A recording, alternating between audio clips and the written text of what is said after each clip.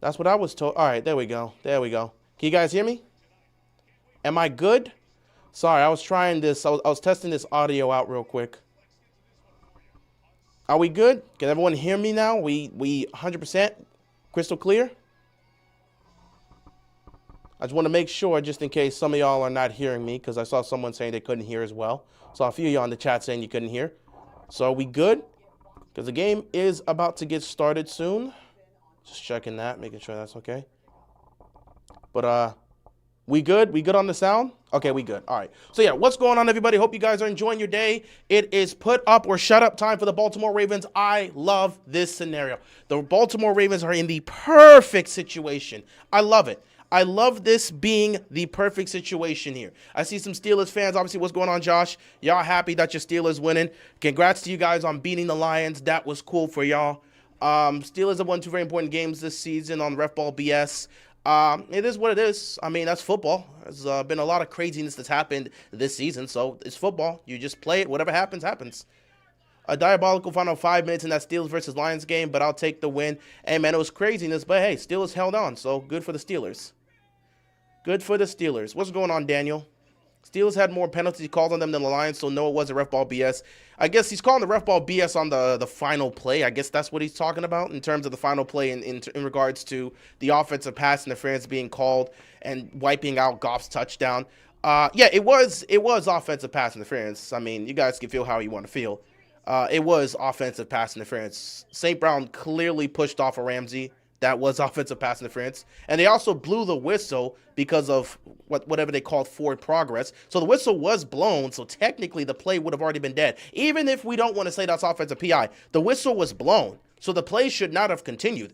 The game would have been, if we're going to sit back and say it wasn't offensive pass interference, then St. Brown caught it, it was stopped short, the whistle blew, the ball came loose, Goff picked it up and took it into the end zone. The whistle had already blown, so technically that should have been a dead ball. Either way, Lions had plenty of opportunities to win that game. Their defense, time and time again, you gave up not one but two 45-yard touchdown runs to Warren. You gave up two. What's going on, cool guy? You gave up two 45-plus yard touchdown runs to Warren. You don't deserve to win. You don't. The Lions had ample opportunities to win that game. Ample. When the offense needed to show up, they didn't. When the offense finally showed up, the defense couldn't make stops. Am I supposed to sit here and be like, oh, no, the refs were really helping out the Steelers in the situation? The Rams had ample opportunity to win. They didn't do it. That's on them. But with that being said, Lions, their season's probably over. They're done. The Bears are going to win the NFC North. I think they actually clinched the NFC North with the Lions loss. Maybe they clinched it. I know they definitely made the playoffs, but I think they may have clinched the NFC North. I can check that out later. But the Lions season's probably done. Lions season's probably over. They're not making the playoffs. And Pittsburgh has a 1.5 game advantage over the Ravens. But like I said, the Ravens control their destiny. All these Ravens fans that want to sit back and still say the Ravens have a chance, we got Lamar and all this other stuff, if they're as legit as you believe they are, if you think this team has gotten their crap together, then guess what? You ain't got to worry. Like I said, no matter what Pittsburgh does, Baltimore holds the keys to the division. If Baltimore goes 3-0, guess who's in the playoffs and wins the division? Baltimore. There's not a damn thing Pittsburgh can do if Baltimore wins these last 3 games. If Baltimore doesn't win these last 3 games, guess who's the main reason they missed the playoffs? Themselves. They don't need help. They don't need a single ounce of help. If you can't win these games, you don't belong. Baltimore's beaten one team over 500 this year. That was Chicago, and that was with Tyler Huntley. These last 3 games, you're going to face off against teams above 500. Prove you belong. If you can't win, go home. That's why I feel like the Baltimore Ravens are in the perfect situation, because we know if Baltimore goes 3-0, they make the playoffs. If it was a situation where Baltimore goes 3-0 and misses the postseason, then I would be pissed off. But Baltimore holds the keys to all of this. If they win tonight, win Saturday against the Packers, and win the following week against the Steelers, guess who's in the postseason? Baltimore. So you hold all the keys to this division. If you lose, it's on you. No one else. They don't need help. They don't need assistance. They need to go win these games. You've beaten one team above 500. Tonight is a chance to make a statement. For all the people that are trying to say the Ravens are legit and they're back, guess what? You have to win 3 games to get to the Super Bowl. Would this not be a perfect pretest for all the optimistic Ravens fans that still believe this team can win a Super Bowl? Would this not be the ultimate pretest for the playoffs? Baltimore has to win 3 games to get to the promised land. In this situation, it would be the playoffs. In the playoffs, you have to win 3 games to get to the Super Bowl. Is this not the situation? Besides, this is a perfect pretest because if Baltimore wins, the wild card game would be at home, division on the road, AFC title game on the road. Guess what? This is our final home game of the season. The last 2 games are on the road. Is this not a perfect pretest for the Ravens? If they're going to go on this magical run that people still believe they're going to go on, is this not the perfect test? I don't care that the Steelers beat the Lions. Baltimore, prove yourself. Prove yourself. Prove yourself. It's as simple as that. If Baltimore's not legit and they're not built like that, they're going to lose this game and we could go on. My opinion is if Baltimore loses tonight, the season's over. Cleveland's not beating Pittsburgh. We don't even need to play that game. If Baltimore loses tonight, the season's over. This could be the last time I'm wearing this jersey for the rest of the year. If that is the case, I'll live with the results. I already told you once this team went 1-5, I thought it was over. So at this point, I've told the Ravens for years, prove me wrong. We're in another situation. I have sat back and said, I don't know if this team, I don't think this team can get it done if they can't beat Pittsburgh. Here's your chance to prove yourself, starting with the Patriots. Baltimore gets the ball first on offense, 1st and 10. Lamar under center here. So let's see what's going to happen. It starts with a play fake. First down, Lamar going deep. He's got Zay Flowers. Flowers makes the reception, 1st down Ravens. If the Steelers beat the Browns next week and the Ravens win out and beat the Steelers, are the Steelers still in the playoffs? No. If the Ravens win tonight, next week against the Packers, and beat the Steelers in Week 18, Baltimore wins the division. That's why I say Baltimore holds all the keys to this. If they win out, they're in the playoffs and the Steelers are out. So I'm not worried or concerned about anything else here. If Baltimore can't win these games to make the playoffs, they don't deserve it. We win the exact same situation last year. It's just we would have made the playoffs as a wild card team instead of a divisional winner. We had to win late in the season. They're going to hand it to Derrick Henry. He's going to pick up a few yards. 2nd down coming up here for the Ravens. The Ravens were in the exact same situation last year. People might have forgotten because we went 12-5. The Ravens were in the exact same situation last year for the division. They had to win late in the season, including that rematch in Baltimore against Pittsburgh. They had to win those games to win the division. They did it. What else does there need to be said? Derrick Henry on 2nd down gets the corner, picks up some more yardage. He's going to be short. 3rd down is short coming up here. So Baltimore was in this exact same situation last year. The difference is if they didn't win the division, they just would have been a wild card team. But this year, if they don't win the division, they're not making the playoffs. So they were in this exact same situation last year, won out, made the playoffs, won the division. You're in the exact same situation now. If this team can't get it done, go home. Enjoy Cancun. We'll see you next year. Hopefully some coaching changes will be made. Got nothing else to really say. I'm already at that point. I'm not going to sit here and be devastated. If they can't get it done, they don't deserve to be here. Stop asking for help. 3rd down and 3 here, empty backfield for Lamar. Lamar looking, nothing open, standing in the pocket, buying time, fires, caught, Flowers, 1st down, inside the 25. Baltimore moving the ball here, Lamar buying time, and the Ravens getting into Patriots territory. 1st down Ravens.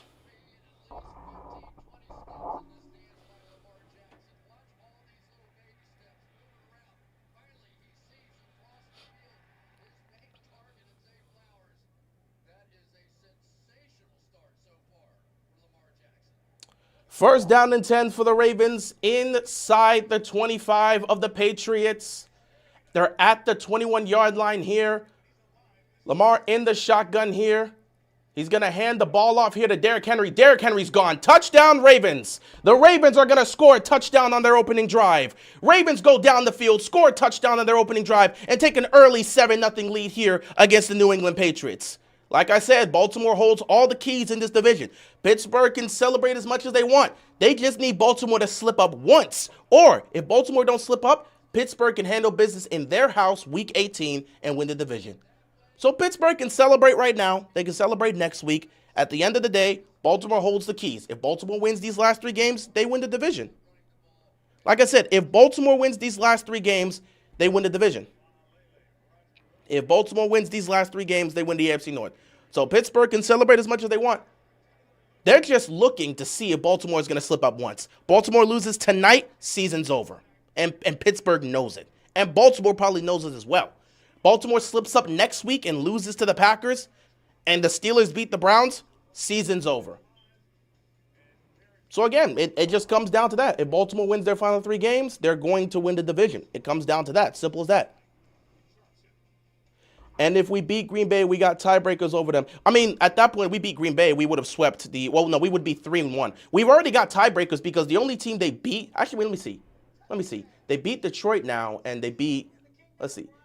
Then at this point we would get it, because now that they've beaten Detroit, Baltimore needs to beat Green Bay next week to get the tiebreaker. Had they had lost to the Lions, because now they're 2-2. The Steelers are going to end the season being 2-2 because they beat the Vikings, beat the Lions, they lost to the Bears, and they lost to.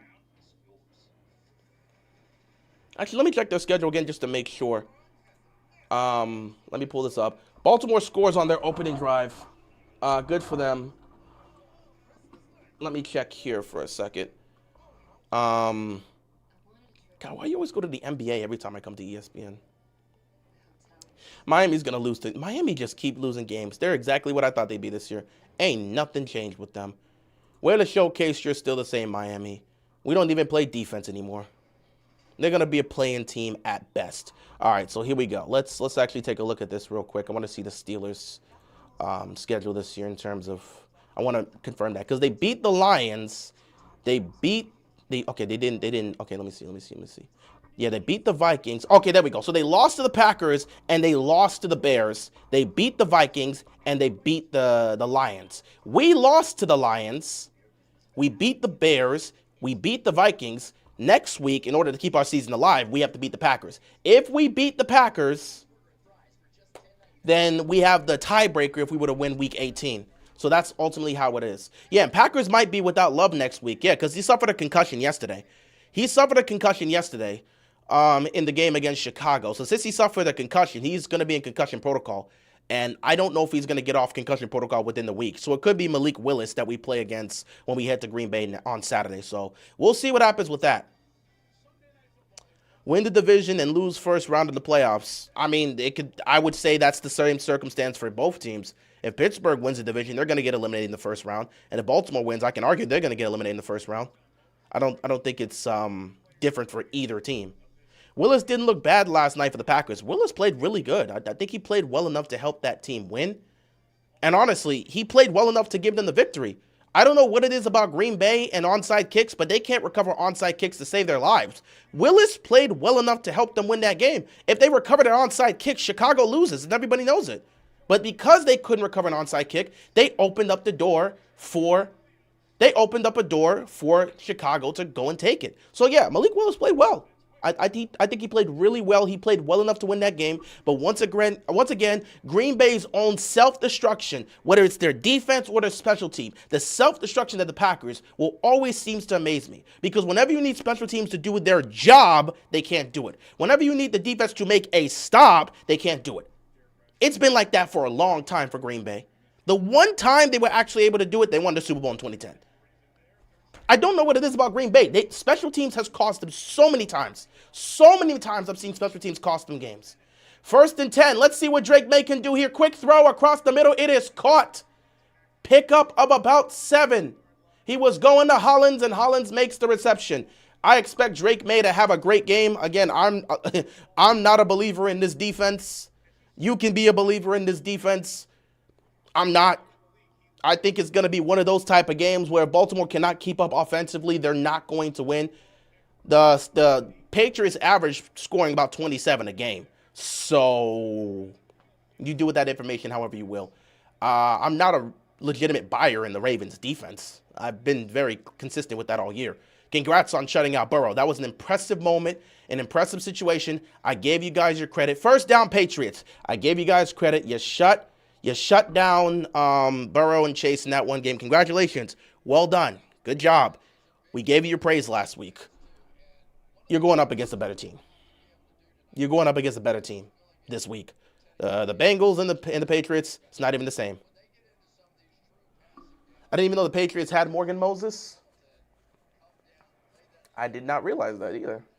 1st down and 10. Patriots at midfield. They're doing a good job on this opening drive. They got a good return here, so they had good position to start the game. Let's see if they can take this down the field and put some points on the board. Clean pocket here for Drake May. He's got time. He's going to go deep. May down the field. He's got a man. And he's going to hold on. It's Stephon Diggs. First down, Patriots. Once again, the secondary for Baltimore gets cooked. And once again, that garbage pass rush gives Drake May 12 seconds to kill them. Like I said, I wouldn't put any actual stock in the Ravens defense.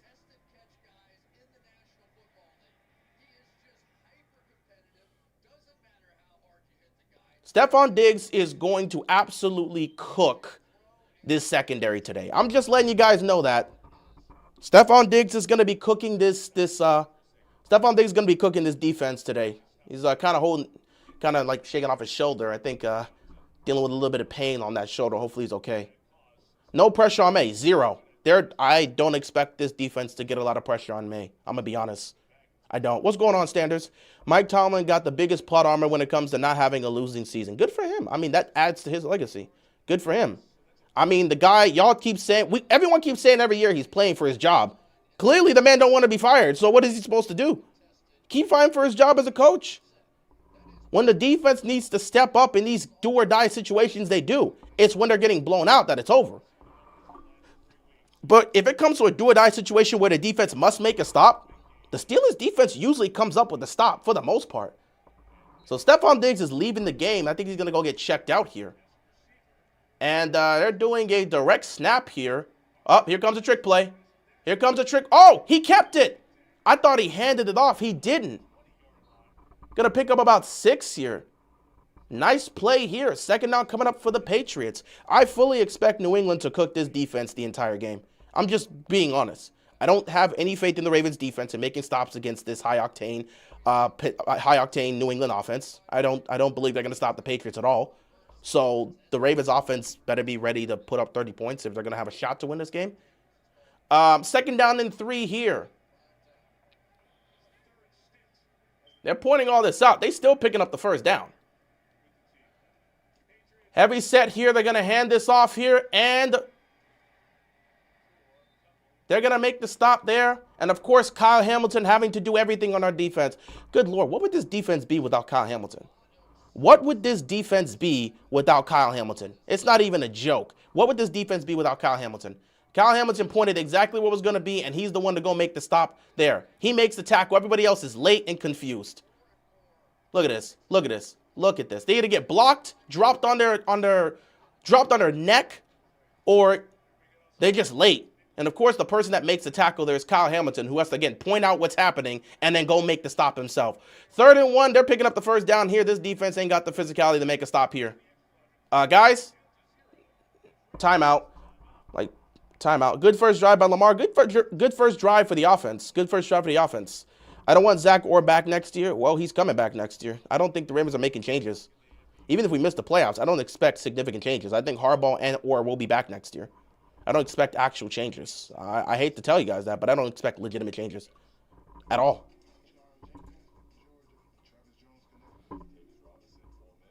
Steelers win the game, but they may cost them DK Metcalf for the rest of the season, including the playoffs for punching a fan in the face. They're not going to take him out for the rest of the season. He's going to get fined or suspended a game. They're not taking him out for the rest of the season. They're not doing that, okay? If it was a situation where you went into the stands and started throwing hands like a Malice of the Palace type situation, by all means, they may suspend him for the season. But he's not getting suspended for the rest of the season and postseason. It will be a game suspension or a fine, maybe even both. But he's not getting suspended for the rest of the year. 3rd down and 1. Nobody trusting this defensive front set. Oh my God! Look at this. You got a free man for a touch. Oh, he dropped it. Hunter Henry had the ball in his hands. He could have made it. They did a play fake, read the Ravens defense perfectly. May had it to Hunter Henry, and Hunter Henry could not make the catch. It's fine. You got to go for it on 4th down. That was a good play by Kyle Van Noy.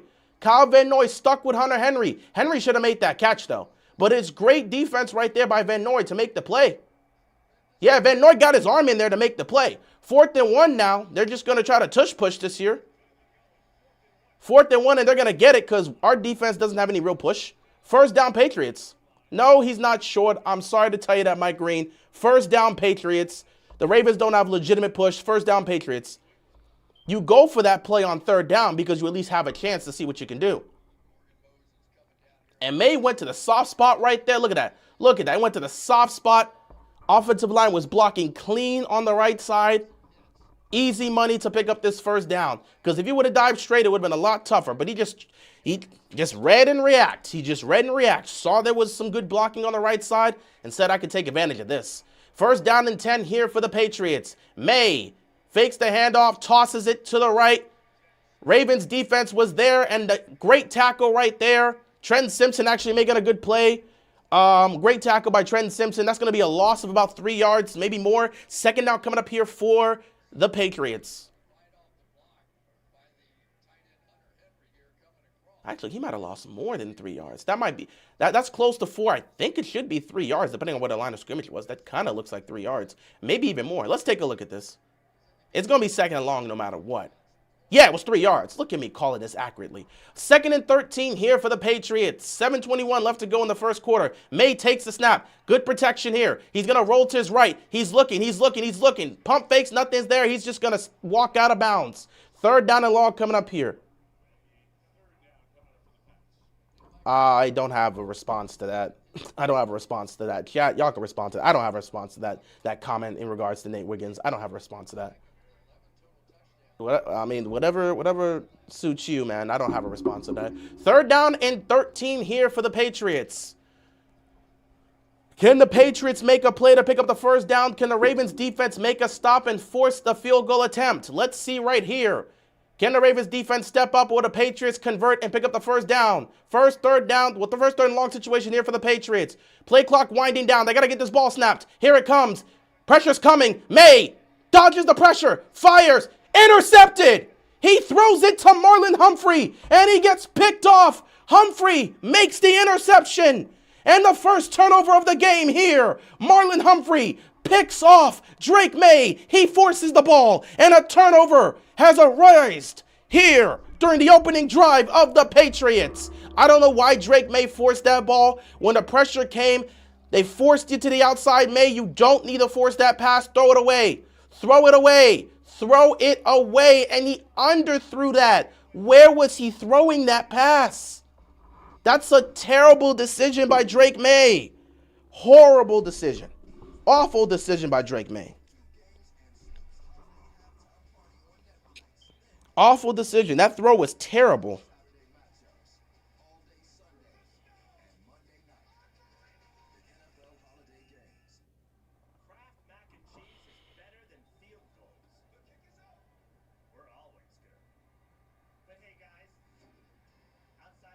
So the Ravens offense is going to get it at the goal line.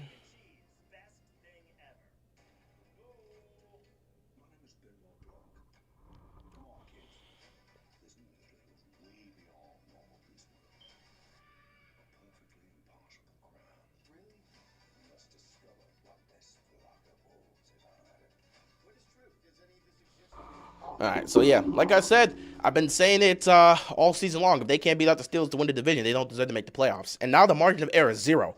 I love that the margin of error is 0 because that lets me know if this team is going to make the playoffs, they have to win every single game. You got to win this game, you got to win next week, and you got to beat Pittsburgh for the division.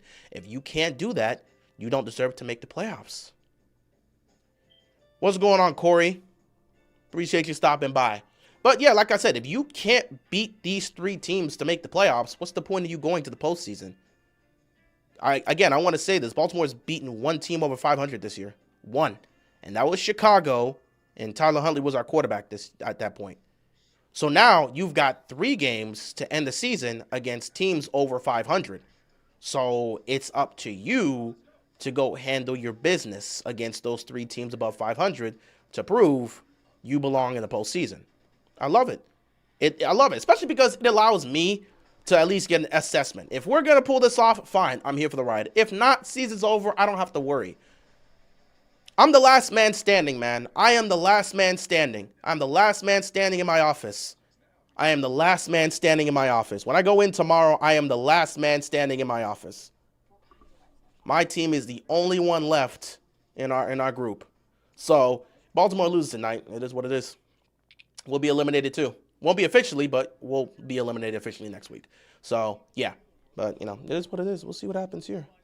All right. Marlon Humphrey picks off Drake May, and Baltimore is going to get the ball deep into their own territory. In fact, they're going to be at their own goal line. This is going to be at the 4-yard line. So 1st and 10 at the 4-yard line.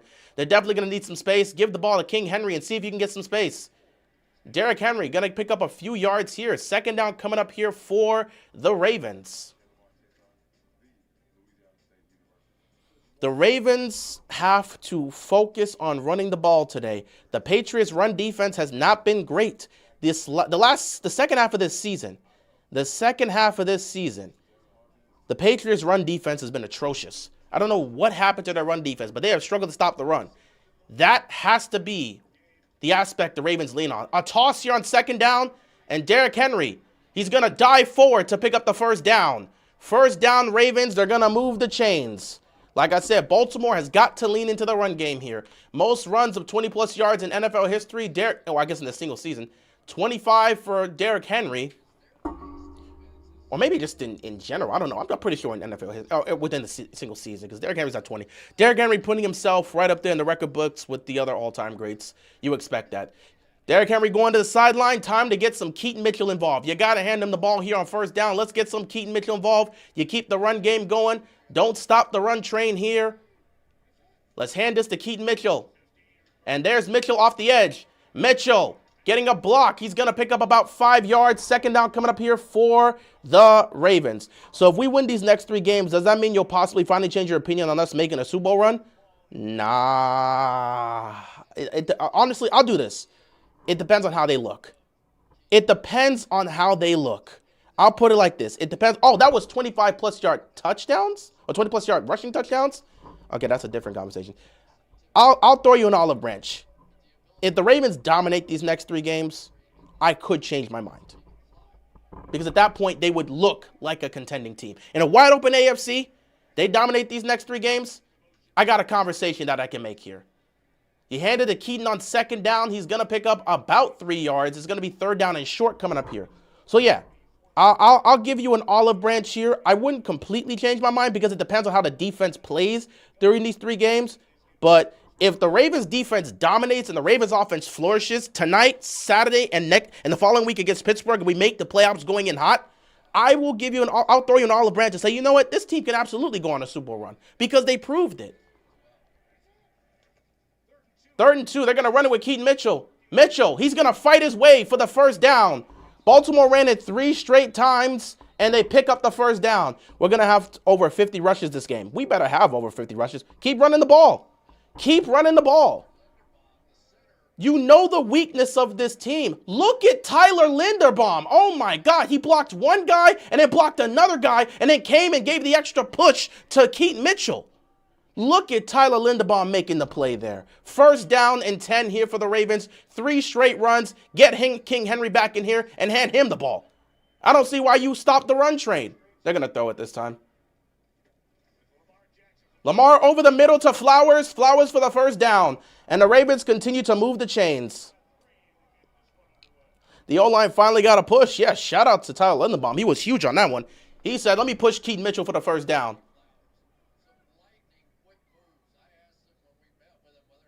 Oh, my God. Lamar did a 3-step drop back and just threw the slant. Oh, my God. We having offensive plays within the rhythm of the offense? Wow. That's beautiful. 1st down and 10 for the Ravens at their own 39-yard line. Lamar takes a snap. Rolling to his right. Stops on a dime. Fires across the middle of the field. It is caught by Andrews. Andrews, please hold on to the ball. Andrews makes the catch, picks up the 1st down, and takes this into Patriots territory. Who are these Ravens? I don't know. We're going to find out. If we do succeed, would you personally want to face? Who would I personally want to face from the NFC? If we somehow got to the Super Bowl, who would I want to face? Honestly, I'll take on anybody. It don't matter. If you get to the Super Bowl, it don't matter. Face against anybody and take your chances. Because I think everything's just wide open this year, so I wouldn't mind anybody. I wouldn't mind going up against anybody. I would love to see, Detroit's out now, so we can't have that, but there's a Patriots player down, injury timeout here. We'll be back soon, but it's 1st and 10 for the Ravens. But yeah, let's put it like this, If I had to choose, I really don't think, me personally, it don't matter. But you know what? Seattle would be a good one. Seattle would be a good one. Oh, Cool Kai said it too. Ravens versus Mike McDonald. Bro, let me tell you this right now. It's not going to happen, but can you imagine a Super Bowl where it's the Ravens with John Harbaugh and the Seahawks with Mike McDonald? I promise you this fan base will be up in shambles. This fan base will be losing their minds for 2 weeks. And let me tell you right now, if Mike McDonald and the Seahawks beat us in that Super Bowl, chaos will ensue. If Baltimore wins with John Harbaugh and we beat Mike McDonald, I promise you, every single John Harbaugh fan will be up in full force to cook everybody that ever doubted their GOAT. Thought you would say the Eagles. I would like Philadelphia as well. Listen, for the last 3 years, I've been trying to see if we could get a Ravens-Eagles Super Bowl because that would be great. I wouldn't mind a Super Bowl like that because I would love to see Lamar and Jalen Hurts go at it and, Philadelphia and Baltimore. It'd be pretty cool. The only reason I'm saying Seattle is because they have our former defensive coordinator. And everybody, all the fans wanted Mike McDonald to be the next head coach. So there would be actual storylines with that one. We wanted, no, that wasn't me. I know who it is. I can't tell you who it is. I don't put out my personal people's business out there. So it wasn't me. I actually came back and I was like, oh, great, I gotta go. I know who it is. Can't tell you. And I listened back and I'm like, damn, it wasn't me. It wasn't me. I wasn't even in the room. I wasn't in the room. But I did have somebody that was here in the room with me at the time. But I'm not gonna put them on blast. I don't really put out like my personal stuff. I don't put that out. So I ain't gonna let you know about who that was. Don't worry about it. But yeah, nah, it wasn't me. I was out of the room. But yeah, I would like Philadelphia. But the reason why we want Seattle, or why Seattle would be an interesting pick, is because Mike McDonald was our former defensive coordinator when we went to the AFC Championship game 2 years ago. Everybody wanted Mike McDonald to be the next head coach. We wanted to move off of Harbaugh. We're going to toss it to Derrick Henry on 1st down, and Derrick Henry's picking up some good yardage. Picks up about 6 yards, maybe 7. 2nd down coming up here for the Ravens. So yeah, everybody, the majority of the fan base, we all wanted to move to Mike McDonald and move on from John Harbaugh. The Ravens chose John. Mike McDonald goes to be head coach in Seattle, and we see how he's changed life for Seattle. So we got a Super Bowl against our former defensive coordinator that everybody wanted to be our next head coach. It would be a crazy storyline. So we'll see how things go. 2nd down and 4 here for the Ravens. Ravens are in Patriots territory. I don't see why you don't run the ball again. They're not wasting time. Here goes Derrick Henry. Here goes Derrick Henry, and he picks up a 1st down and fumbles the ball.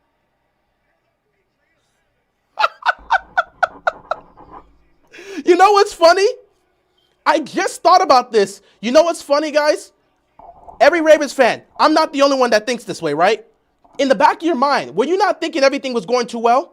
Were you not thinking that everything was going way too well? The Ravens are a dysfunctional football team, and everything's been going so well for the Ravens, it don't make sense. I'm not, please tell me I'm not the only one that thought that way. I was sitting there like, damn, we're running the ball effectively against them. Lamar is on target. Everything is going so well against this Patriots team. That's not the Ravens team we know. Am I the only one that thought everything was going so well and that's a bad omen? I'm not the only one to feel this way, right? I'm not the only one to feel this way, right? I know I'm not the only one that felt that everything was going too well for us and that a mistake was bound to happen. Yeah, it was too good to be true. This is the 2025 Ravens are a mess. 2023, they're not doing that crap. 2024, they're not doing that crap. They're just going to have the defense choke. But like legitimately, the 2024 Ravens team in a situation like that, they're not going to let that happen. 2023 Ravens, they're not going to do that. The only time the Ravens would do this consistently was against the Steelers. But the 2024 Ravens wouldn't do this. The 2023 Ravens wouldn't do this. I'm not even surprised. I'm not surprised. I'm not shocked. In the back of my mind, just before the play happened, I'm like, things are going way too good for the Ravens. It would be really crazy if somebody turns the ball over or just fumbles right here, right? Things are going way too good for the Ravens. Somebody's bound to make a mistake. And Derrick Henry makes the mistake. And right now, Drake May is holding onto the ball too long. He's going to take off and he's going to be dropped, but he does pick up a few yards. Third down coming up here for the Patriots. Dude, everything was too good to be true. Somebody even pointed this out. Who are these Ravens? And I'm like, bro, who pointed that out? Someone literally said, who are these Ravens? Mr. Chief 12. He literally said, who are these Ravens? I'm like, bro, I don't know if you want to be saying that, but we'll see how things go. What's up, George? Like, I'm not surprised that Derrick Henry fumbled. I've said this all year. This team's been a mess. Everybody's got a case of fumbleitis on this team. Nobody can hold on to the ball. Third down and 4. Guys are not even in position. Oh, they're giving up a first down for sure. They're not in position. Nobody's in position. Drake May has 12 years to throw the ball. May, throw the ball. This is a hold. This is a hold. That's a hold, and that's going to be 4th down.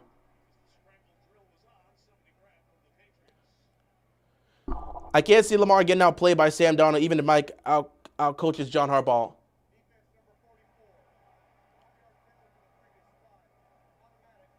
The fans actually thought holding on Marlon Humphrey for the first down, and the fans accidentally cheered because they thought it was on the offense. But, yeah. I don't know. Again, it just depends. Yeah, that's Marlon Humphrey. He's holding for the entire play. That's a clear hold. He held him like 3 times. But, yeah. I can't see Lamar getting outplayed. Well, again, it depends on what it's. Guys, we got to understand, this isn't basketball where you get to play offense and defense. It's football. Lamar is going up against the Seattle defense, and Sam Darnold will be going up against the Ravens defense. So it's Lamar versus Seattle's defense, and it'll be Sam Darnold versus the Ravens defense. That's kind of how that operation goes. So it's kind of weird in that whole situation to be like, oh, yeah, I know everyone likes to do the this quarterback outplaying this quarterback. I get where you're coming from, this quarterback outplaying this quarterback, but the quarterbacks aren't going up against each other. It's more so they're going up against the defenses. So it's kind of, yeah, it's kind of iffy. That's a bad call. Again, I mean, there was some hope. There was some tug of the jersey by Marlon Humphrey, and as long as you see that tug, they're gonna call it. So again, you can feel it's a bad call, but there was some tug. Maybe you could say there was contact from both guys if you want to make that argument. There was contact from both the receiver and the DB, but there were 1 or 2 times you saw Marlon Humphrey tug the jersey a little bit, and if they see you tug the jersey a little bit, they're gonna call a hold. That's just how it is. It's not fun to see that, but that's usually what happens. Also, the Ravens turning the ball over in this situation when they have a chance to go up 14. That perfectly represents the 2025 Ravens. That perfectly represents the 2025 Ravens. If you thought the Baltimore Ravens were about to just magically dominate tonight, no, it's going to be a mess just like every other week. Like, this is the 2025 Ravens. They are a chaotic mess. Anytime you think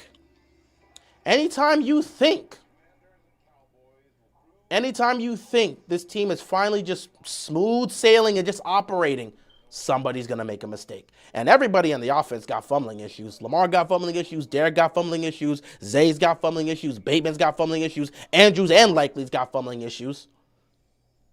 DeAndre Hopkins got for sure hands, but we don't throw to him enough. Have we seen Keaton Mitchell fumble? He doesn't fumble like that, but he doesn't get a lot of touches, so I don't even know. Same for Tez Walker. He doesn't get a lot of opportunities, but, going up 14-0 would have been a great start. It would have been a great start for a great team, but we're not a great team. We are a chaotic mess trying to make the playoffs on a magical run. But we can't be consistent at all.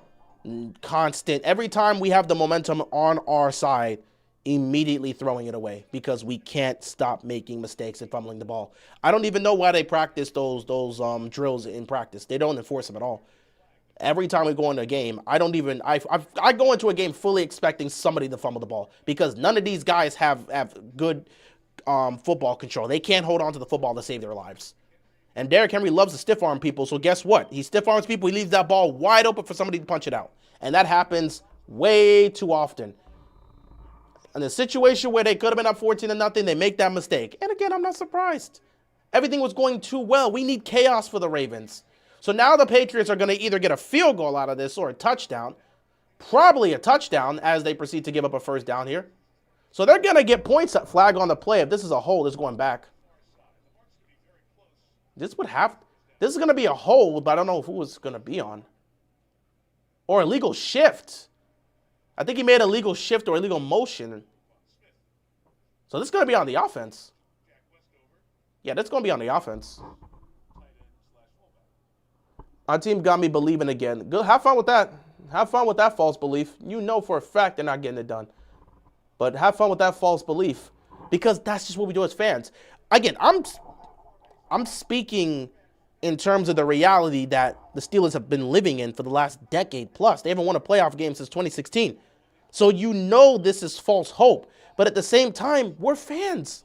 If we don't have hope for our team, why are we still here? I've been very truthful about the Ravens, but I'm still here. It's because as a fan, I've said this for years now, the most basic thing a fan can do is have hope for your team. If your team gives you a slight reason to hope, you gotta hope. If/when they lose, you can go on and say, well, I'm not surprised. I knew this was going to happen. Just don't let it severely affect you. You knew it was coming. 2nd down and 9. Nice throw here to Hollins. Picks up about 7. 3rd down and 2 coming up here. So, yeah, if you're a Steelers fan and you want to have hope that your team could do something in the playoffs, by all means, have hope. But don't be devastated if/when this team folds in the playoffs and exits early. They've been doing the same thing for a decade now. You can't be surprised when it happens over and over again. 3rd down and 2.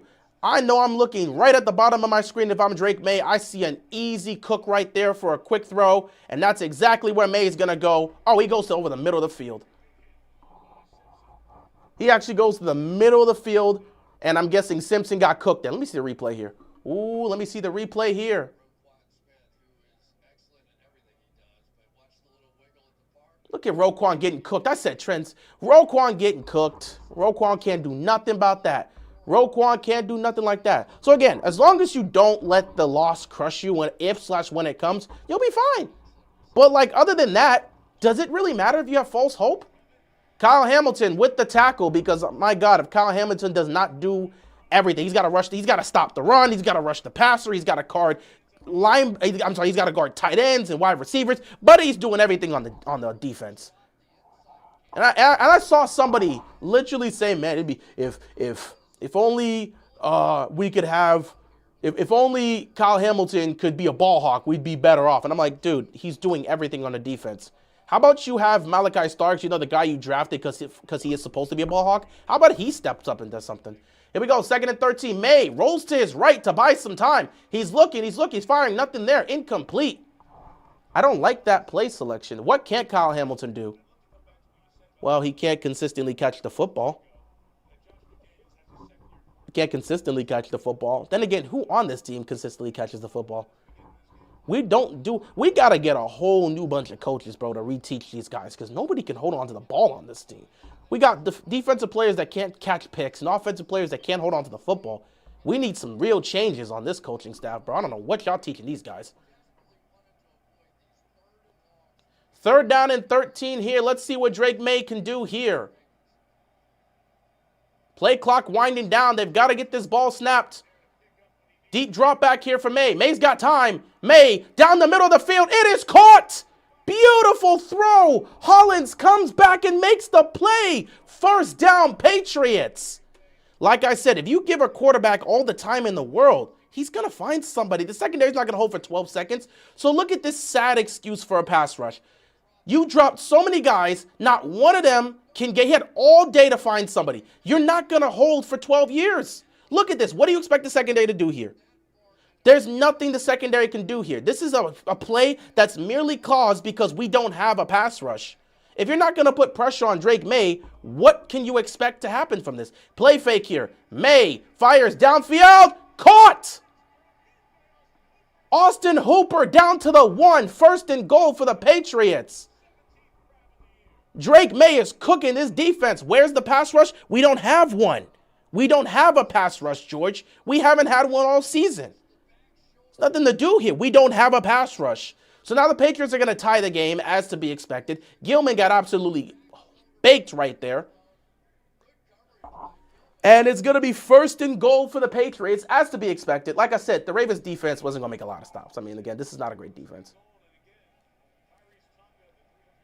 First and goal, and they're probably going to play fake it here. Oh, May, he's got the edge. He's going to toss it to a wide open Henry. Hunter Henry for the touchdown. And the Patriots are going to tie the game, as to be expected. Instead of being up 14-0, defense, we shut out Joe Burrow. Congratulations. I think that might have been the worst game Joe Burrow played of his life. He couldn't give a damn about playing a football game that day.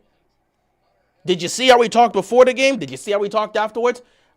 Looking at this now, the more I look at this, the more I'm realizing Joe Burrow wasn't engaged in the game at all. Like, Buddy was so out of it. That's probably the worst game of his career, which is why when he went up to that podium at the end of the game, he said there's not a single team in the National Football League that could have won a football game today with a quarterback like me. He was so disengaged in that game. And I could tell. I can tell. Cincinnati vibes were off that whole week. Of course, Cincinnati vibes were off that whole week. The press conference that Joe Burrow had basically had the entire city of Cincinnati on panic mode because he sounded like he's on the verge of retiring. Either he's on the verge of retiring or he's about to pull a Carson Palmer and say, I don't want to be here anymore. You remember when Carson Palmer said that to Cincinnati? I don't want to be here anymore. Release me or I'm going to retire. They didn't release him. He retired until he was finally released. So the whole city of Cincinnati was panicking because Joe Burrow sounded like he was about to pull an Andrew Luck and retire or pull a Carson Palmer and ask for a trade. He might still, we don't know. But the whole week, Cincinnati was panicking because they thought Joe Burrow was out. They thought he might have reached his boiling point and he cannot take any more of this and he might legitimately be done with this. He may not want to play football anymore. And with him saying things like that, you expect him to be engaged in the game? So congrats on shutting him out. It don't mean anything.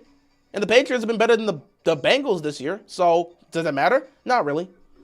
But yeah, like I said, y'all getting tricked by that defense doing what they did last week. Commendable to that defense for performing that way. Commendable. It doesn't change the body of work we've seen from Zachary Orr's defense. And again, when the Ravens turn the ball over, do not expect this defense to make stops. So once again, Derrick Henry making mistakes, costing the team. Everybody on that offense has made mistakes to cost the team this year. Everybody, except Keaton Mitchell. Keaton Mitchell has not made mistakes to cost this team this year. And Tez Walker. Tez Walker has not made mistakes, but Keaton Mitchell and Tez Walker have not been utilized much this year. It's just now we're starting to utilize Keaton Mitchell more, and Tez Walker occasionally gets snapped, so he doesn't have time to make mistakes. But Zay has cost this team. Bateman has briefly cost this team. Actually, DeAndre Hopkins has done nothing. He has done nothing negative on this team. He has not cost his team at all. Everybody else around him is costing him. Lamar's cost his team. Derrick Henry's cost his team. Zay Flowers has cost his team. Mark Andrews has cost his team. Isaiah Likely's cost his team. Offensively, these guys have cost them. Now, defense, they've been terrible for much of the year. And then they started beating up on subpar competition. And now they're going up against top-tier competition. I told y'all when you're going up against bad competition, you ain't going to do nothing. Did you notice how they couldn't touch Drake May? Couldn't get to the quarterback to save their lives. We haven't been able to get to the quarterback all year. We're at the bottom of the league in sacks. Matter of fact, let me pull it up. I don't know if we're on the... Let me pull it up. I was looking at the defensive stats. Let me pull this up here because Baltimore's offense is getting ready to come out here in a tie game. Let me pull this up here real quick. All right, let me pull this up here because I'm really far away from I'm a little bit far away. That's kind of how I have my mic set up here. So let me actually take a look at the defensive sacks on the season for the teams. Oh,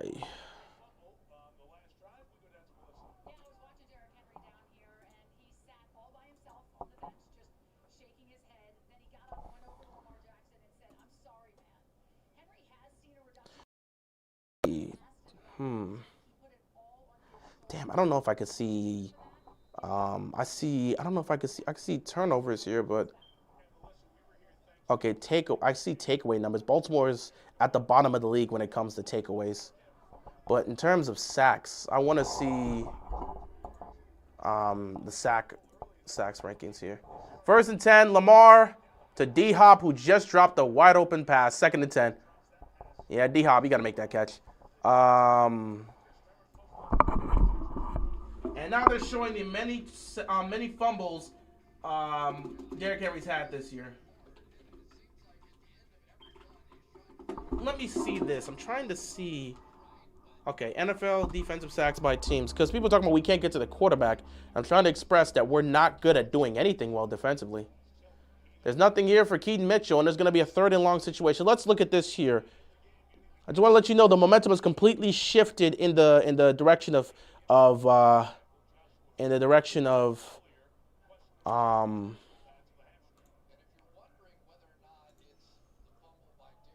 what?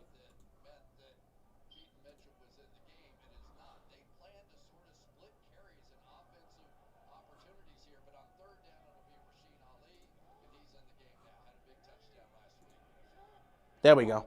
Yeah, Baltimore is at the bottom of the league in sacks. 3rd and 9, pressure's coming. Lamar fires it down the field, and nobody's there.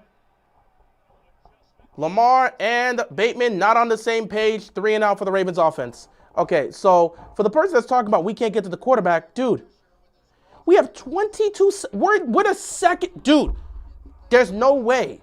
We have 22 sacks on the season. Somebody please go fact check me. What a second worst defense when it comes to sacking the quarterback. What's going on, John? We are the second. The Broncos lead the league in sacks with 63. The Falcons are at 50. The Browns are at 49. Baltimore has 22 defensive sacks on the season. 22. 22 sacks on the season.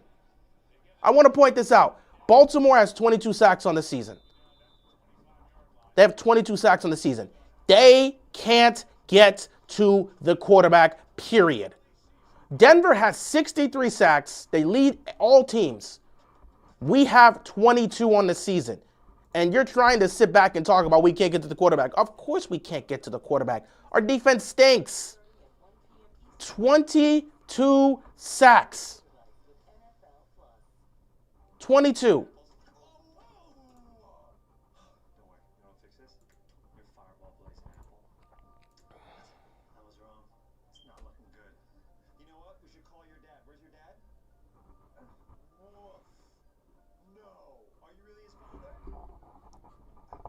So, like, what are we talking about here?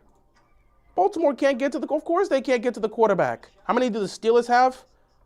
Let me pull that up right here. Pittsburgh has 43. Pittsburgh has 43 sacks. So just to give you a difference, Pittsburgh has 43 sacks on the season. Baltimore has 22. That should give you an indication of where everything stands. The only team that's worse at getting to the quarterback than us is the Niners. They have 16. We're right up there with the Jets, the Panthers, and the Bengals. Simply, our defense doesn't get to the quarterback. Just sad what this defense has been this year. Dude, I could pull up even more. When I was doing my whole talk about every team's playoff chances, I made a whole discussion about every team's playoff chances. Let me pull that up right now. Let me pull this up right now, and let me let you know just how poor the Ravens have been this year. So, when you take a look at the Ravens' defense this year, Baltimore is in the bottom. Actually, let me see. Oh, sorry. Let me actually look at this right. Let's see. Overall, Baltimore's defense. Wow. Okay. So, yeah. Yep. Bottom 10. 32, 31, 30, 29, 28, 27, 26. Baltimore, in terms of total yards, Baltimore is ranked 25th in total yards given up defensively. In terms of passing yards given up this year, Baltimore is ranked 32, 31, 30, 29, 28, 27, 26, 25, 24, 23. So they're ranked 23rd in the league in total passing yards given up. In terms of total rushing yards given up, Baltimore actually does a decent job in stopping the run.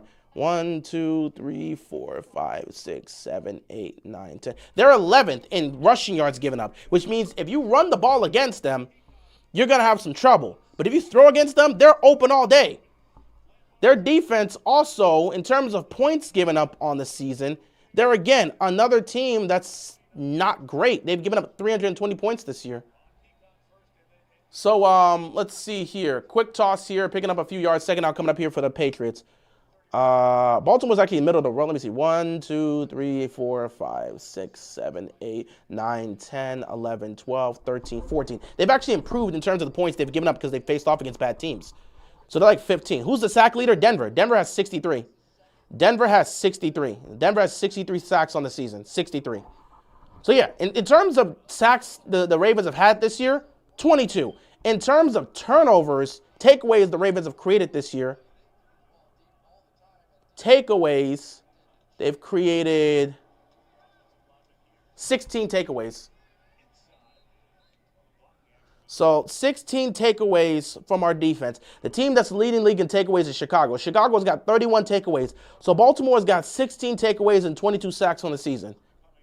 And they're ranked 25th overall. Myles Garrett single at 22 sacks in Denver. Yeah, Myles Garrett has the same amount of sacks that we have. Myles Garrett, just on his own, that's the same amount of sacks as our entire defense.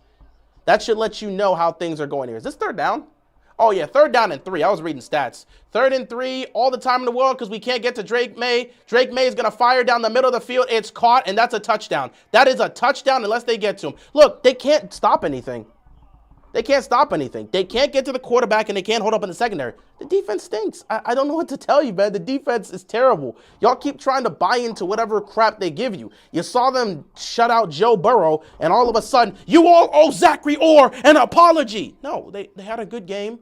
I give credit where credit's due, and I'm going to give criticism where criticism due. Just because you had one great game doesn't mean you magically erase all the issues the team's had. 22 sacks on the season, 16 takeaways. That's what your defense has gotten. They're ranked 25th in the league in total defense. They're one of the teams you want to throw on. So Drake May dropping back like this, oh, he's going to cook every single time. Oh, look at Simpson wimps on the tackle. Like I said, this team sucks.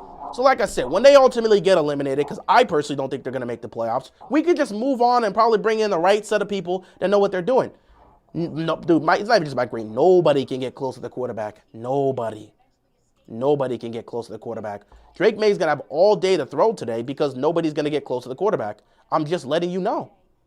Drake just patting the ball back there because he has all the time in the world. I'm letting you guys know how this is going to go. Drake, everyone's like, I'm not afraid of no Drake May. At some point, y'all got to come to realize what your team is. Drake May is one of the best quarterbacks in passing situations this year. We're one of the worst defenses when it comes to giving up passing yards. What did you think was going to happen? We don't get to the quarterback. We don't do a good job in coverage. What did you think was going to happen? What did you think was going to happen? I saw the Jags give the absolute belt to Denver. The AFC's wide open and anybody can take it. But yeah, what do you expect's going to happen? I swear to God, this team, some of the fans in this fan base, they absolutely just go brain dead because like we got Lamar Jackson, we got Derrick Henry, we got all this talent. Your defense stinks. This is a team game. Nobody cares about how much talent you have. The team is not great. They're not.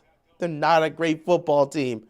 Man, at the end of the day, this is Lamar Jackson versus Drake May. I don't see how Drake May gonna come. The team's not good. They're not. I hope they win this game. I hope they step up to the plate. But they're a 7-7 football team that has beaten one team over 500 this year.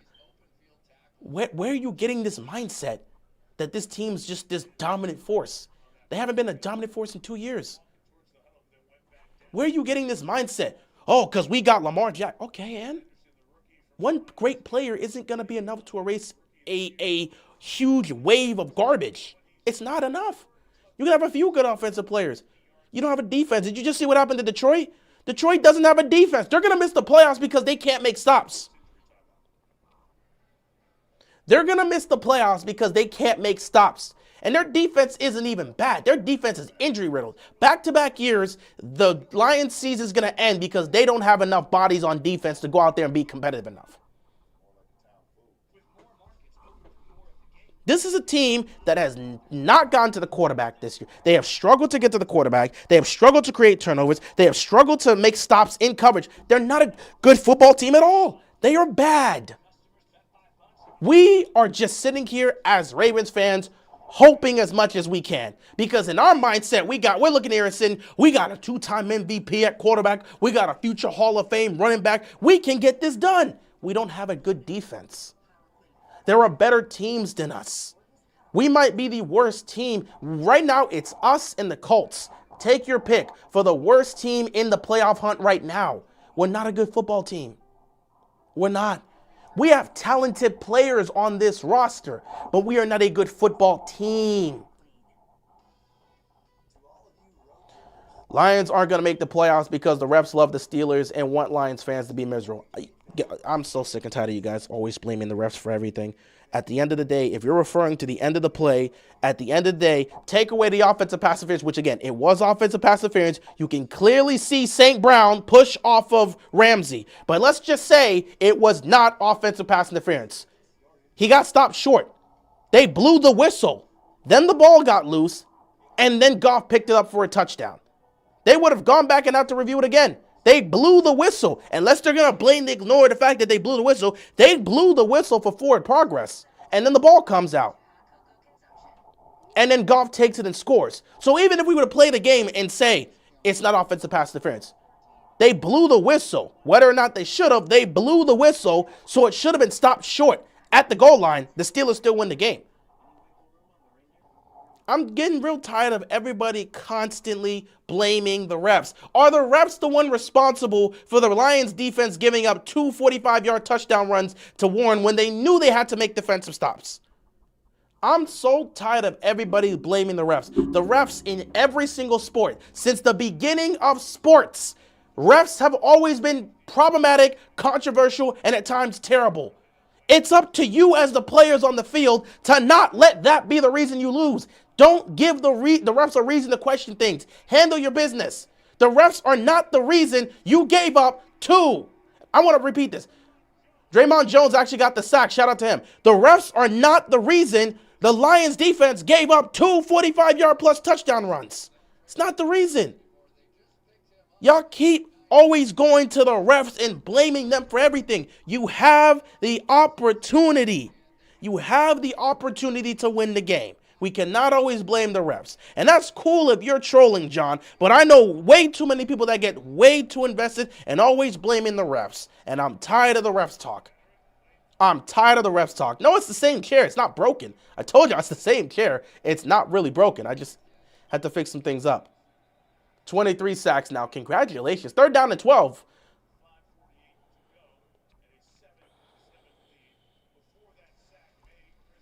So yeah, again, there's way too many people that want to have a million conversations about this and be like, oh yeah, where's the ref? No, I'm tired of people looking towards the refs.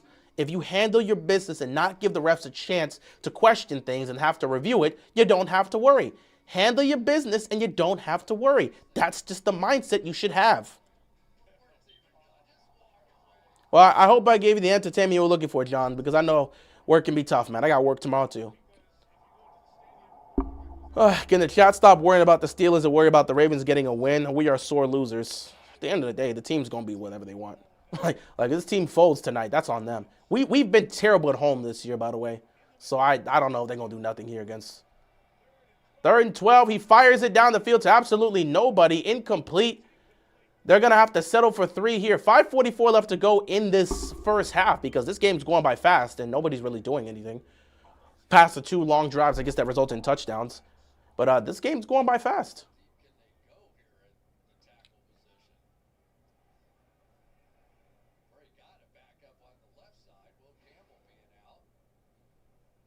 I wish the Jags head coach was our head coach. I think a lot of people wish they had different head coaches, but you have who you have. At the end of the day, just hope your team makes some changes. If the Ravens miss the playoffs, hope for some coaching changes.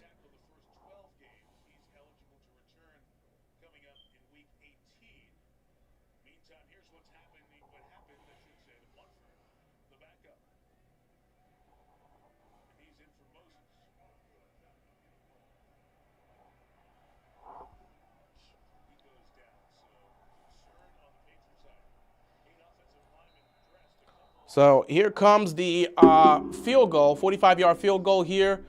Let's see if they can knock this in to take the lead. Probably will, but let's see what happens here. 45-yard field goal to give the Patriots the lead. The kick is up, and it is clean right down the middle. New England takes a 10-7 lead with 5:39 left to go here in the first half. Keep in mind, New England does get the ball coming out of halftime. Again, I will not be surprised. If the Ravens lose here, we can just call the season. I don't got to worry. I can move on with my life. If they win, I got to be prepared for Saturday, and if they win that one, I got to be prepared for a do-or-die game in Pittsburgh, which I really don't want to have to deal with. Because if Pittsburgh beats us and wins a division, it's going to be a lot of chapping. You know, even though we know both teams aren't doing anything, I'd rather just like, nah. This team did ruin y'all Thanksgiving. Well, they didn't ruin my Thanksgiving. I refuse to let them ruin my Thanksgiving. Like I said, I wrapped up, left, and enjoyed the rest of my Thanksgiving. I did not let them ruin my Thanksgiving. At the end of the day, they were as bad as they won. I was not going to let them ruin my Thanksgiving. If we miss the playoffs, will Harbaugh get fired? Probably not. I'm more of a casual fan, so I haven't been following the news. Probably not. It's just the fans want him to be fired. There's been no reports that have stated that the Ravens have any intention on moving on from Harbaugh. There's been no reports that have said that John Harbaugh's on the hot seat. There are coaches that are on the hot seat. John Harbaugh has not been named one of them at all. There's been no indication that the Ravens are going to fire him. There's been no talks about his job being on the line, except from the media, from these talk shows. But there's been no real talk about it and no talk from the media. So no. No, I would say no. I think it's the home jersey. We always play better with the white jerseys, I guess. I don't know. It's our GM's fault for not being able to find pass rushers for 6 years in a row and the coaching staff being horrible situationally. Well, it is what it is. You can't do nothing. Why does Henry fumble in the most inopportune time? Go ask Derrick Henry that. We've been asking that all year. Because Derrick Henry did not have fumbleitis until he came to this team. And even last year, he didn't have fumbleitis. Really, one time I remember him fumbling was against the Steelers. Other than that, I don't remember Derrick Henry just fumbling the ball the way he's done this year. 4 fumbles, 3 lost. I don't know who this guy is this year. I've never seen the fan base worry so much about other teams to get in the playoffs but us. Why don't we win a game? Simple as that. Stop worrying about the Steelers. They haven't lost in a month anyway. Again, I don't know why everyone... I've told people there's no reason to worry about other teams. If this team wins their last 3 games... The Ravens win their last 3 games and make the playoffs. Everyone's worried about what the Steelers are doing, and if this team beats the Steelers or that team beats the Steelers, if the Ravens handle their business, they're in the playoffs.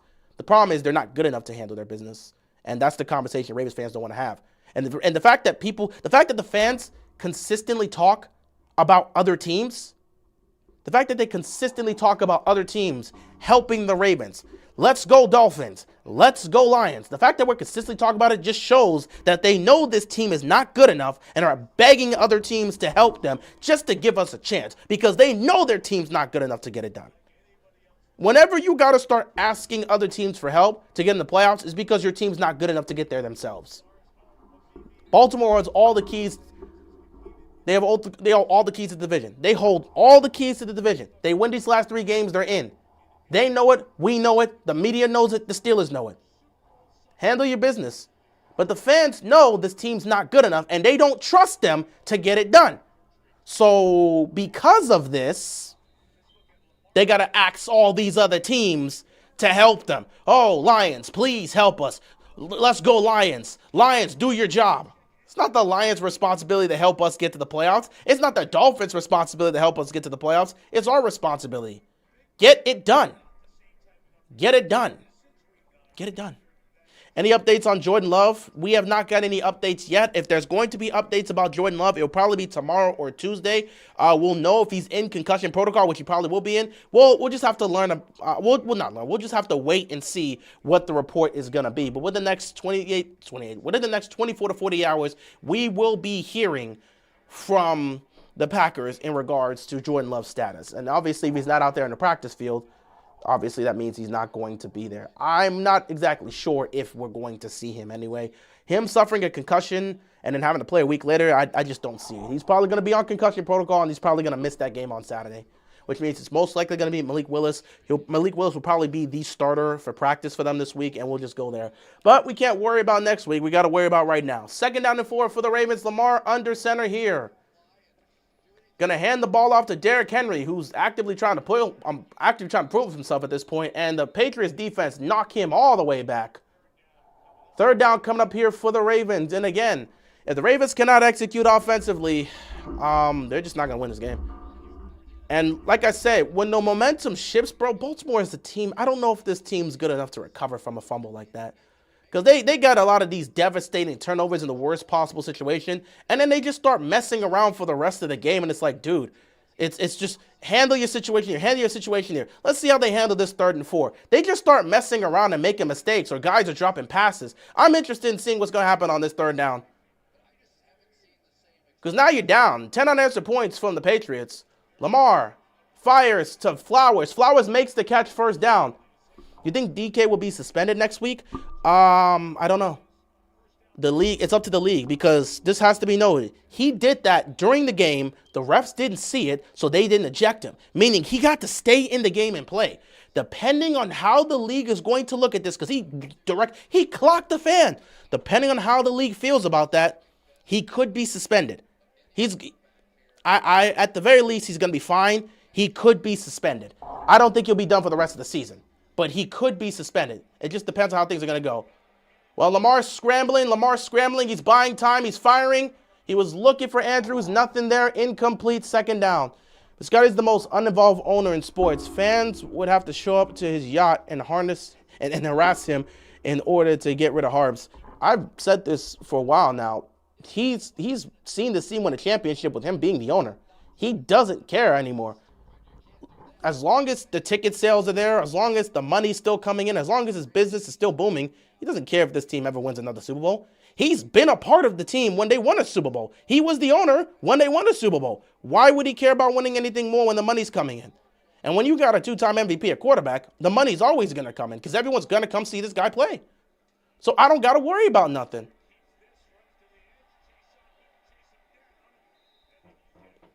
Lamar's going to keep it himself. He's going to get to the edge. He's going to pick up a few yards.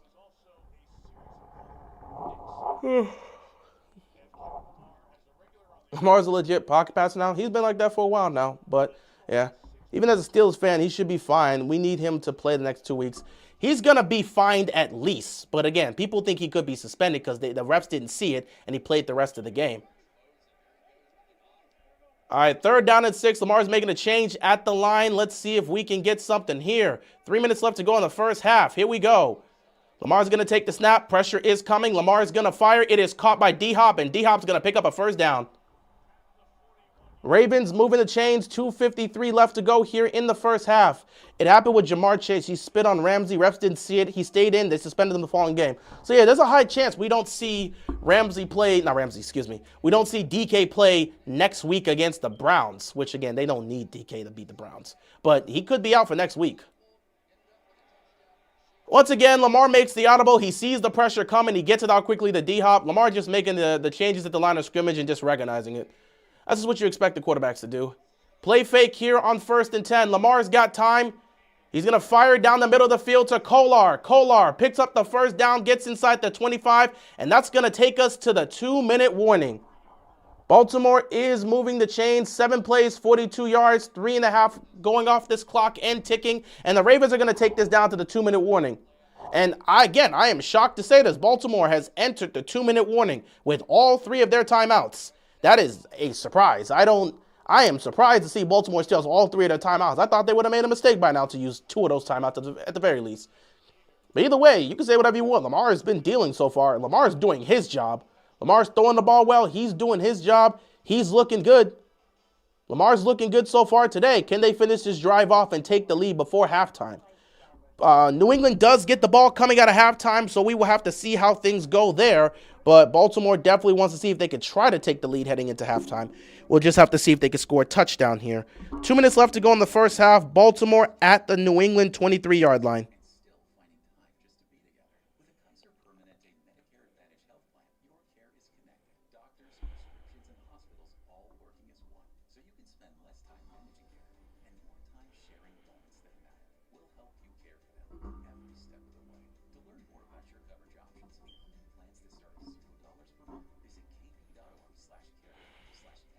Oh! I didn't realize this. Let me see this real quick. Uh-oh. Oh, boy. Because they do have that. Oh, my God. Hold on.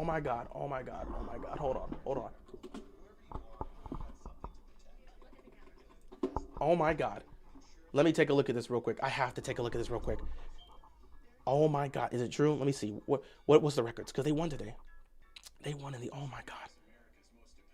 Oh, my God. Come on. Stop wasting my time and load up, please.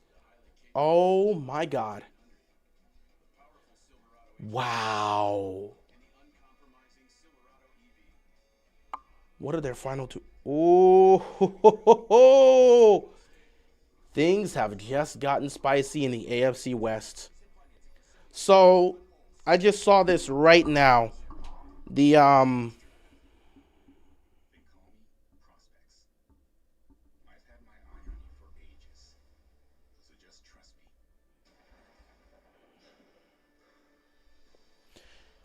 Oh my God, a new scenario has popped up in the AFC West. Denver, for so long, has been holding on to the top spot for the last few weeks.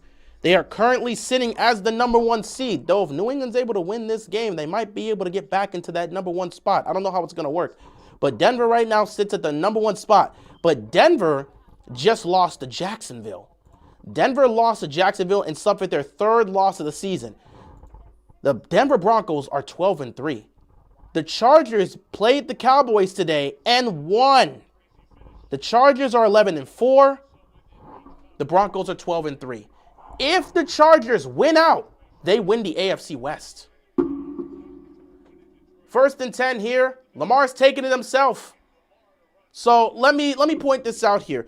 The Broncos' final 2 games are against Kansas City next week, and then they play the Chargers. The Chargers' final 2 weeks, their final 2 games, they got Houston next week, and then they got the Broncos. If the Chargers win their final 2 games, they win the AFC West. And depending on what happens with the New England Patriots, the Chargers in Week 18, this could be a repeat of what we saw last year with the NFC North between the Vikings and the Lions. That game they will play at the end of the season would be for the #1 seed. What a huge loss. Baltimore's about to take a field goal.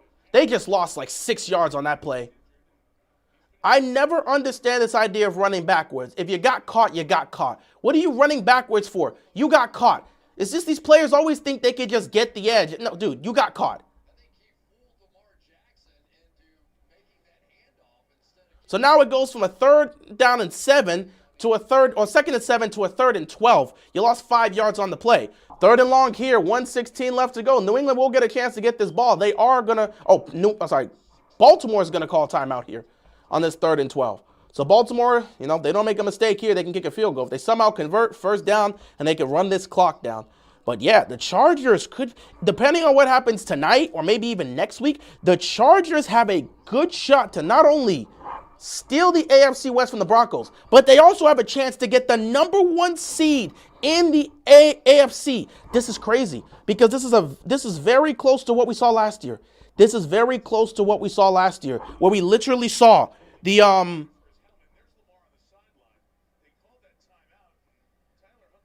and Lamar's in pain. Lamar's in pain. He's out. They called a timeout. Tyler Huntley's coming in for 3rd and 12. Lamar is out of the game right now. He is hurt. They're calling in Tyler Huntley for 3rd and 12. Huntley, just hand the ball off. Huntley, please just hand the ball off. Hand the ball off and let's take the field goal. Lamar is hurt on the sideline. Huntley, please.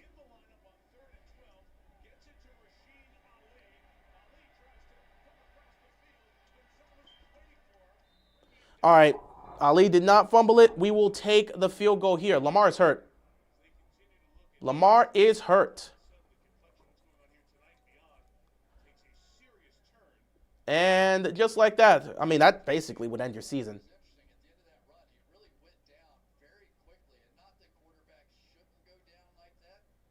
Yeah, he hurt.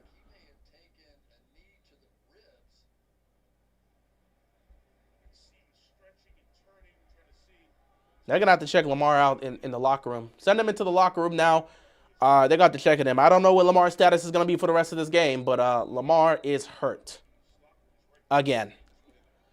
He might have taken a knee to the ribs, so Lamar probably not coming back. I don't know. They said he might have taken a knee to the ribs, so he took a shot. He's going to be dealing with a little pain, but depending on how severe the injury could be, he probably could be out of this game. But they put Tyler Huntley in for that last play, not to do anything crazy. Tyler Loop, 36-yard field goal. The kick is up and good. 1:03 left to go in the first half here. Baltimore still has 2 timeouts, so if somehow we get a 3 and out, Baltimore can get the ball back. But at this point, I'd rather just go into halftime if the defense can make a stop. Lamar is going into the locker room. Yeah, he might be done for the day. And that could be our season, ladies. Well, guys, it's been a fun year.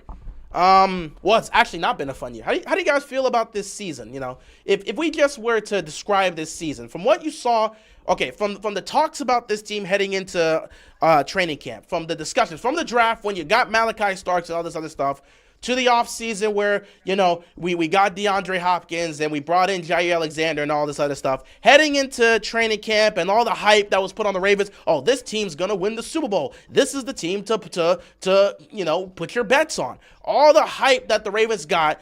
And then you head into week one. They're giving the belt to Buffalo for the first 3.5 quarters. Everybody's celebrating. Everyone's like, oh, this team is a Super Bowl team legit. This is the year. And then they choke that lead. From that point to where we are now, where Lamar's heading into the locker room hurt, he's probably done for the game, and that's going to be your season.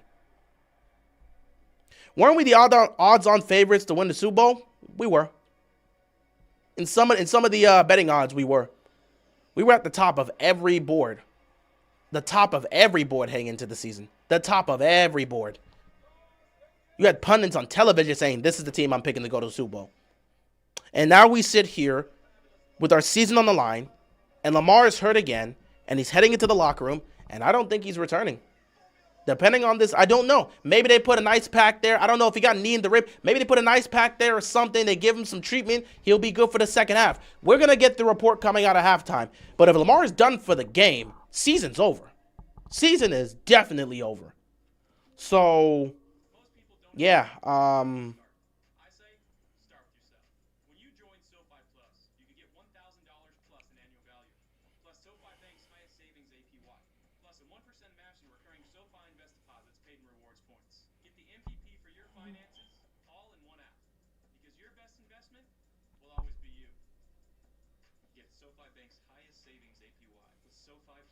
Now, again, if Lamar really took a shot to the ribs, oh, we're done. Oh, we're done. Oh, we are done. Season's over. Lamar's questionable with a back injury. He is not coming back out there. It's season's over. Season's over. He's questionable. It was a back. If it was ribs, maybe. Back? Oh, he's not coming out there. Season's over. All right, guys, it's been fun this year. It hasn't been fun this year. It's been very disappointing. Season's ass. The 1-5 start was not a good look. Should have had Huntley in instead of Cooper Rush. Would have looked different, and the defense been ass. Yeah, this has been a miserable year. Time to put this year on ice. Lamar has suffered injuries everywhere, from the hamstring to the hamstring, knee, toe, ankle, now back. I mean, his whole body's messed up. It's no point. Just end the season. Just end the season. The airline's waiting for them in Cancun. Yeah, it's over, bro. Let's end the season. We're done. It's over. We did what we could. It is what it is. Your quarterback has 15 million injuries. At least we get to watch the playoffs, feed up, and relax. True. True.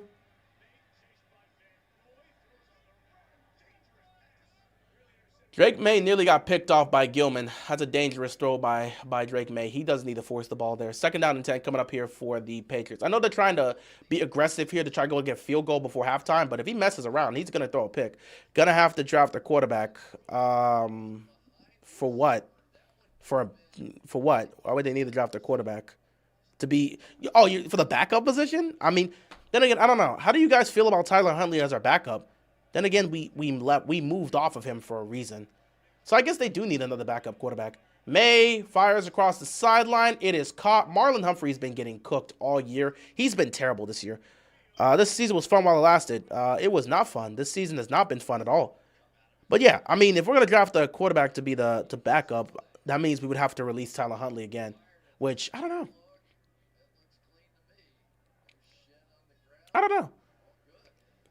Again, we talked about this when they decided to go get Cooper Rush. Everyone's like, I don't know about that decision. We might as well just keep Tyler Huntley. And we didn't. We didn't keep Tyler Huntley. We said, nah, let's stick with what we have. Now, if you're talking about drafting a quarterback to be the backup, that means you're going to probably move off of Huntley because I don't think they would want to keep three. The team doesn't usually keep 3 quarterbacks. They'll usually have one of them be in the practice squad. And if Tyler Huntley goes back to the practice squad, he's not returning. That 6-game winning. Well, first of all, it wasn't a 6-game winning streak. It was a 5-game winning streak. They went from 1-5 to 6-5. So it wasn't a 6-game. It was a 5-game winning streak. And the Ravens are playing so damn soft that they're going to let New England get into field goal range. I'm a Chiefs fan. Since we are eliminated, I was rooting for the Ravens. I hope Lamar's okay. We're done. We're done. Lamar's questionable with a back injury. The team has been terrible all year. Season's probably over. Probably going to lose this game too. And that could just wrap up the year. At this point, I don't want to risk this man's health to try to force a playoff game that would probably end in our demise, and we would go one and done. I'm not interested in watching Lamar go 3-6 in this postseason record. I'm just not. The team's not good. We're not good. Our quarterback's been injured all year. There's no point. Like, there's no point. I'm being dead serious. There is no point at this point. What are we going to the playoffs to do? To get blown out in the first round? This team's not good. You can like a player as much as you want. This is a team game. We're not good. And May fumbled the ball. May fumbled the ball. And there goes the field goal for the Patriots. Well, Ardarius Washington, I need you back next year. I know now that Ardarius Washington causes the strip sack and ends that. Ardarius Washington, you damn dog, you legend, bro. You're back next year, okay? Ardarius Washington got to be back. Yeah, Ravens got the ball. We're not going to do anything with it. Let's just go to halftime. Let's not risk it. Let's go to halftime. Tyler Huntley will come out here. Let's just go to halftime. But yeah, Ardarius Washington needs to be back next year. I don't care what has to be said. You better re-sign Ardarius Washington to another 1-year deal. Do not let that man walk out. That man's making Ardarius Washington. You're back next year. I don't care what no one's. Ardarius Washington, you are back next year. Okay, we got to make sure we have as many dogs on this damn team. Ardarius Washington, you need to be back next year. We need to get Marlon Humphrey. Your time's done. Thank you so much. We appreciate it, bro. It's time. We can't keep paying you that money. It's time. Yeah, Lamar suffered a back injury. He's probably done for the day.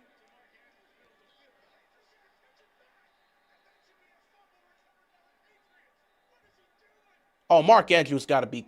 Nope. I can no longer defend Mark Andrews. I can never defend. I'm done with. No, Mark Andrews, I can't defend you. That better be a forward pass. That better be a forward pass. That better, for the life of us, better be a forward pass.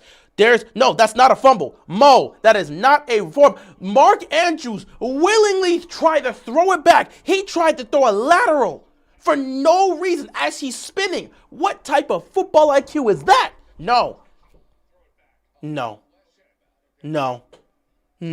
I can't defend Andrews. That was the stupidest play I've seen any player make. There was no reason to do that. Why are you? He's spinning around. What is he doing? So dumb.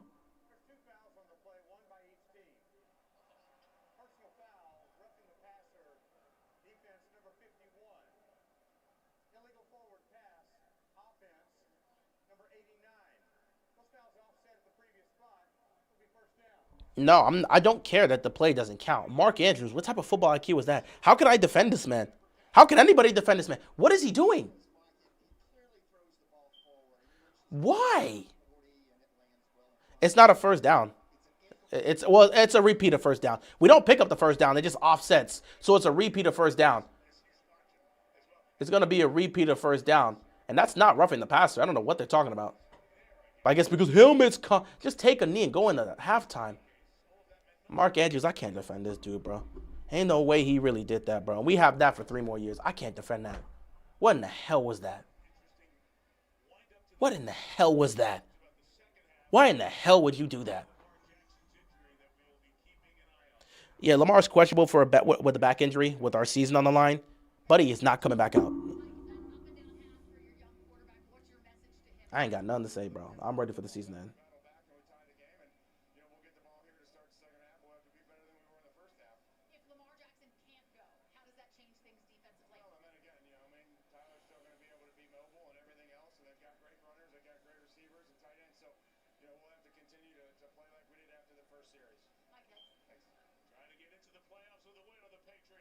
Yeah, season's over, bro. Season's over. Season is over. Players on the team just choke under the bright lights. That's how the Lamar Ravens era will be remembered. I mean, a bunch of choking, a bunch of what ifs. That's how the era is going to be remembered. There's nothing we can do about that. Like I said, this team has not been the same since 52 left. Since our franchise leader retired, this team has been doing a bunch of dumb. It is what it is, man. I still have the memories, but you know, it's just God. I'm trying to be positive with him, but the fumbles and drops really do. I don't even know, man. Like, why would he throw that? There's no. That's the dumbest. That's the dumbest crap I've ever seen, bro. That's the dumbest crap I've ever seen, bro. I don't even know what's the IQ there. What's the IQ there? What's the football IQ? As you're falling down, as he's falling down, he throws that pass. He laterals that. He tries to lateral that. What's the football IQ there? I'm done, bro. Please put us away. Season's over, bro. This team's a mess. This team is a complete mess. This team is a mess. Okay? Let's wrap this season up. Our quarterback is hurt everywhere. Who's my Super Bowl favorites after this week? Honestly, I don't know. I like to stick with my picks. I'm not going to be wishy-washy. Again, I've said this. I like Denver as a team. My main concern with Denver is the quarterback situation. I need the consistency from Bo Nix.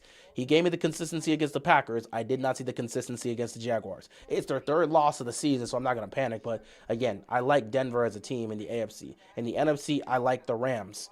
Now, my dark horse team in the AFC is Houston, and my dark horse team in the NFC is Seattle. So I like my picks. I don't change just because you have a bad week or make a mistake or do something like that. That doesn't change me. I don't change my pick easily, especially at the end of it.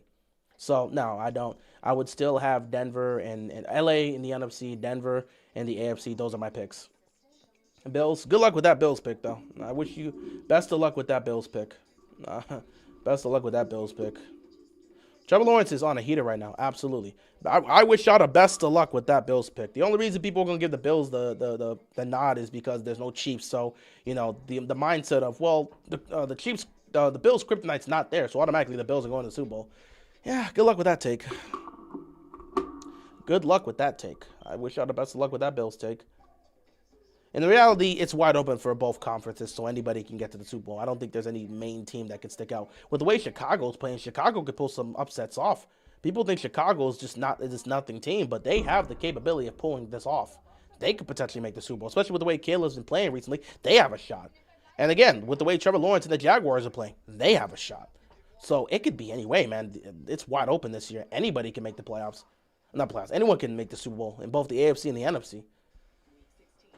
I just like a level of consistency. I don't see the Bills going to Super Bowl. There's a lot of things that I have a problem with Buffalo.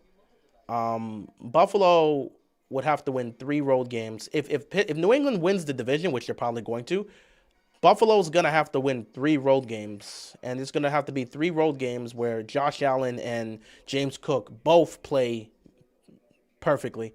Because you can't trust the Bills' defense at all. You can't trust them in the biggest moments. Beating Cleveland does not really... And you almost lost that game, too. You nearly lost that game. So that plays another thing. I just don't trust Buffalo as a team. I trust Josh Allen. I trust James Cook. I don't trust everybody else. And I don't know if you could... I think you're asking too much to ask... You're asking too much to say, hey, Josh Allen, James Cook, go be perfect for 3 games to get us to the Super Bowl. Because they're going to have to go on the road 3 times. And they haven't been the best road team this year. They're dominant at home, but on the road, they've shown some flaws on the road. Today they won. It was on the road against Cleveland, but they showed some flaws in that game. And it wasn't... Go look at how Josh Allen played. That was not a great game by Josh Allen. I don't trust Buffalo. I trust Josh Allen. I trust James Cook. I don't trust the Buffalo Bills. And I don't trust them to go on the road and win 3 road games to go to a Super Bowl. Hey, if they prove me wrong, they prove me wrong. But I just don't think they're going to do it.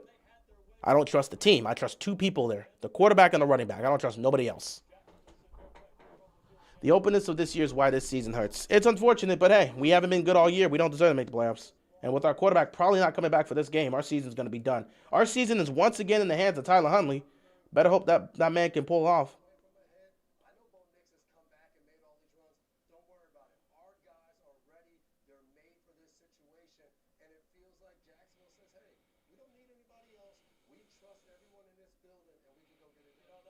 Rams, if they fix their special teams. Calvin, that's a great comment you made. Calvin, that comment right there, that is a great comment you made. You know what? That's a great comment. That's a really great comment. That's a really great comment.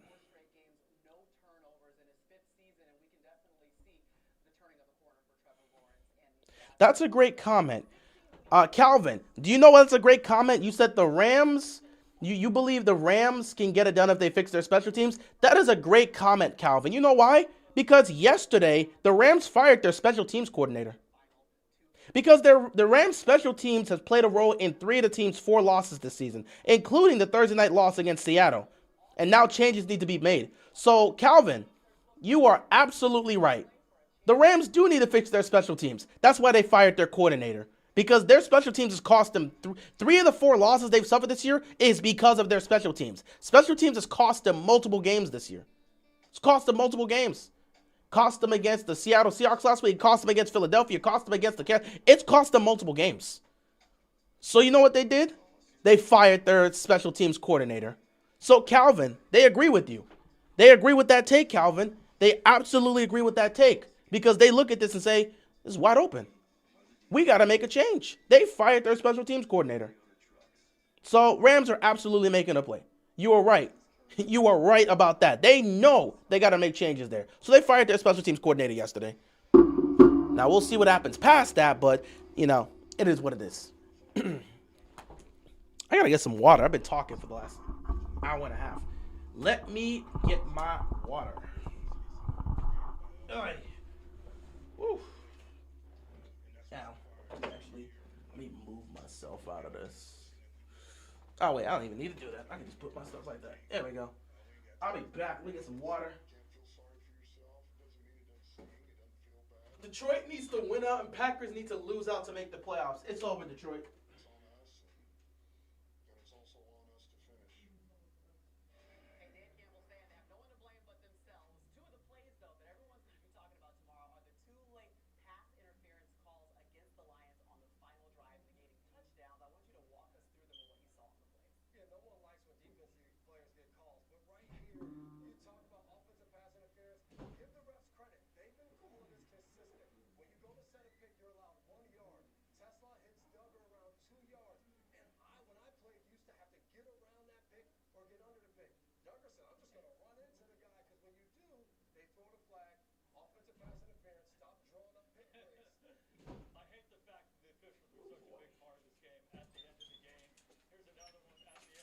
Man. Boy, I really be thinking, man. I really be thinking sometimes. Boy, what did I do? Oi, oi. I be thinking sometimes, man. How does a franchise fall so low? How does a franchise fall so low? A team with this much talent missing the playoffs, how did they fall so low?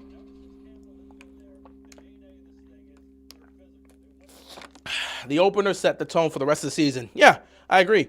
We said it that night. This sets the tone for the season, and I don't think they're going to recover, and they didn't recover.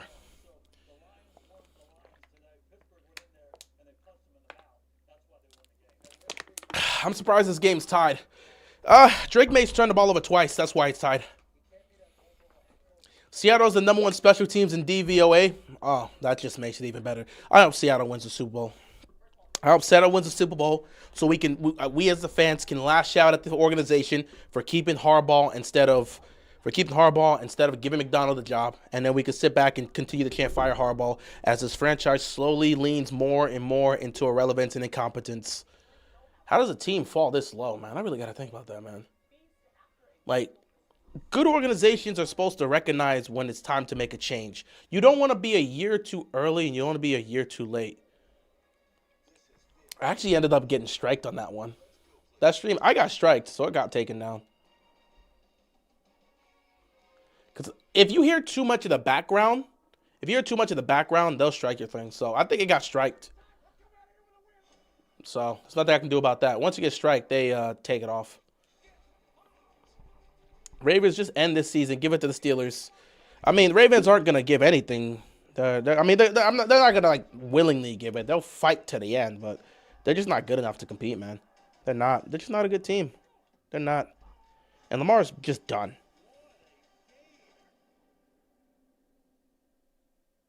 Like, Lamar's questionable to return with a back injury. He's not coming back, bro.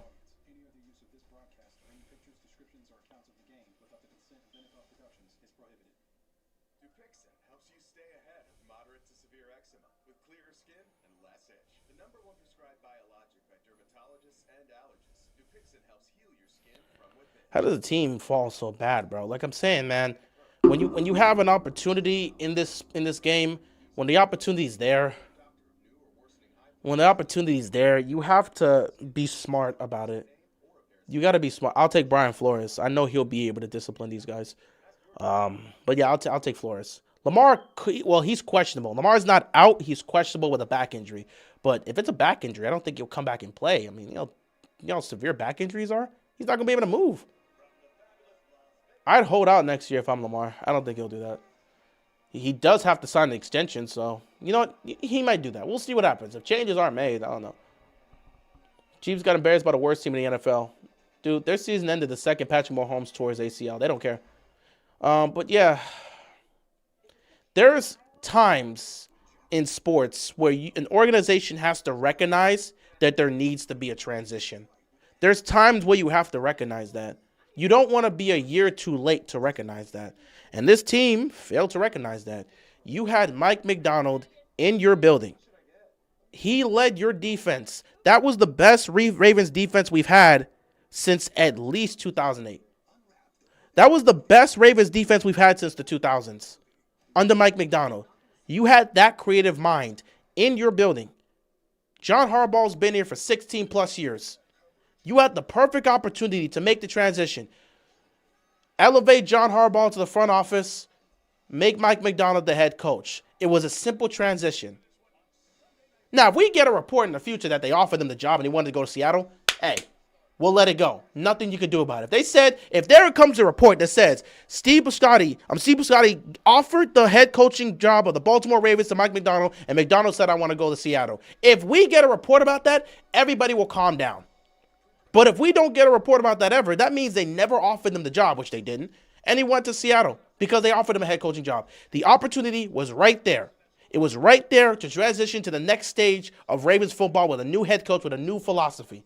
It was right there, and we missed it. And now we're on the down low, and there's nothing we can do about it. There's nothing we can do about it. Absolutely nothing we can do about it. We're on the downfall. We could just chop it up to a bad year, but you want to take those chances? You're not going to have this much talent together. These guys are getting older. Unfortunate time for Baltimore coming off of a 13-4 season. Just can't justify moving off of Harbaugh after that. You can elevate him to the front office. You ain't got to fire him. You can elevate him. He could still be there and have an input, but elevate him to the front office. Dude, the Miami, again, I know it's a different situation because he was a GM. Dude, Pat Riley was a GM. During 06, he decided, let me come coach this team. They won a championship in 06, and you know what he did? He handed the keys to Eric Spoelstra because that was the guy he was training up because he said this was going to be the coach after me. He was slowly training him up.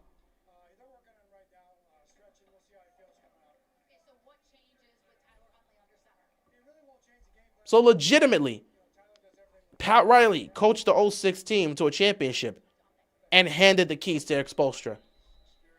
One can argue, hey, as a coach, you won a championship with this team. Come back and recoach them. He handed the keys to Eric Spoelstra. Sometimes you got to be willing to make those changes. Yes, you're coming off an AFC championship game appearance, but you didn't win.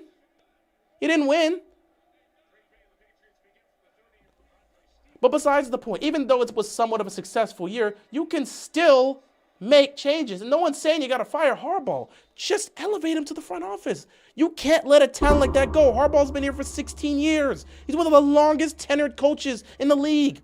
You can still keep him in your front office. Just elevate him to the front. Still keep him there. Elevate him to the front office. Put Mike Macdonald as your head coach. And we wouldn't be in this situation. And if you would have done that, one of those guys, whether it was Weaver or whoever, you could have kept one of those guys that was on your defensive coaching staff and elevated them instead of Zach Orr. And we would have been an entirely different team right now. That was a terrible throw by May. He just threw it short, incomplete. Third down coming up here for the Patriots. So, yeah, Lamar's still in the locker room getting stretched out. He will not be coming on the field. It'll be Tyler Huntley. And depending on what report we get, unless he comes back out here with his helmet, he's probably not coming back.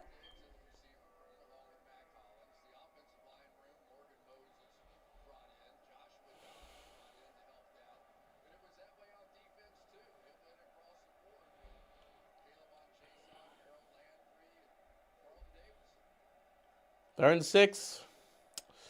Look at all that protection. Incomplete. Nate Wiggins makes a good play. Good job by Nate Wiggins. Incomplete, 4th down. Patriots go 3 and out. They're going to punt the football back. Did the same thing with Ozzie. He's still around. Yeah, Ozzie's still around. They just handed the keys to EDC. Ozzie's still around. 2020 was our year. It was, but we didn't get the job done, so it is what it is.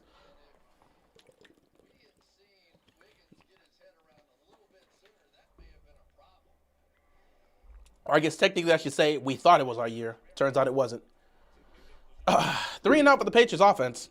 We need a head coach that can grab a play sheet like every other coach. You ain't getting that with Harbaugh. That's delay a game.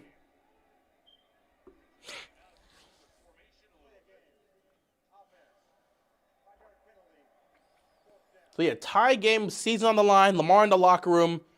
It's another one of those days. Did I say something? I'm trying to figure out. I didn't say anything. I didn't make no promises. I didn't make a deal with anybody. I never even said, if you give me this, I'm trying to figure out. Maybe I cursed this team. Well, no, we know there was some girl that was dating some person that was a fan of the Ravens or something like that. And because of that, when they broke up, she decided to put a curse on his favorite football team, which just happened to be the Ravens. I remember that story. So I know it wouldn't be on me, but dang, maybe I did something. I'm kidding. I know I didn't do anything, but I remember hearing that. Oh, look, Tyler Huntley's coming out. That's great. That's great.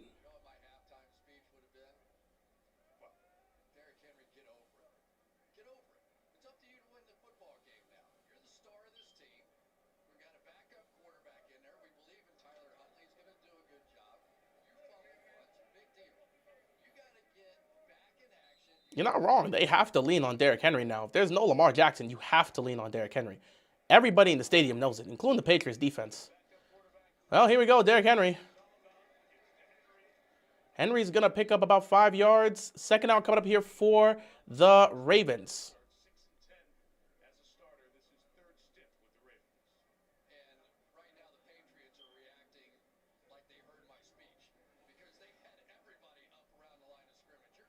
At least it's not Cooper Rush out there. Of course, at least it's not Cooper Rush. I don't think I need to turn this back on. We'll go with a little bit of darkness in this room. 2nd down and 5. Line up and give it to Henry again. Derrick Henry to the outside. There goes Derrick Henry. There goes Derrick Henry into Patriots territory. Again, with no Lamar Jackson, Derrick Henry, you've got to be the one we lean on.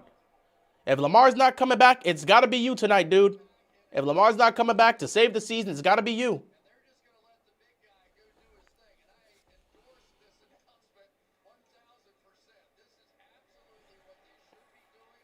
This is the only way they can win. You just have to lean on Derrick Henry heavily here.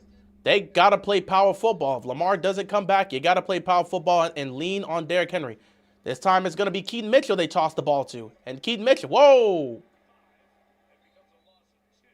Tackled him right by the neck right here. 2-yard loss. They tossed it to Keaton Mitchell, and they were ready for that one. They're like, you ain't Derrick Henry. 2nd down here. 2nd and 11. You lost the 1 right there. If they can get in the field goal range, you could try to get a field goal out of this.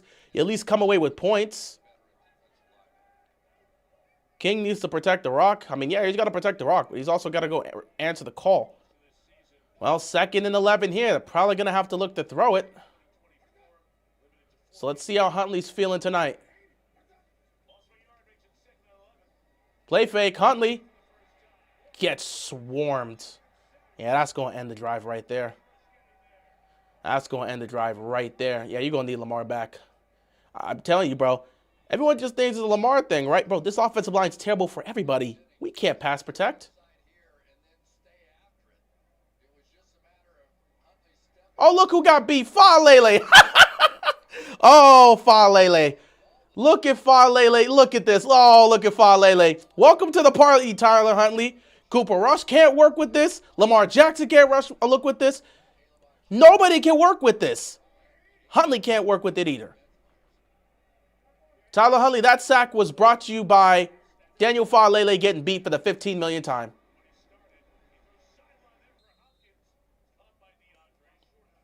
It's short, but I guess you're somewhat close to a potential field goal attempt. Though I wouldn't try it. Do you try it? Are they within range? Are they inside the 40? They're inside the 40. They're gonna give it a try. They're gonna give it a try. They're gonna give it a try. Yeah, Tyler Huntley, welcome to the sack party. Brought to you by Tyler. Not Tyler. Brought to you by Daniel Falele not blocking. Lamar can't work with this. Cooper Rush was getting destroyed by this, and you're gonna have to deal with it too. 56-yard field goal. Tyler loops it in. Oh, he missed it. It didn't have the leg. He missed it. Field goal's no good. A real coach would have benched Falele. Well, this is the coach we have. 56-yard field goal. Either way, 56-54. Tyler Loop does not have the leg. It is no good. It falls. Ugh. No good. Don't matter how many. It's 50-something, and Tyler Loop just doesn't have the leg there. No good. Where's the leg strength, buddy? And just like that, the Patriots get the ball back. Like I said, this season's over.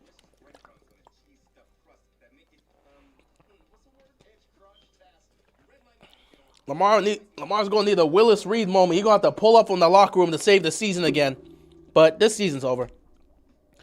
You're not getting any field goal here. How does it end up short? It ends up short because he didn't have enough leg. He didn't put enough power into it. It landed like 2 yards short of the pylon.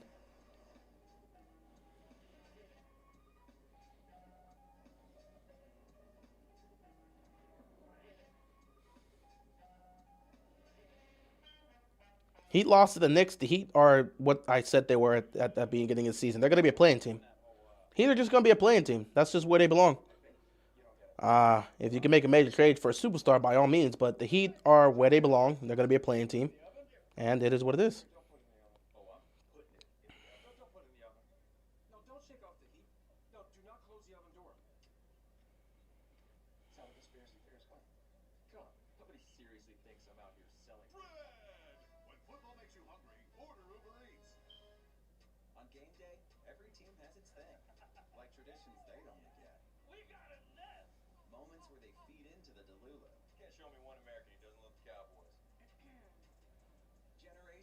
Classic Derrick Henry fumbles killed all the momentum, all downhill ever since. What else is new with the Ravens, bro? Every time they make a mistake, they shut down.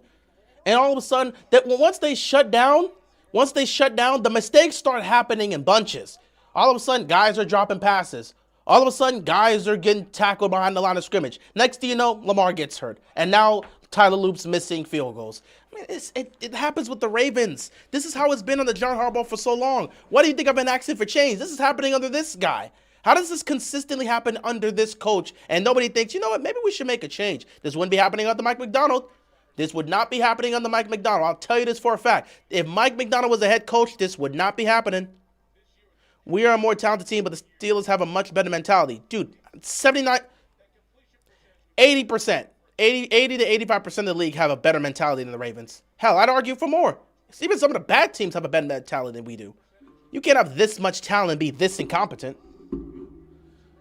Well, Patriots are going to score on this drive for sure. If Lamar don't come out that locker room to save the day, they're cooked.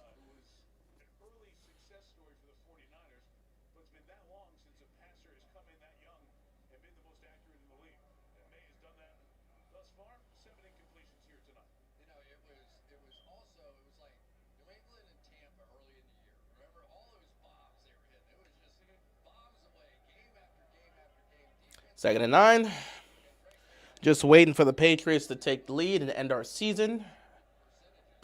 10 minutes left. Oh, there's so much time left in this game. Second and 9. May's got to get it out quickly. And Gilman got juked out of his sneakers, bro. Oh, my goodness. Gilman got juked out of his sneakers. And that's going to take it deep into Baltimore territory. They're officially in field goal range, and they're going to take the lead no matter how this goes. Do the Raiders have the worst offense of the 2020s decade so far? Maybe. I don't know.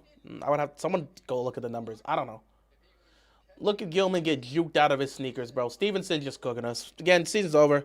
I'm just sitting here waiting for this to be done so I could put this jersey up and declare the season over because Pittsburgh's not losing to the Browns, and even if they do, we're probably going to lose to Pittsburgh at the end of the season. We've got nothing to play for. We lose tonight, and we all know it. 1st and 10. Drake May's got 20 years in the pocket. Drake May's going to roll to his right. He's going to find an open... Oh, he pump fakes. He pumps to get Hamilton in the air and picks up 7 yards there. So, yeah, it's just going to be a slow death here. And if Lamar... So Henderson's out, Farmer's out, Munford's questionable, Charles Wood's questionable, and Tonga's questionable. All these injuries for the Patriots. 5 players are questionable. Well, 3 are questionable, 2 are out for this game.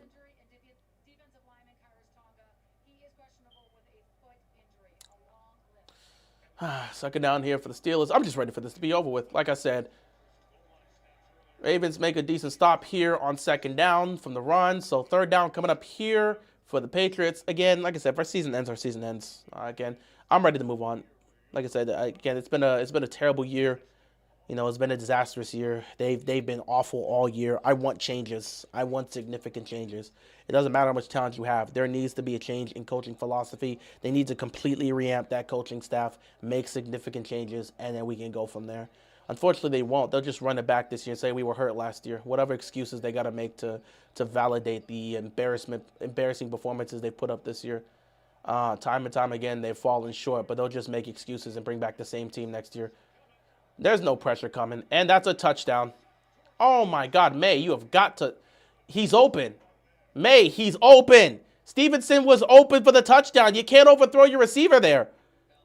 I'm not going to lie, man. Like, they're just leaving the door open. Drake, he's got him. He's beaten him. He's beaten him. You can't miss that. Drake, he's open. You can't miss that one. Oh, look at that. He beat Simpson. He's open. Got to connect there. He just barely missed him. It's off the fingertips, and he was just a little bit too high. 4th and 2 here. They're going to go for the 41-yard field goal attempt to regain the lead.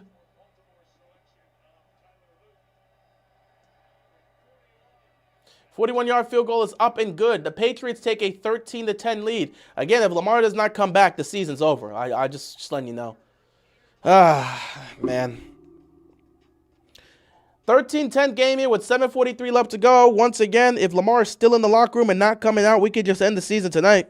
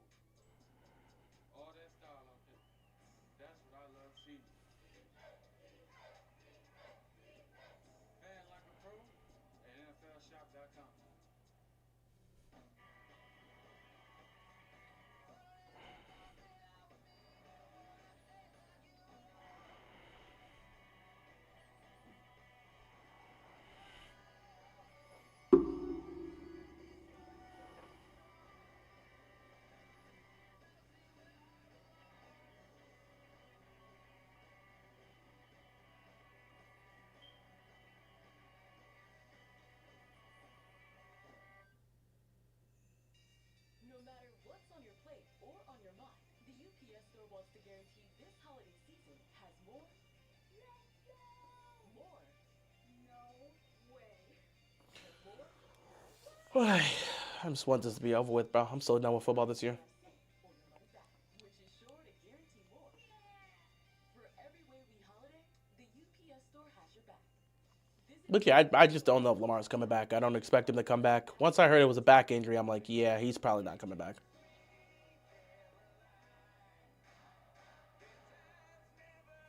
Huntley is pretty good at maintaining a flow until Lamar gets back in. Behind this offensive line? Dude, nobody's doing anything behind this offensive line. Consistently? No. Against a team like this? Against a team like New England? I wish Tyler Huntley the best of luck against this one. Legitimately, man tried to drop back the pass, and thanks to Lele, he got dropped to the floor. I don't trust this offensive line to block. I don't trust him to pass protect either. And again, I don't know if Lamar is coming back in. I don't expect to see Lamar come back in. Once I heard it was a back injury, I'm like, yeah, he's probably done for the day. And now it's going to be like, yep, let's rely on Tyler Huntley to try to save the season again. I just want this to be over with, bro. It's been too many trials and tribulations. They're just not good enough, all right? They're not getting it done. We can end this here. We can head to the offseason, and then we can assess things from there. Maybe we make some significant changes around. It'd be great, but it is what it is.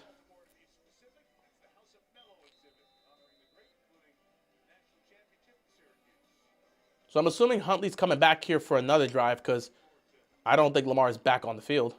They would have reported that. I'm just waiting for the reporter to officially declare Lamar out with a back injury. Because Tyler Huntley's probably coming back out again. Let's get the report for Lamar and declare him officially out.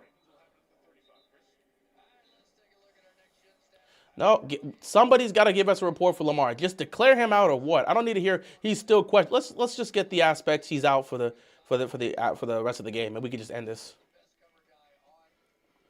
No, not really, Payne. Again, this team hasn't been one of our biggest rivals in a decade. They haven't been a rival to us since 2014. So, no, wouldn't really consider this a rivalry. Haven't been a rival since 2014. All right, 1st and 10. Tyler Huntley, do what you can, my guy. Hand it to Derrick Henry and hope for the best. Derrick picks up about 5 yards. 2nd down coming up here for the Ravens.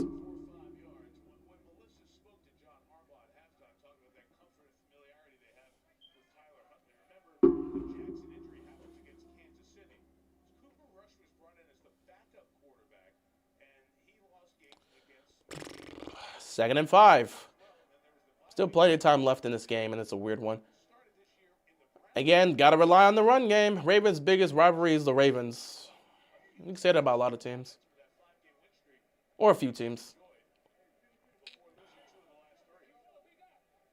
2nd and 5. Going to hand it back to back to Derrick Henry. Henry comes up a yard short. 3rd down and 1 coming up here for the Ravens.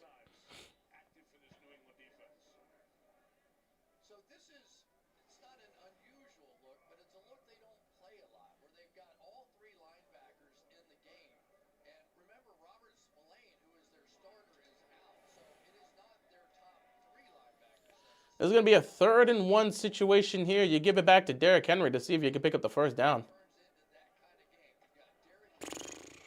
Oh, it's 3rd and inches. Okay, so they're going to sneak this with Huntley. Never mind. Isaiah likely just jumped. It's a 3rd and 5. Good job, Isaiah. Don't have our starting quarterback out there, and you're going to jump. Oh, here comes a 3 and out. Good job, Isaiah. I'm just ready for this to be over with, man. At least this will be the last time I wear this because, I mean, the only other time I would wear it is if the season was on the line in Week 18, but yeah, it's probably going to be the last time we wear this. Well, 3rd down and 5 here. Got to throw it here, and they're going to send pressure with this weak offensive line. And here comes some pressure. D-Hop made an amazing catch, but I don't think he got both feet in. They're saying incomplete pass here. Let's take a look. 1. Oh. Oh! Now that's a catch. I would challenge that. 1. Oh. Right? That's a catch. You got to challenge that. You got to challenge that. You got to challenge that. I hope the last Sunday Night Football, the regular season, is worthy to be live streamed. I don't know what the last Sunday Night Football game is going to be. He dragged his foot. That's a catch. That's a catch. That should be a 1st down. What a catch by by DeAndre Hopkins. Good throw by Tyler Huntley. Great catch by DeAndre Hopkins. That should be a catch. All right, Week 18. Week 18, Sunday Night Football. No. It depends. Sunday Night Football will probably be Seahawks Niners. Looking at this Colts, look. Panthers, Bucks, no. Even though I know that'd be more of a 425 game because that is going to be for the division. Colts, Texans, no. Browns, Bengals, no. Saints, Falcons, no. Packers, Vikings, no. Titans, Jaguars, no. Cardinals, Rams, hell no. Cowboys, Giants, hell no. Chiefs, Raiders, hell no. Eagles, Commanders, hell no. Dolphins, Patriots, hell no. Lions, Bears, hell no. Now that the Lions have screwed themselves over, Chargers, Broncos might be it. It's going to be Chargers, Broncos. Chargers, Broncos, or Seahawks, Niners. Take your pick. Chargers, Broncos, or Seahawks, Niners for Sunday Night Football. We'll see what happens next week. But Chargers, Broncos, or Seahawks, Niners for Sunday Night Football. So we'll see. We'll see. They'll make the schedules for Week 18. They don't put that out until they see how things go for Week 17. So I'm just going to think it's going to be Chargers, Broncos, or Seahawks, Niners for Sunday Night Football.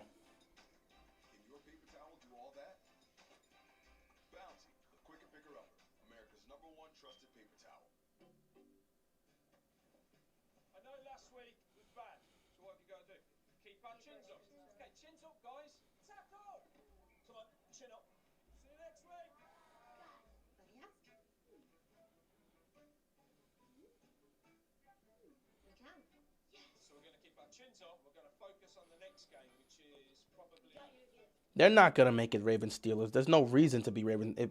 Again, Ravens are probably going to get eliminated tonight, and if they somehow survive, even still, no, there's nothing here, bro. It's over for the Ravens. And even if they survive, I wouldn't put that game in. I would not put that game in. I would put Chargers-Broncos could be for the number 1 seed in the AFC. And then Niners-Seahawks could also be for the number 1 seed in the NFC. Those are going to be divisional aspects for the conference and divisional. So it's going to be rule of completion, first down Ravens.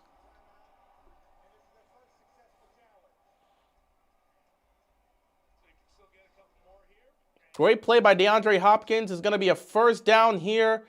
Oh, look at D-Hop making... there's not a single receiver on this damn team that can make that play other than D-Hop. And yet we don't give him the looks he should be getting.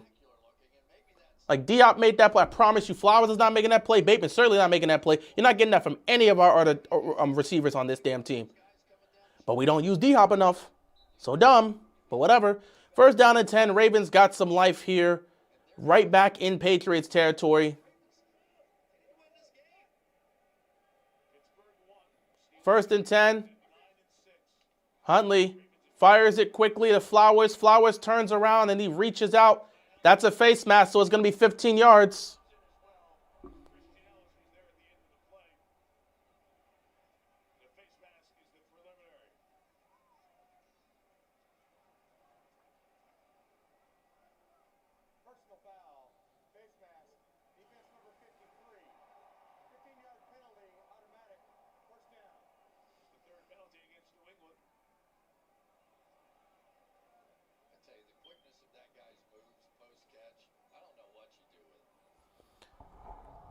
All right, first down here for the Ravens, and they're going to be in field goal range now, so we'll see what happens. That's a bad penalty by New England. Third penalty of the game for them. First and 10, handing it off to Derrick Henry. Derrick Henry trying to get the edge. Derrick Henry trying to stiff arm here. Derrick Henry picks up about 4, maybe 5 yards. Maybe, I don't know, they may be ruling him down a little bit less than that. But he's going to pick up a few yards here. Second down coming up here for the Ravens. If it's Chargers, Broncos for Sunday Night Football, that would be huge because it would be, yeah. Chargers, Broncos, and Seahawks, Niners could potentially be for the number 1 seed. So those are the 2 games that would probably be for Sunday Night Football because it'll be for the division, and the winner will get the number 1 seed, and the loser will get the wild card spot. Just like last year when we had the NFC North matchup between the Vikings and the Lions. Lions won, got the number 1 seed. Vikings were a wild card spot and had to go face off against LA. Zay Flowers gets a handoff. He takes it into the end zone. Touchdown, Ravens. They're going to take the lead here. Interesting play here. They actually ran it to give it to Flowers off the edge, and Flowers takes it in for a touchdown. I got to take a look at how this was set up. So, fake handoff, and you give it right to Flowers, kind of on a sweep play, and Flowers using his speed, juking some guys, taking it to the end zone. What happened to Lamar? He suffered a back injury. He may be out for the rest of the game. So yeah, Lamar got hurt just before halftime. Someone kneed him in his back, so he's out with a back injury right now. Well, he's questionable with a back injury, but I don't think he's coming back. At this point, with 4:35 left in the third quarter, if he was going to be back, he would have been back by now.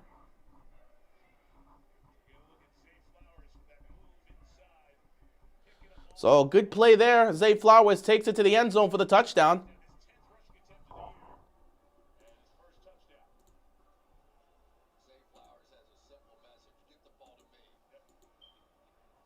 There's a flag on the play here.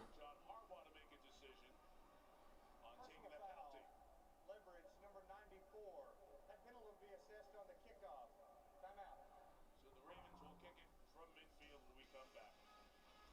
17-13 game. Ravens with the lead right now.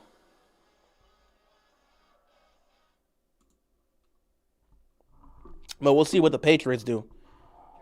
Again, no sign of Lamar. I'm just looking around waiting for a report that will tell me whether or not he's coming back. Again, I don't expect him to come back. I think he's done for the night, but there hasn't been any reports about Lamar.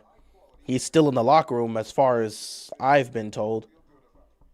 I continue to look through Twitter with some of the media pundits, and I have not.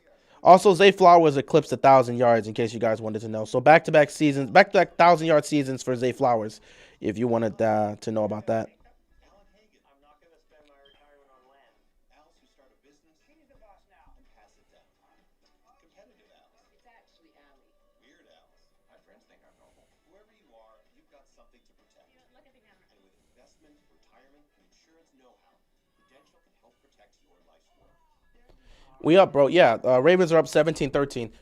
I still haven't seen any report in regards to this, so my assumption is he's not coming back, but people are going to continue to ask. I just wish we would get a report about it. If they just rule him out, we would at least know, but we haven't gotten any report.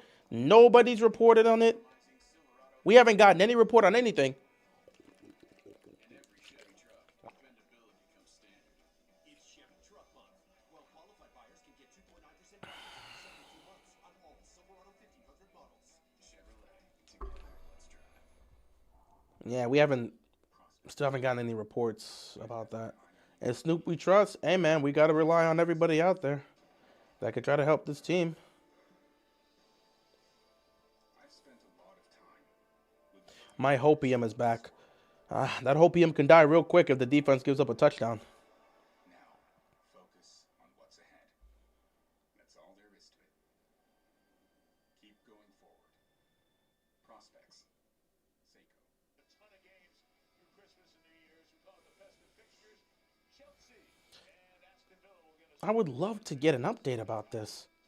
Like, even the Ravens would update that Lamar's not coming back. It'd be cool. the kickoff comes at midfield for Baltimore, giving them options. Yeah, and all they've got to do here is try to kick the ball into the end zone, and it goes 30 yards past this, right to the 20-yard line. Or kick it out of bounds and get the ball to the 25-yard line. There's a kickoff from the spot. Goes 25 yards from the kickoff position. So Luke is just going to aim for out of bounds. And see if he got it there. He did. It's an out of bounds kick. That'll bring the ball back to the 25-yard line. So it's better field position than otherwise. With full intent. You know what I wanted to do? I wanted to try an onside kick. What the heck? Were you going to leave it on the 35, big deal? We should let folks in and just put it as a All right, 1st and 10 for the Patriots at the 25-yard line here because of the penalty.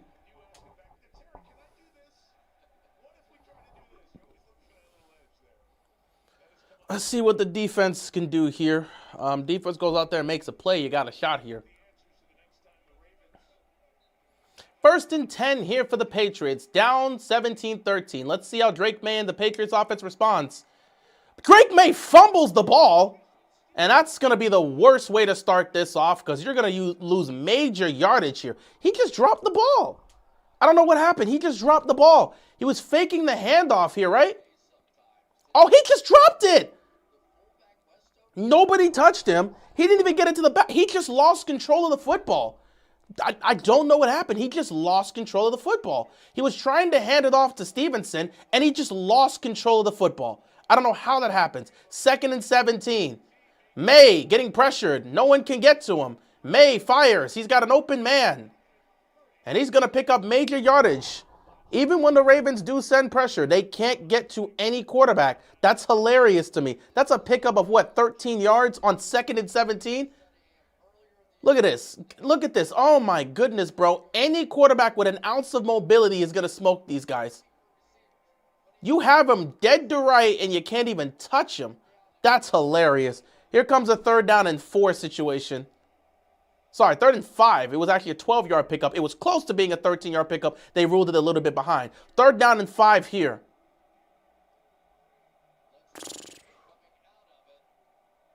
Pressure's coming. May gets away. May fires. It is caught. 1st down. Flag on a play. It's going to be on the defense. Pass interference. Oh, offensive pass interference.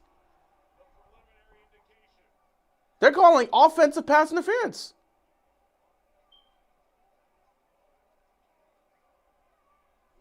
If the Patriots blow it, I'm going to laugh. Especially with no Lamar, I'm going to laugh.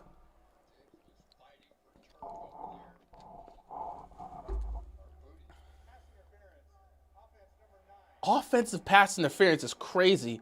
Gilman can't tackle. Yeah, we knew he couldn't tackle. But, yeah, offensive pass interference. Yeah, offensive pass interference on Booty here. He pushed Marlon Humphrey. He pushed Marlon Humphrey to get the ball. 2-hand push is an automatic offensive pass interference. 3rd and 15. That's a terrible. I mean, it was the only way it was going to get open. He knew that.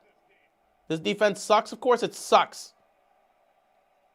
3rd and 15. They're probably going to give up a big play. Someone definitely looked at this and said, oh, yep, 1st down. I knew somebody tweeting this defense sucks because that means you have your television's ahead of mine. So hearing this defense sucks automatically keyed me in to let me know they gave up a 1st down. How is everybody wide open? Oh, simple. I mean, they play zone and somebody reads it wrong. And in this case, I think Ardarius read it wrong.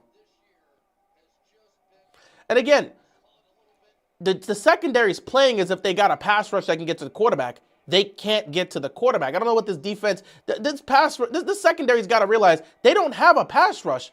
Drake May's got 50 million years to go find somebody to get open.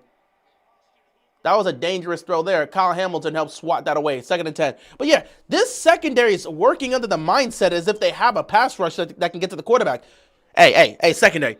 You don't have a pass rush. Your pass rush can't get to nobody. Stop leaving guys open in zone. Y'all keep playing as if you're getting help from the front 7. You're not.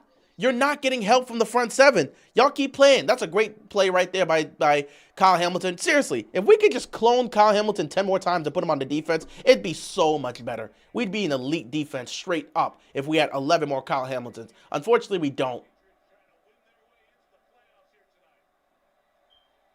Mike Green over the middle. Put the pressure on on Drake May. Mike Green put the pressure on Drake May, and it's an incomplete pass. Patriots are for real trying to lose this game. I don't know what the Patriots are doing right now. I know they're dealing with injuries, but they should not be struggling like this. This is supposed to be a team that's fighting for the #1 seed. They should not be struggling with a 7-7 Ravens team. That is not a good defense. The defense don't play well. Look at this, man. Look at this. If that's an accurate ball, that's another big play because Marlon Humphrey, again, don't know how to play that at all. Marlon Humphrey's just going to get cooked again, bro. I'm going to just keep targeting Marlon Humphrey. If you're a Drake May, you got to keep looking at Marlon Humphrey. Pressure's coming. Ardarius Washington brings the pressure and forces the pass out of bounds. And May is down. Drake May is down. He got a little twisted. I hope he's okay. He is limping a little bit, but he's trying to jog it off. Incomplete pass is going to be 4 down. Ardarius Washington spun him down just as he's throwing that away. Got his ankle a little bit. So May, that ankle twisted around a little bit, but it seems like he's A-okay. Incomplete pass, 4 down here, and the Patriots are going to have to punt the football. And they're going to fake a punt.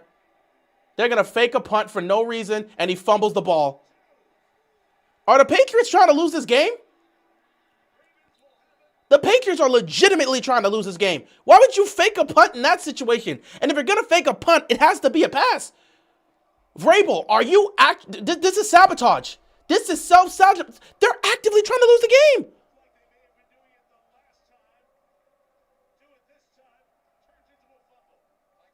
Calvin, I still see us potentially blowing this. Why the hell? What are they doing? Ball in here to the backside. You'll see as he catches it, he's going to turn, and there was his target. Right there. Didn't feel comfortable with it. Tried to make a play. Didn't feel comfortable with it. You got to make that throw anyway. It's 4th down and you're going for a fake. He's not going to get there. There's defenders around him. He's got to throw that pass. Whether it gets there or not, you've got to throw that pass. That was one of the worst fake punt attempts I've seen all season. That was actually terrible. I don't even know what to say. That was complete trash. Tyler Huntley and the offense back out here with great field position. Again, lean on the run game if you're Baltimore. Lean on the run game. What in God's name is... Stanley! The hell are you doing? God, this team loves to self-sabotage. At this point, if Lamar's not back out here, he's just not coming back out, period. I think Lamar's done for the night. Well, it was... Yeah, look, I'm still seeing if we can get... there we go. They've reported it. Jeff has officially given us the report. Lamar has been declared out with a back injury. So Tyler Huntley's going to have to win this, man. To keep the season alive, it's up to Tyler Huntley in this offense.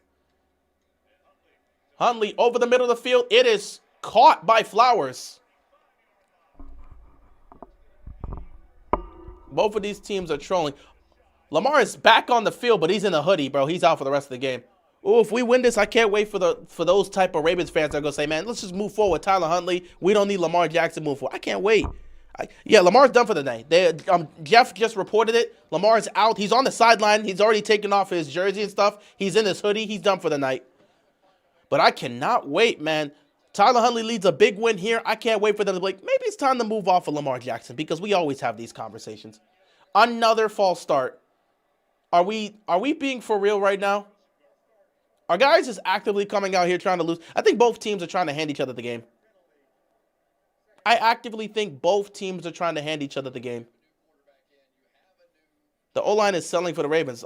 The O-line always sells for the Ravens. The false starts are killing. It's always been killing for the Ravens. But, man, I'm telling you, bro, let Tyler Huntley win this game. I can't wait for the pundits to come out and be like, man, look at this. Look at this. Season on the line. Lamar is out because of a back injury. We should move forward with Tyler Huntley. I can't wait for those pundits. It's going to feel like 2021 all over again. Oh, it's going to feel like 2021 all over again. I personally don't care. But it's going to feel like 2021 all over again. So Baltimore loses. The season officially over? No, the season's not officially over for Baltimore. It would be on the line, though. So basically, in order for Baltimore to survive, Cleveland would have to beat Pittsburgh next week. So if Baltimore loses, then the Ravens would have to beat the Packers and the Browns would have to beat the Steelers to force a Week 18 showdown. Do you think it's time to move on from Lamar? You guys say this every single time. Sure, move on from Lamar. Let's send Lamar to the Rams, or let's send Lamar to the Rams or to the Niners so he can play in a West Coast offense and go win a Super Bowl. It's time to move on from Lamar. You said it in 2021. You said it in 2022. When we went to the AFC Championship game, you weren't saying it was time to move on from Lamar. When Lamar put up 41-4 and had a historical season last year and was carrying this team, you didn't say it was time to move on from Lamar. Now it's time to move on from Lamar. Every time he gets hurt or compromised or the team ain't doing well, it's time to move off of Lamar. Sure, it's time to move off of Lamar. Send him to LA. Send him to, you know what? Let's do this. Since we want to, let's send Joe Burrow to the Rams and let's send Lamar Jackson to the Niners and see what happens in the NFC West. Let's do that. Because it seems like this division doesn't appreciate any sort of talent. So sure, send Lamar to the Niners. Send him to the Niners. Start Tyler Huntley. Let's just begin the tank. Whatever. Every single time it's let's move off of Lamar. Sure, let's do that. Let's move off of Lamar. Send him to the Niners. Please. Lamar would act, send him to the Vikings too. Send him to the Vikings. Let him have Justin Jefferson and Jordan Addison with that offense. By all means. Why not? Why not? Why not? Let's do that every single time. And I was just asking. By all means. You guys are always just asking. Why ask a question that you know the answer to? Why is it every time some compromise or injury happens, let's move off of Lamar? Let's move off of Lamar. Is it time to move off of Lamar? What do you think? What do you actually think? Y'all always doing, I was just asking. Why are you asking that question? Why? You weren't asking this question when he was doing what he was doing last year or towards a historical season. You weren't asking that question the year before when we went to the AFC Championship game. Why are you asking that question now? He's been injured all year. And now it's time to ask that question. Should Cincinnati be asking that question because Joe Burrow's been injured for half his career and they've missed the playoffs 3 straight years? Should they be asking that question as well?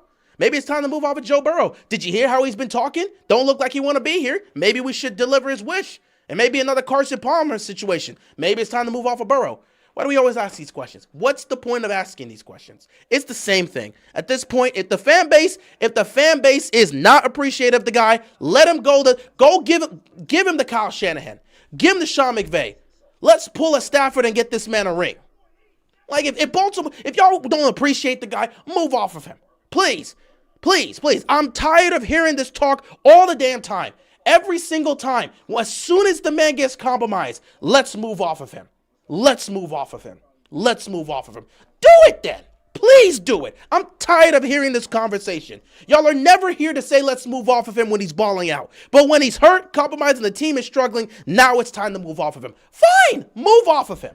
Send him to San Francisco. I want to see Lamar in the West Coast offense. I would love to see what Kyle Shanahan can do with that. I've seen what Kyle Shanahan has done with Brock Purdy. Let him go get Lamar. Send him to the Vikings with all those elite weapons. Do I think Lamar is elite? What do you think? He's one of them. Sure. Yes. I'm not even going to trip. Yes, I think Lamar is elite. There's been an elite 4 in the league for like at least the last 2 to 3 years. It's been Mahomes, Allen, Lamar, Burrow. It's been those 4. So yes, Lamar is elite. It's been those 4. And then you've had that second group of people that have been right there behind them that hasn't gotten that recognition, but they're very close. Like a Jared Goff for the most part when we've seen him play at that high level. You get guys like that, Justin Herbert when he's played at that high level. Yes, Lamar is elite. But it's cool. You want to move off of him? Please send him to San Francisco where he'll go win a championship with them and add another ring to that franchise. Please go send him to the Rams. Well, don't do that to the Rams. I think Burrow to the Rams is more likely to happen than Lamar to the Rams. But go send him to San Francisco. Go send him to Minnesota. Let him throw to Justin Jefferson and Jordan Addison, and we'll see what happens with that. I'm tired of this talk every single time. Every single time, let's move off of Lamar. I really wish the franchise would do that so we can just see how this goes. If y'all want it so bad, because there's no reason to ask for this. You weren't saying this last year when he was carrying a terrible defense. Now we want to say it this year where he's compromised. You guys always wait for the lows of a player to say let's move off of them. But when that player is balling, it's crickets. Why? He's an elite athlete, not an elite passer. Sure, he's not an elite passer. Doesn't matter what he did last year or what he did elite before. It don't matter. You've always said this. You will always say he's not an elite passer. Despite the fact that last year he passed an elite level, he was top 5 or 10 in every single passing statistic, put up a season we've never seen from a quarterback. He's not an elite passer. Fine, cool, great. Next topic. I'm tired. Please, I'm begging this franchise. I'm tired of hearing these fans come here and talk. Move off of Lamar so I don't have to hear this conversation again. I'm tired of y'all bringing this up. You don't want him. You don't appreciate him. Send him somewhere else. Let's drop somebody new. I'm tired. It's been 8 years of this, dude. It's been 8 years. I've been here for all of it. I don't want to hear this anymore. Derrick Henry, inside the 10, inside the 5, first and goal Ravens. If y'all don't want him anymore, move off of him. I don't want to hear this conversation anymore. It's been 8 years of you guys saying this on my channel. You don't want him, you don't appreciate him, send him somewhere else. If this is a top tier franchise, we'll find a new quarterback. I wish him the best of luck somewhere else. Let's draft a new quarterback. Let's see what he can do. Hopefully he can win this team a Super Bowl. But I'm so sick and tired of this talk. I am so sick and tired of this talk. Nothing he ever does is good enough for you guys. No matter what he does, no matter how successful he is, no matter what he shows, you will never give him his credit. Fine, send him somewhere else. You don't want him here, send him somewhere else. Derrick Henry up the middle, down to the 1 yard line. Second and goal.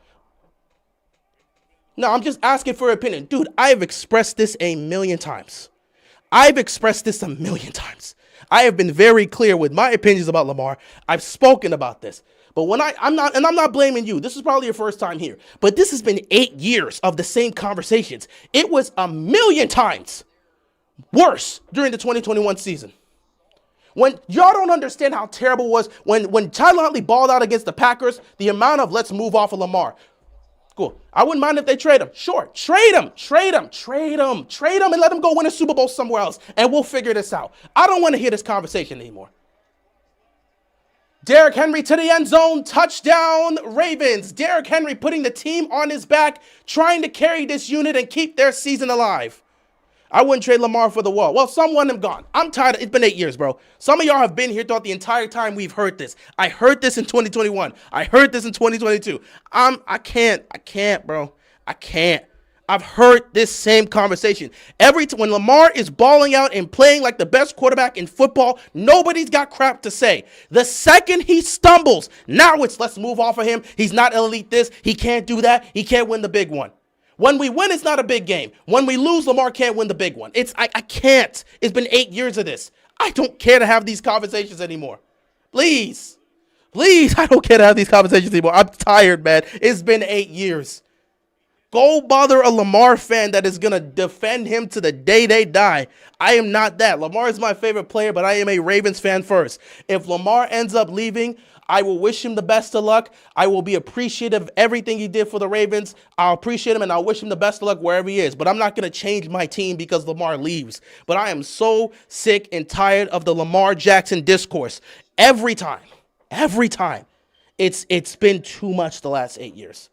I cannot continue this.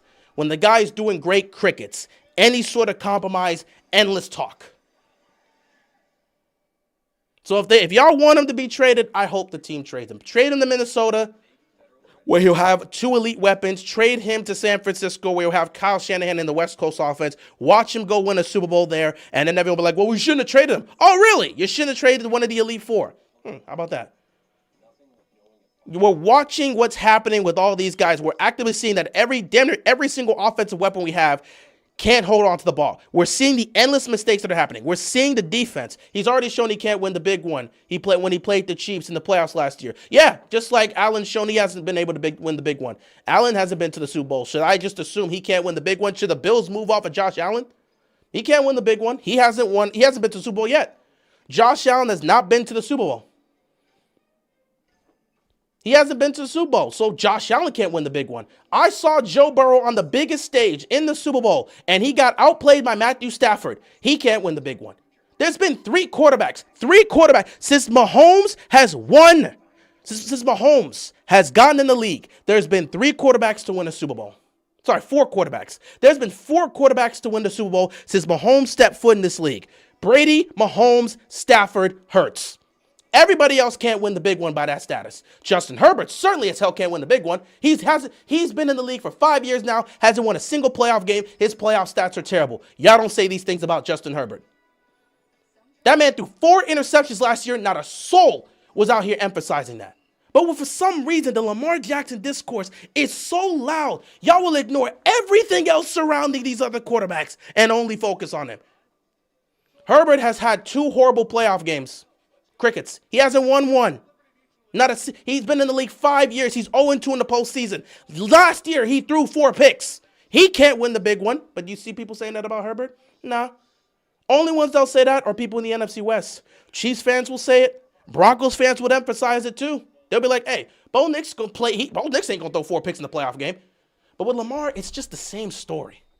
So since he can't win the big one, since Josh Allen can't win the big one, why don't we all move out of these quarterbacks? Since Mahomes came in the league in 2017, his first year as a starter was 2018. There's been, from 2018 to where we are today, there's been 4 quarterbacks to win a Super Bowl. Mahomes himself, Brady, Stafford in 21, Hurts last year. The rest of the quarterbacks can't win the big one. But again, it's always let's emphasize on Lamar. Justin Herbert can throw 4 picks in the playoff game and stink up the joint. We don't have to say nothing about that. Josh Allen hasn't been to the Super Bowl, but because he has great stats in the playoffs, he gets an endless pass, even though last year he had the ball with 3 minutes left and couldn't convert on 4th down. Oh, but his receiver couldn't catch the ball, so it's not his fault. Interesting. It's not Josh Allen's fault that what was it, Connect? It's not Josh Allen's fault that Connect couldn't catch that ball on 4th down. But it is Lamar Jackson's fault that Mark Andrews couldn't catch a 2-point conversion. You see how you guys work? I don't want to be part of these conversations anymore. I just want to watch the game. I don't want to be part of this crap anymore. Y'all want to keep taking shots at these players. I don't care. I don't know these people. I don't know these people. I've never met these people. These people do not affect my life. I am a fan of the team, and the players are on my team. I love and support. But I'm not going to be doing this. It's been 8 years of this, man. I cannot keep doing this. If y'all don't want him here, please, I hope he leaves and goes win the Super Bowl somewhere else. I'm tired of hearing the stories, man. Every time. He can't win big. When we lose, he can't win big games. But when we win, it's not a big game. We beat the Texans in the divisional round. Wasn't a big game. But it's the same story, man. I'm tired.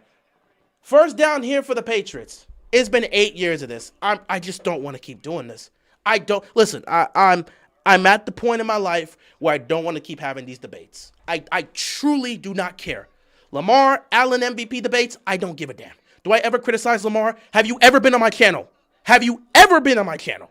I'm not answering that question. Have you ever been on my channel? You said this is the first time you've been here. Have you ever been on my channel? Those of you that are in the chat that have been on my channel, have I ever criticized Lamar? Please answer that question. Because I'm not going to continue to answer. If you said this wasn't your first time here. People in the chat that have been here for long, have I ever criticized Lamar? I can't win. Whenever if I say something, it's the same thing with the LeBron conversation. I say something in defense of him, all you do is praise and defend him. You never criticize him. When I criticize him, oh, you're a hater. I got so much heat when I criticized him for the AFC Championship game. To this day, I hold him and Todd Mucker responsible for us losing that title game. But I never criticized Lamar. Cool. We don't appreciate nothing here. Fine, move off of him. I'm done. I don't want to. I'm tired of these conversations. The Patriots are doing a good job moving the ball right now. You don't remember because you ain't been here like that. That's how I know you ain't been here like that. Of course you don't remember. You don't remember me criticizing him, but you remember me defending him. All right, bro. I don't want to be in these conversations anymore. I'm tired of talking about quarterbacks. I'm tired of talking about these quarterback debates. I don't want to do that anymore. I am a football player. I'm a football player. I'm a football fan. Used to be. I am a football fan, and I just want to talk about the Ravens and just talk about sports. I don't want to get in these endless discourse and debates about quarterbacks and players. Y'all will do that to the day you die. I don't want to do that anymore. I'm tired. I have reached that point in my life. I have reached that age where the debate, when I was a teenager, sure, I will debate y'all to the end of the world. This guy better than that guy. This guy better than that guy. This guy deserves more. I'm 26. I don't want to do this anymore. I don't want to do this anymore. I am a fan of my team. I always do this. When the team wins, I give fair praise to everybody on the team. When the team loses, I give fair criticism to everybody on the team. My favorite player is Lamar. I have criticized him many times. Back when he was still on the team, my favorite player in the Miami Heat was Jimmy Butler. I criticized Jimmy Butler a million times for many moments that I did not agree with. I still don't like how Jimmy Butler handled the situation towards the end of his tenure. Can we agree to get rid of John? I've been saying it for 5 years. Matter of fact, you can go to the very first season, the very first year I was on this channel. When Flacco was still the starter, I called for Harbaugh's job. I wanted him gone 8 years ago.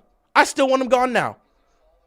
I've been actively saying get rid of John for years now. I came onto this platform saying get rid of John Harbaugh. Right now, oh, this is for a touchdown. This is for a touchdown. Oh, he caught it. Touchdown, Patriots. Oh, my God. That was a beautiful throw. 9 minutes left to go in the game. And Kyle Williams made an amazing catch. Oh, Drake May is going for this, man. Wow. That was a must-score drive. Marlon Humphrey getting cooked. What else is new? Marlon was trying to get the ball out of his hands. Marlon Humphrey getting cooked is what you expect. Wow. Wow. Marlon Humphrey, it's over for this dude, bro. Marlon Humphrey done. I don't know what else to tell you. Marlon Humphrey is done. Marlon Humphrey is done, dog. It's over. We don't even need to pretend. Marlon Humphrey got to go. At the end of this season, it's time to move off of Marlon Humphrey. We don't need to keep playing these games, bro. At the end of the year, move off of Marlon Humphrey. I'm dead serious. They're going to get the 2-point conversion here. He's got plenty of time. He can step up. He's going to toss. And there it is, right in front of Kyle Hamilton, too. They get it for 2. It's a flag on the play. Let's hold. What's the flag for? If this is a holding call, if it's a hold, it's going to be on the Ravens.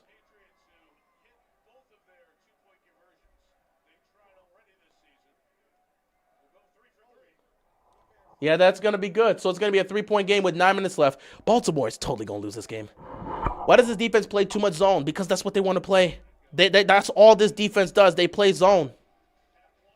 That's all they do. They play zone. I don't appreciate John. I have said on a million times, I appreciate what John has done for this franchise. I do. I appreciate him coming here in 2008 and helping make this team competitive. From 2008 to 2012, We were one of the most competitive teams. We won 9 playoff games, went to 3 AFC title games, and won a Super Bowl. I appreciate what John Harbaugh did for this franchise, and obviously he's one of the greatest coaches we've had. At the same time, it is time to move off of him. At some point, you have to move off of a guy. He's been here for 17 years. He's done what he can. But the philosophy, the mindset of this team is not where it needs to be. He's been here for too long. It's like an Andy Reid in Philadelphia situation. At some point, it's time to move off of the coach. That the same messages, the same philosophies, it's not hitting the way it hit a decade ago. I appreciate what John's done. I will always appreciate what he's done. But at some point, you have to move on and get a coach that better fits this era of football. You've got to go get one of those young defensive coordinators or one of those young offensive coordinators. You have to. You got to get a head coach, a younger head coach that's better adjusted to this modern day age of football.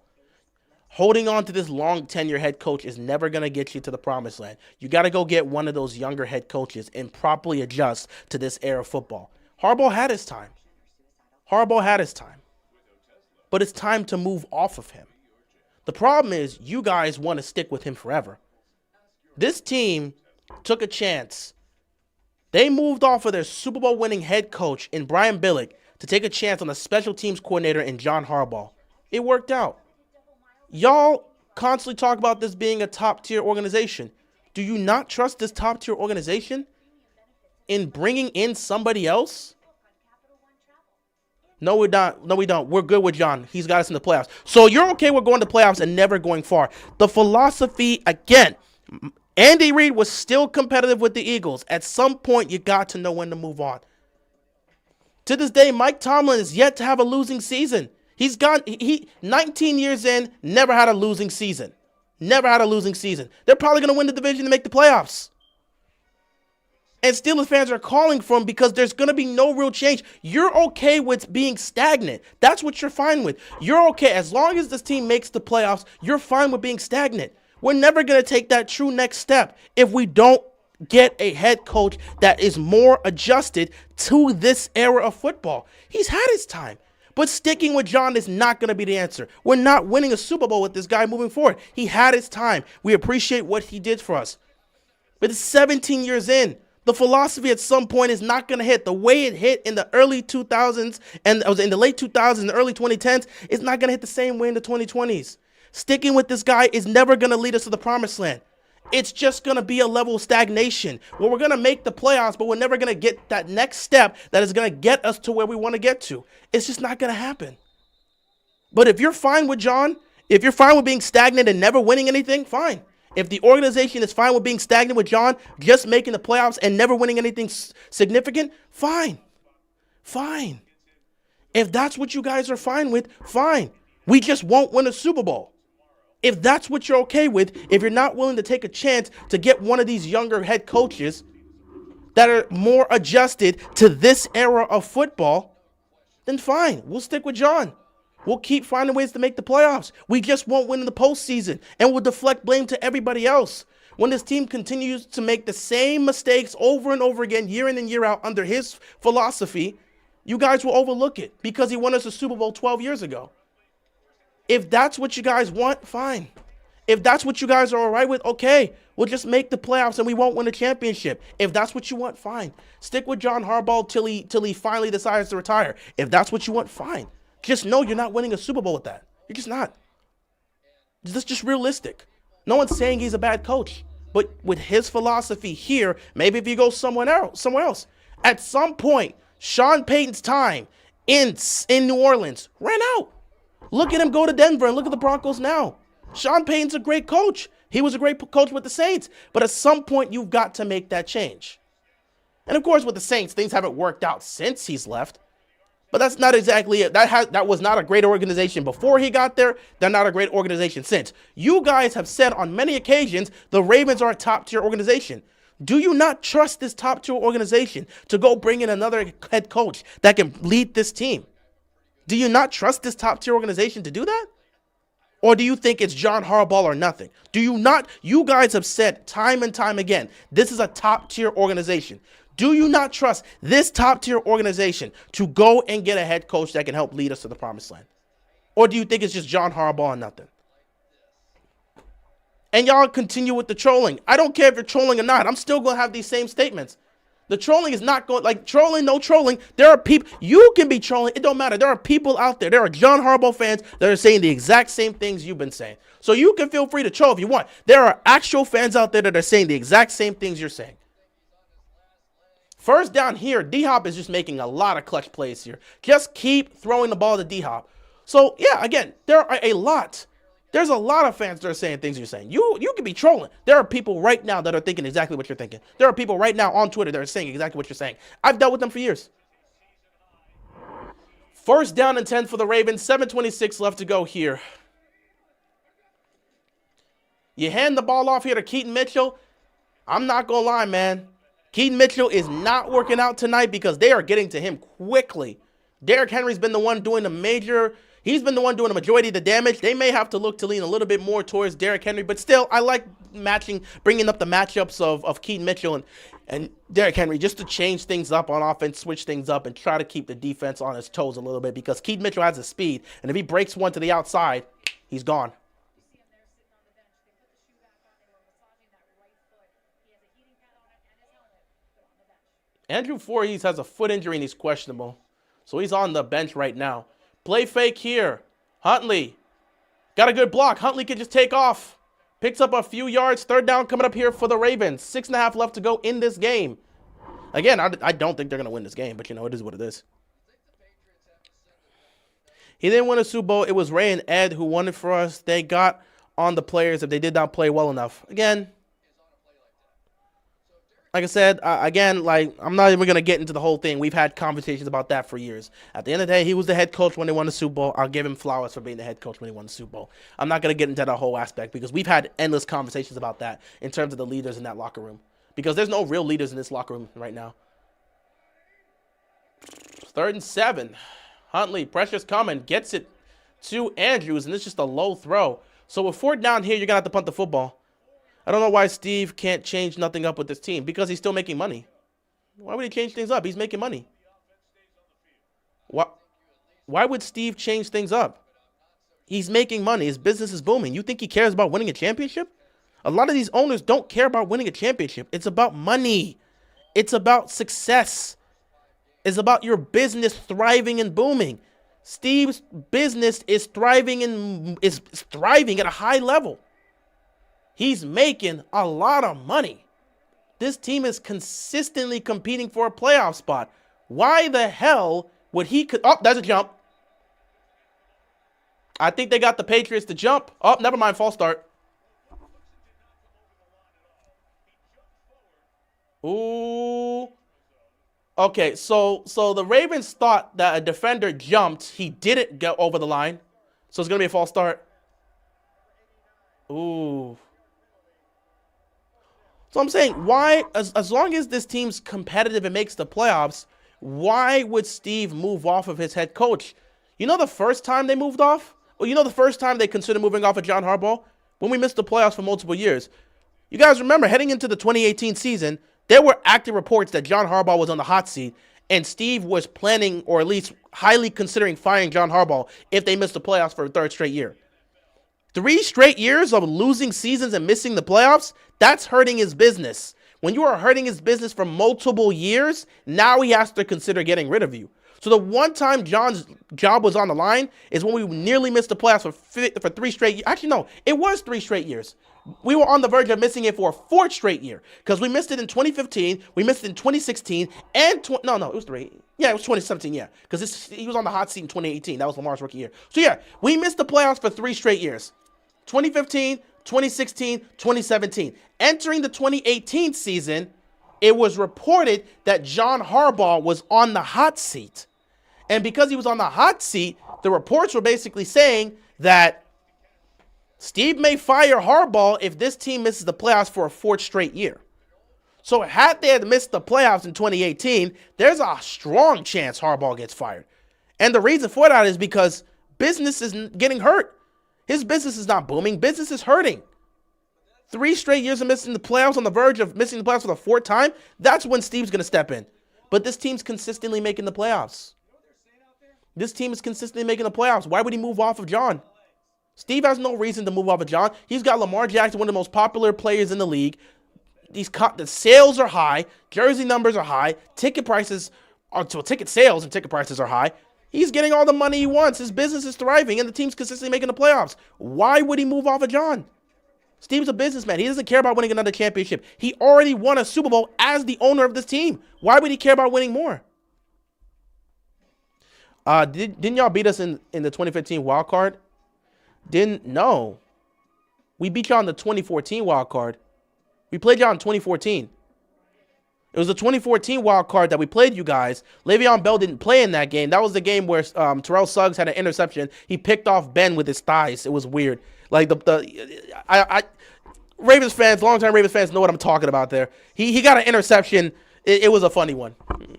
People talking about him using the thigh masters to get that pick. So yeah, we won that game. It was 2014. We won in the playoffs in 2015. 2015, I think you guys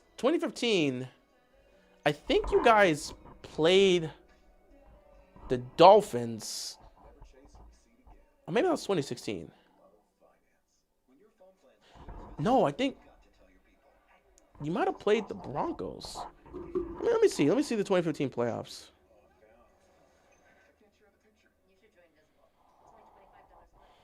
Unlimited data and hotspot, all on Verizon, America's best 5G network for just $25. You played the Bengals. That's what happened. You played the Bengals in 2015. Yeah, you played the Bengals that year because Just a reminder of what is at stake. Both teams 2 games remaining after this one. If the Ravens lose tonight, they no longer control their path. yeah, I think it was 2015. I think you guys played the Bengals in 2015 because the Bengals won the division, but that was the year Andy Dalton got hurt and was out for the season. So you guys played it. That was the famous Vontaze Burfict hit on Antonio Brown, and the Bengals lost that game. You guys played the Bengals in the wild card round. I think you played the Broncos in the division round and lost. So yeah, 2015, you played the Bengals in the wild card round in 2015 and lost. We played you guys in 2014. Yeah, Lamar's faking the injuries. Sure, I'm not. Yeah, sure, he's faking injuries. Matt Collins is cooking the secondary. You're right. I shouldn't have said that about Steve. I'm just frustrated. That's all because his team does. No. It's fine for you to say what you're saying about Steve. Steve, again, he doesn't really care about the team winning another Super Bowl. All that matters to him is they're making money. Lamar deserves better. What can he do? It is what it is, man. I'm not gonna do Lamar deserves better or worse. And yeah, sure, Lamar's faking an injury, man. Despite the fact that he has 15 injuries, he's faking the injuries. All right. Ravens defense is going to fold here, and the Ravens season is going to come to an end tonight. No Lamar Jackson out here. Can't do nothing about it. It's been an injury-filled season. You might as well end the season now.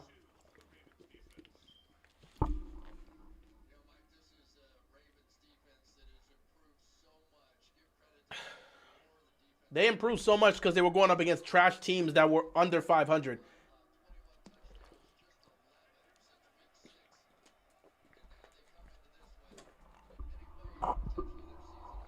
Season is on the line here. All right, Drake May to Stephon Diggs for the first down. Marlon Humphrey getting cooked once again.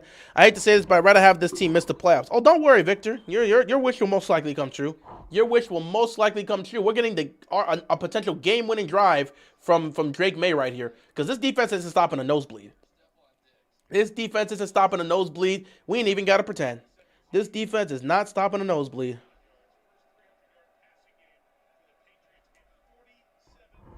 Drake May has 345 passing yards.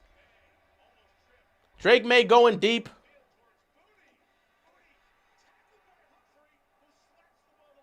Incomplete. I don't know what the hell just happened. Booty couldn't make the catch. Is there a flag on the play? There's no flag on the play. No flag on the play. So Marlon was on the coverage. There was no flag on the play. It looked like Booty made the catch. He never maintained control. I thought it could have been potentially defensive pass interference. Booty did not maintain control of the ball. The ball was constantly moving. He was trying to maintain control, and then Humphrey just swatted it out of the way. That's an incomplete pass.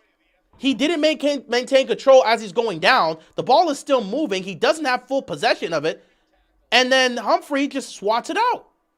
So, yeah, that's incomplete. And I'm surprised they don't throw a flag for defensive pass interference. That looks like it should have been defensive pass interference.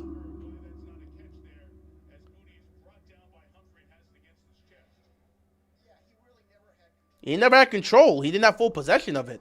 But I'm surprised they didn't call defensive PI. And Booty got hurt on that play, or at least he got the wind knocked out of him, so he's exiting the game. 3:10 left. Like I said, nobody trusts this defense to actually make a stop. Let's be realistic. You think this defense is going to make a stop to win the game? Nobody trusts in this defense to do that. This is a game-winning drive for New England. Tyler Huntley to go win the game. Come on, guys. Yeah, this is a game-winning drive. Either the Ravens defense makes a stop and saves their season, or New England goes to 12-3. I think if you're a betting man, you'd put more money on a certain individual, i.e., you put more money on Drake May and the Patriots. Why didn't Humphrey try to catch it? You go tell him that. You go ask him that question after the game, why didn't he try to catch it? All right, 2nd and 10. Drake May's got all day. Another throw to another open receiver. 3rd down. 3 minutes left.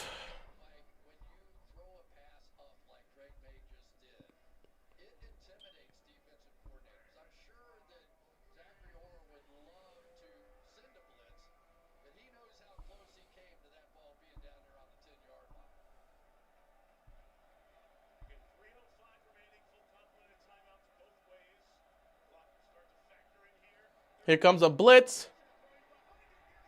Nate Wiggins nearly picked it off. Blitz was coming. Drake May got out quickly. And he nearly picked it off. 3 minutes left, 4th and 2. Nate Wiggins nearly picked that off. I wish Nate Wiggins would have picked that off. If Nate Wiggins picks that off when out in this situation, I don't trust this defense to make a stop on 4th and 2. And if I'm Drake May, Drake May is actively going to target Marlon Humphrey. Look towards the top of the screen here. 4th and 2. I don't give a damn. Snap the ball. I'm throwing to my right where Marlon Humphrey is. I'm throwing right to Marlon Humphrey. Snap. Look. Fire. Oh, what a catch by Diggs. Oh, my goodness. Stephon Diggs. And once again, the Patriots continue to convert. Under 3 minutes left. This is another game-winning drive. And once again, when you expect the defense to make a stop, they once again can't make the stop. No matter what you say, no matter what you do, you try to get them to make the stop. The defense cannot make a stop to save their lives.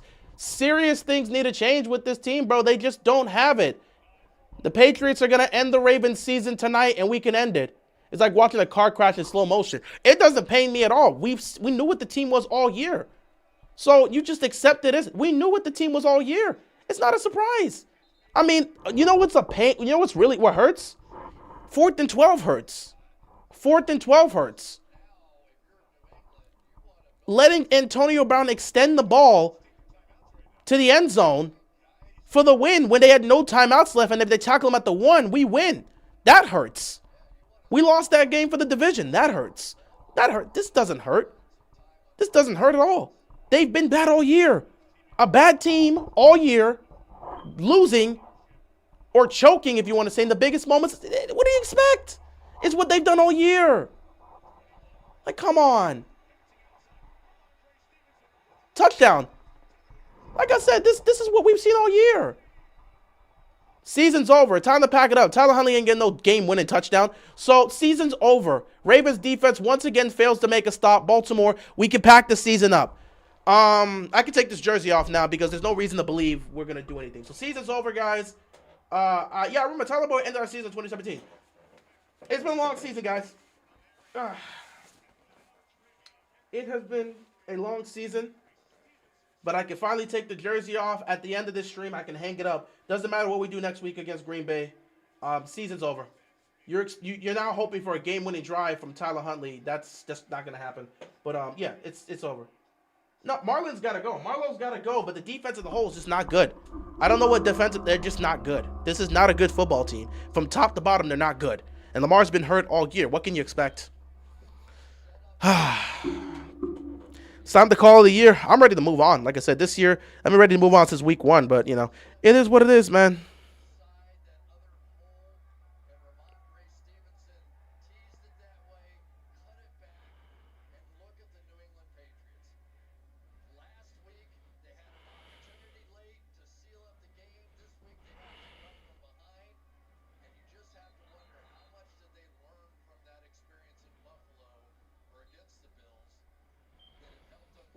They haven't learned anything. Oh, you're talking about New England. Yeah, New England learned from Buffalo. But again, it's just the same thing. Huntley's not going to get us a game-winning drive. I just want this. 2 minutes left and the season ends, and I can just move on. We know next week won't be for nothing. We can just chill out. Week 18 won't matter. At the end of the day, bro, I'm just ready. We're not mathematically out. Basically, Baltimore would have to beat the Packers next week, and the Steelers would have to lose to the Browns to force a Week 18 matchup for the division. But if Pittsburgh beats Cleveland next week, they win the division. It doesn't matter what Baltimore does. Yeah, I'm ready for the season to be done. Like I said, I've been ready for the season to be done the whole year. People tried to put this imaginary belief that this team's gonna magically get it done, but we knew from the start this team wasn't magically gonna get it done. I want the Ravens to miss the playoffs so Steve can open his eyes. 1 year of missing the playoffs is not gonna be enough to open his eyes. So Harbaugh's not going anywhere. Zachary Roy's not going anywhere. They're not gonna make any significant changes. The Ravens have lost 11 games when leading by 7+ points in the fourth quarter since 2021. That's the most in the 5-year span in NFL history. This is a generational level of choking, but we don't need to change the head coach. A generational level of we have lost 7 games. We have lost 11 since 2021. The Baltimore Ravens have lost 11 games when they had a 7+ point lead in the fourth quarter. That is the most in a 5-year span in NFL history. Like, realistically, I need to point this out. The Ravens have lost 11 games since 2021. They have lost 11 games where they've had a 7+ point lead in the fourth quarter since 2021. That is the most in a 5-year span in NFL history. This is a generational level of choking. That's what this era of Ravens football has been. A generational level of choking. It's time to put an end to this, man. A generational level of choking.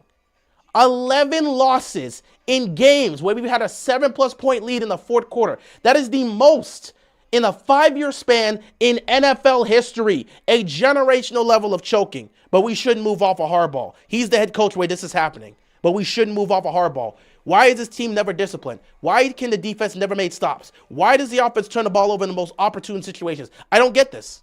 I don't get this at all. This has been happening for years, but we shouldn't move off of Harbaugh. We've had a historical level of choking throughout this entire 5-year period, but nobody wants to hold Harbaugh accountable for being the head coach of a team that chokes. We talked all the time about teams that choked, and they lost their jobs because of it, but Harbaugh is all of a sudden excused? Derrick Henry's on the bench right now. You know what, Derrick Henry, don't even come out. Derrick Henry is on the bench. The Ravens are conceding. There's no Keaton Mitchell out there. Rashid Ali's out there. Lamar and Derrick Henry are on the sideline watching the season come to an end. 2nd and 15. 4 plays that we could call of the year. Huntley fires across the middle to Zay Flowers. Zay Flowers fumbles the ball. Season's over. Flowers fumbles the ball. Season's over. Flowers fumbles the ball, season's over, pack up the year. Flowers fumbles the ball, the season is over, pack up the year. What a perfect way to end the Ravens year. What a perfect way to end the season. A year of disaster. A year of just garbage. What a year of failure, a year of disaster. This is going on every single one of their resumes. Lamar, this is on your resume. Derrick Henry, this is on your resume. Zay Flowers, it's certainly on your resume. John Harbaugh is definitely on your resume. Everybody's going to bite this. I knew Zay Flowers was going to fumble that ball. 1, 2, 3, Cancun, let's go. Season's over. Season is over. Everybody and their grandmother could have seen this coming. Every time. It's like clockwork. Zay Flowers tries to make 2-3 moves because he's trying to do too much. Someone comes out and immediately knocks the ball out of his hands. This has happened on multiple occasions. Season's over. Season's over. I don't care what they got to say. Lamar costs us. I don't care. Season's over. Season's over. Let's pack the year up. Let's go home. Season is over. Season's over. They can feel however they want to feel. Season was a failure from week 1. They choked against the Bills, never recovered. That's y'all legacy. A legacy of failure and choking. That's what this era of Ravens football has been, an era of failure and choking. 11 games. The Ravens have lost since 2021. The Ravens have lost 11 games where they've had a 7+ point lead in the fourth quarter. That is the most by any team in a 5-year span in NFL history. That is a generational level of choking. Choking, failure, underperforming, disappointment. That defines this era of Ravens football. And that goes on everybody's resumes. Whether you like the player or not. That goes on John's resume. That goes on Lamar's resume. When you go to Hall of Fame, buddy, that's on your resume. Everybody's going to bite the bullet on this one. And I don't care personally, but everyone's going to bite the bullet on this one. That goes on everybody's resumes. We can finally end the season. I don't care. Cleveland, by the way, season's over right there. There you go. First down, stay in bounds, game's over. Game's over, we can end it. No, I don't care about if they can get it. I don't want them to. Season's over. We don't need to talk about the possibility. Season's over. Do you think Zay's elite? Do you think that? Do you think that? Do you think that? How's it on Lamar's resume? Dude, it's going to be on everybody's resume. Whether you believe, whether you want it to believe, whether you want it to be on his resume or not, it's going to be on his resume. It's going to be on his resume. They always put it on there. You don't have to like it. You don't have to enjoy it. I'm telling you the truth. I'm not sitting back and saying my personal opinion. It's going on everybody's resume, whether you like it or not. Lamar missed 6 games this year. They're still going to put it on his resume. You don't have to like it. You don't have to agree with it. You don't got to enjoy it. They're going to put it on his resume. Why? Because at the end of the day, when they had a chance to take first place in the AFC North against the Steelers, they lost. When they had a chance to be the Cincinnati Bengals team that came to their house for Thanksgiving, they lost. Guess who was the starting quarterback? Lamar. They will have reasons to point to him, whether you like it or not. This is how it's going to go. I'm telling you how things are going to go. You don't have to like it. You don't have to agree with it. You don't have to believe in it. Season's over. It's going on everybody's resume. You don't have to agree with it. You don't have to like it. This is just how it is. Season's over. We can put an end to this era. Please, for the love of God, make some changes, man. Make some damn changes. This year has been disastrous. It has been trash. It has been garbage. I am ready for some changes. This season has been a disaster of a season. And honestly, I don't care. I'm glad this is over. The Ravens are not mathematically eliminated, but they need the Browns to win. They need the Browns to beat the Steelers, and they got to beat the Packers next week. I don't care for that. In my opinion, the season's over. I hope Pittsburgh blows out the Browns to make sure that's not close. Season's over. I don't want to see this team in the playoffs. Season's over. Season's over.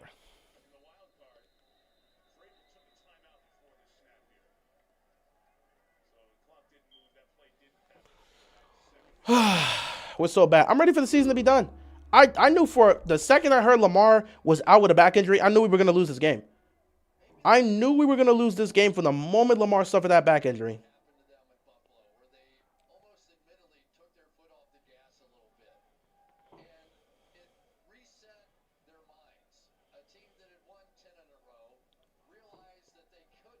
The Ravens deserve all the criticism, and this is going on everybody's resume. You don't have to like it. You don't have to agree with it. You don't have to even approve of it. It's going on everybody's resume.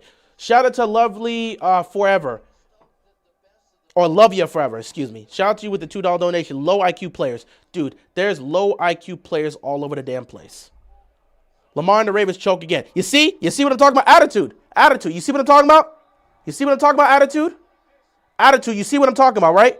You just said, how is this going to go on Lamar's resume? He's been hurt all year. Did you just see what Hustle Life said? Lamar and the Ravens choked again. I'm telling you how it's going to be perceived. You don't have to like it. You don't have to agree with it. You don't even have to enjoy hearing it. At the end of the day, it's going to go on his resume, just like it's going to go on everybody else's resume. It doesn't matter if Lamar missed 6 games. It doesn't matter if he's missed 6 games. They're going to put this on his resume. You don't have to agree with it, but they're going to put this on his resume. He didn't even play in the second half.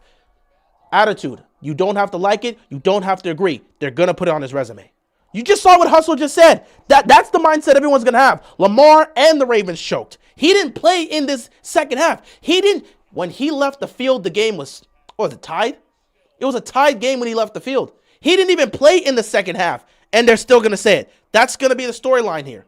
He didn't play in the second half, but they'll still say he choked. Because at the end of the day, they'll look at the Steelers game, they'll look at the Bengals game. Those 2 losses ended our season. And he was a quarterback that played.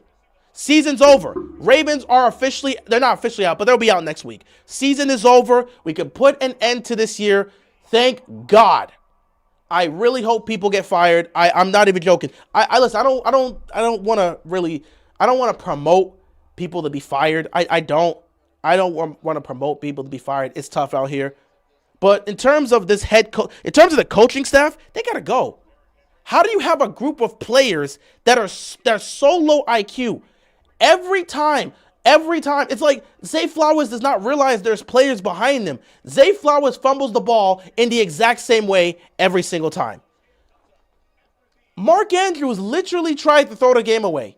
He's getting spun down, getting tackled down. As he's falling down, he tries to lateral the ball. That could have been a fumble recovery. What type of low IQ play is that? The Ravens do nothing but play low IQ football. This is a dumb football team. This is an undisciplined football team. This is a low IQ football team.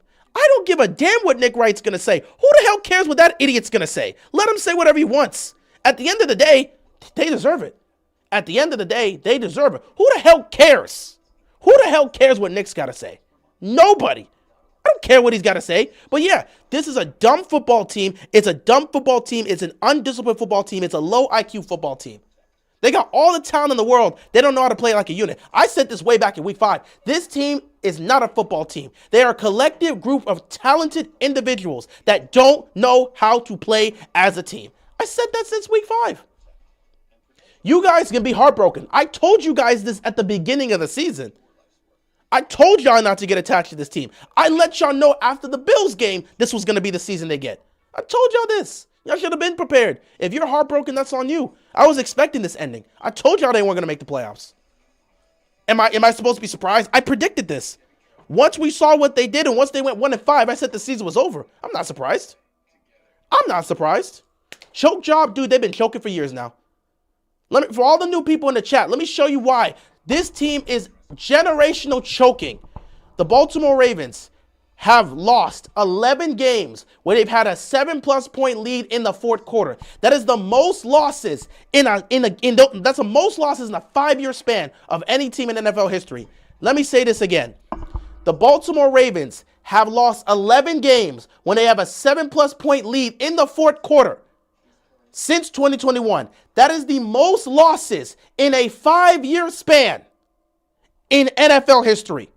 A generational level of choking, but nothing should change. A generational level of choking, but everything's okay. A generational level of choking, but no changes need to be made.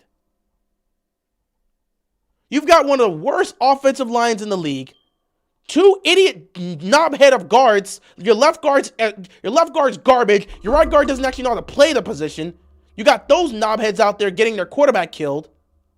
And they don't make changes. I mean, this team, this organization, this franchise has fallen so low since Ray Lewis has left.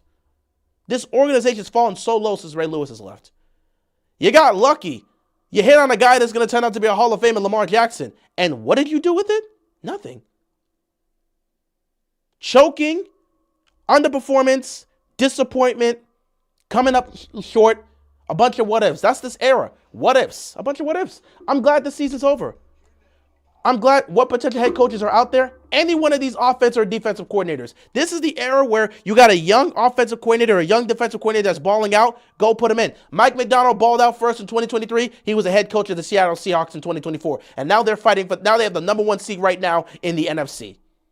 Ben Johnson was with Philadelphia last year as our offensive coordinator. This year, not with the Eagles. He was with the Detroit Lions. He was the Detroit Lions offensive coordinator last year. Ben Johnson was the Detroit Lions offensive coordinator last year. He's the head coach of the Chicago Bears. They have the number 1 spot in the NFC North, and they're fighting for the number 1 seed in the NFC.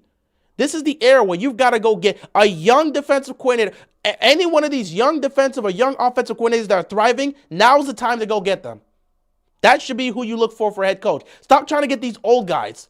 It's over. They're done. They had their moment. Pete Carroll is not going to survive in Las Vegas. They're probably going to get rid of him too. It's time to move off of these old guys. It's time to go get these younger offensive defensive coordinators and make these guys some head coaches. That's the way. That is the way. It's clear as day. But this team don't want to do that. So stick with John Harbaugh. Hey, guess what, John Harbaugh? Another game that you coached, your team had a double-digit lead in the fourth quarter, and they folded. What happened, coach? What happened? Where were the adjustments? Why couldn't the defense make a stop? Why did the offense go stagnant after taking a double-digit lead? What happened, coach?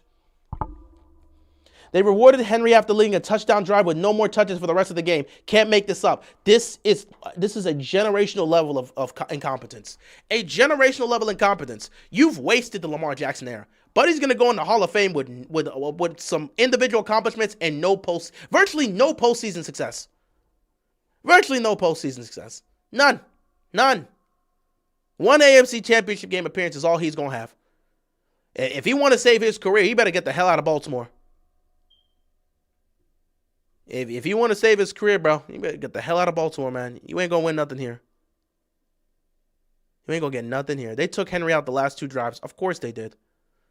Lamar Jackson will go down as the Charles Barkley of football and never could win the big game. Dude, Charles Barkley got to an NBA Finals. That's not the comparison you want to get. Charles Barkley at least got his team to an NFL. His team at least went to the NBA Finals. We stopped at the championship game. And Lamar won't be the only person that goes down as that, because guess what? There's a multitude of quarterbacks that haven't been to the Super Bowl. Josh Allen hasn't been to the Super Bowl. If he doesn't get here this year, what happens if the Bills don't make it there? Josh Allen gets to have that title as well. He could be there too. Justin Herbert's another guy you can make candidacy. Lamar's not the only one that hasn't done that, so there'll be multiple guys that'll get that title. But again, you've wasted. Lamar, if I was you, I would request a trade to San Francisco. I don't know if they're too locked in with Brock Purdy. San Francisco, maybe Minnesota. How would you like to throw to Justin Jefferson and Jordan Addison? See how that works out for you. They have to give Lamar has to sign an extension this year. Otherwise, he's going to put $74 million on the cap. What incentive would he have to want to come back? Look at the state of the team. What incentive would he want? That offensive line is complete garbage. Why would he want to take snaps under that offensive line? All the talent in the world, and they're going to miss the playoffs. Ravens choke. Dude, they've been choking for 5 years. This is normal to them. This era has been nothing but choking. We saying Ravens choke like this is anything new. They've been choking for years now. This is just normal. This is the standard. Choking is the standard in Baltimore. Didn't you know that? This is the standard. San Francisco, no, he don't need to go to Miami. He ain't going to win nothing in Miami. No, not Miami. San Francisco, sure. I would only say Minnesota because of the weapons, but San Francisco, perfect. I want to see Lamar on the West Coast offense. Let him go somewhere else. He ain't going to win nothing here. This organization ain't serious. Start from the bottom. It's over. Like I said, you missed your window. It's over. It's done. Wrap it up. Wrap it up.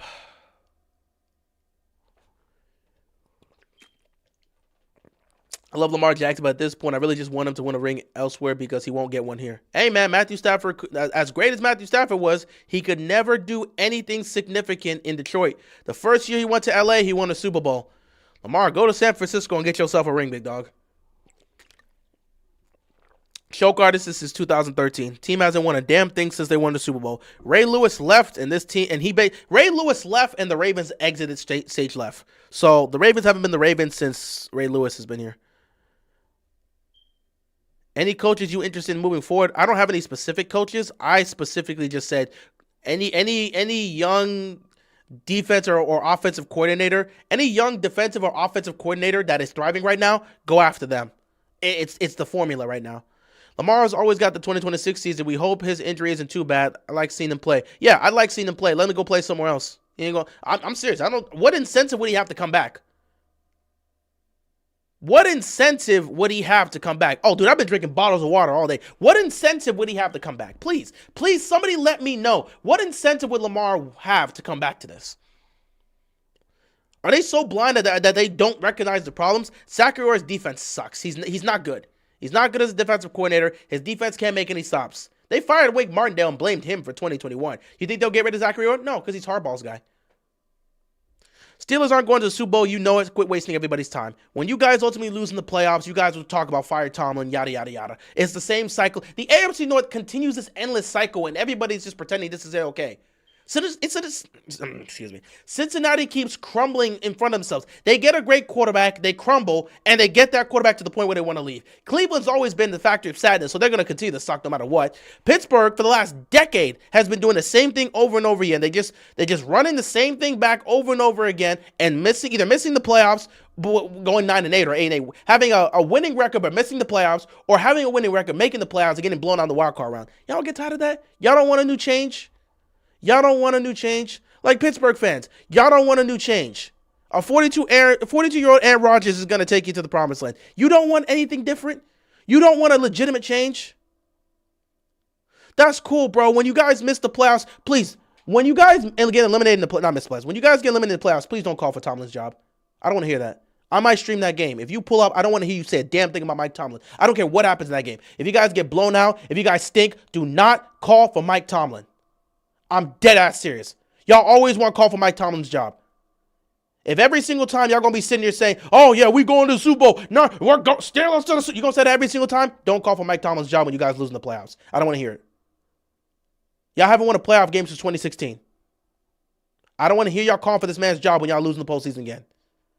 Because you always get your hope up with these old quarterbacks coming in. And then when things don't work out the way you want it to work out, oh, man, Mike Tomlin got to go. When you had Russell Wilson last year and you went to the playoffs and you got blown out by Baltimore, Mike Tomlin's got to go. Don't do that same crap this year. If you're going to keep sitting here and yapping your gums, talking about you going to the Super Bowl, do not call for Tomlin's job when you guys ultimately go one and done. I'm dead serious. Up by 11, Henry go. Oh, sorry. Shout out to Joshua with the $2 donation. Up by 11, Henry going crazy. What could go wrong? Oh, just don't give him the ball. Don't give him the ball. Just don't give him the ball.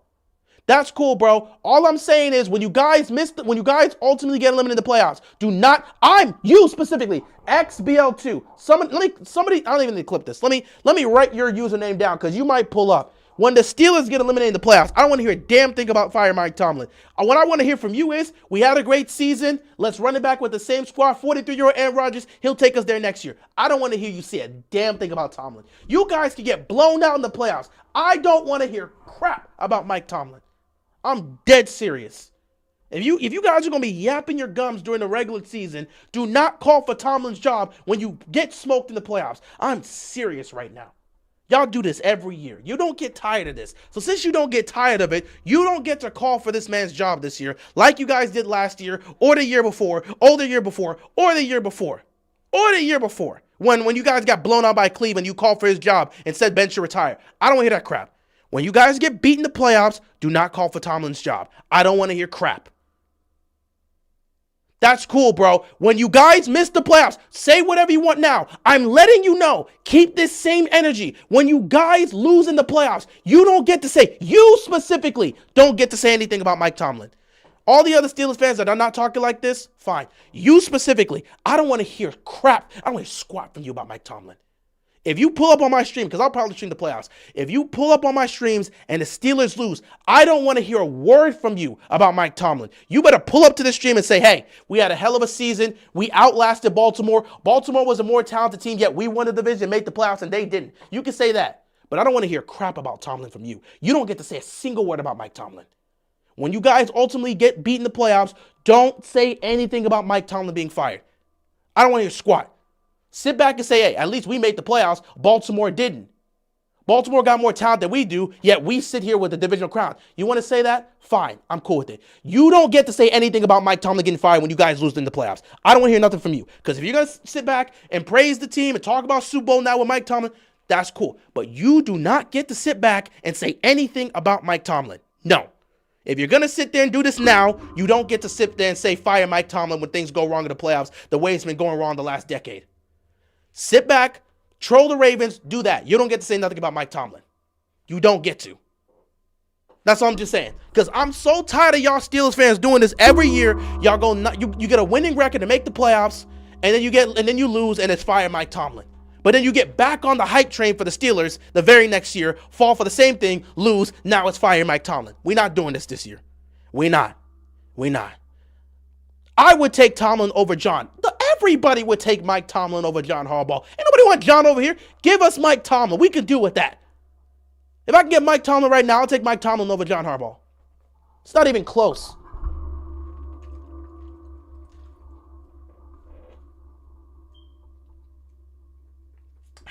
Harbaugh's the only reason Tomlin still has a job. Harbaugh's the only reason a lot of guys have a job. Let's see.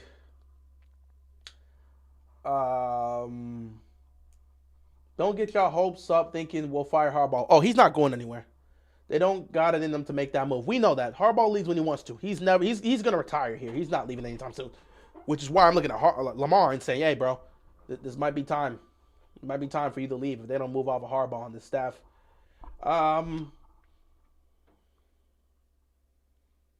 Let's see. Incentive is to prove his critics like me wrong. Can Lamar win a Super Bowl? Please come back, Lamar. No. I'd prefer if he just goes somewhere else. If he goes to San Francisco under Kyle Shanahan, he'll win the Super Bowl.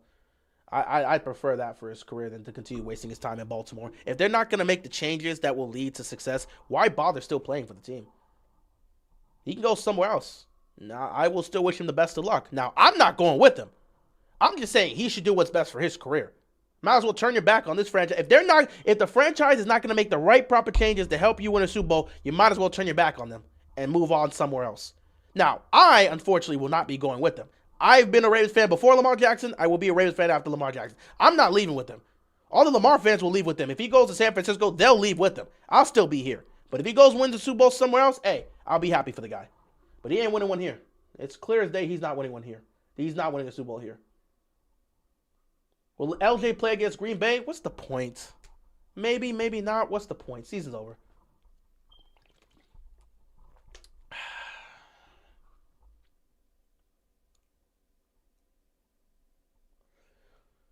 Well, Dark Musician, you are a realistic Steelers fan, so I know you obviously will see the very flaws of your team and understand it, but, not everyone's going to be like that. The NFL sucks this year. No Joe Burrow, no Patrick Mahomes, no Lamar Jackson in the playoffs. Like, what is the world coming to? It is what it is, man. I mean, Mahomes suffered a season-ending injury. Joe Burrow missed significant time. Lamar missed significant time, and their teams proceeded to play like trash. I mean, all three of these quarterbacks have suffered injuries and missed the majority of time. Well, Patrick Mahomes tore his ACL. He's done for the year. Lamar and Joe were out for significant time. So nothing you can do about that. When your team goes 1-5, when you're gone, what are you supposed to do? I hope Seattle wins it all just to make this organization realize how dumb and blind they are for not keeping Mike McDonald. That's their problem. That's their problem.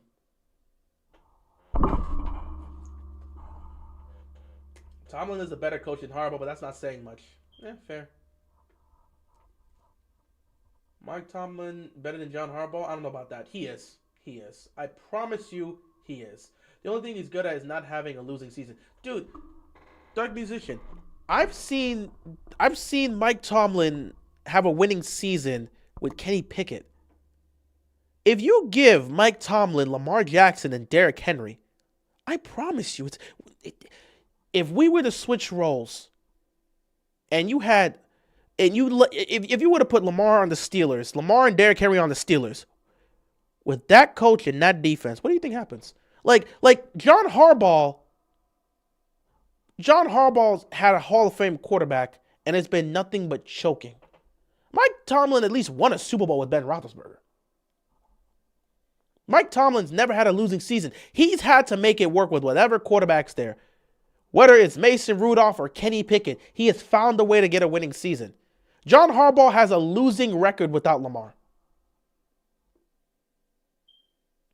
Without Lamar since the Super Bowl. Since the Lamar Jackson era started. Because I'm not going to count the Flacco days. Go check his record without Flacco. That's a different conversation. Since Lamar stepped foot in as the starter, go look at John Harbaugh's record when Lamar Jackson is not the starting quarterback. Go look how atrocious that is. Go look at when he has to use backup quarterbacks. Mike Tomlin's using older quarterbacks and backup quarterbacks. John Harbaugh's had an elite quarterback with them, and they still can't get anything done significant. You know how insane that is? You know how pathetic that is?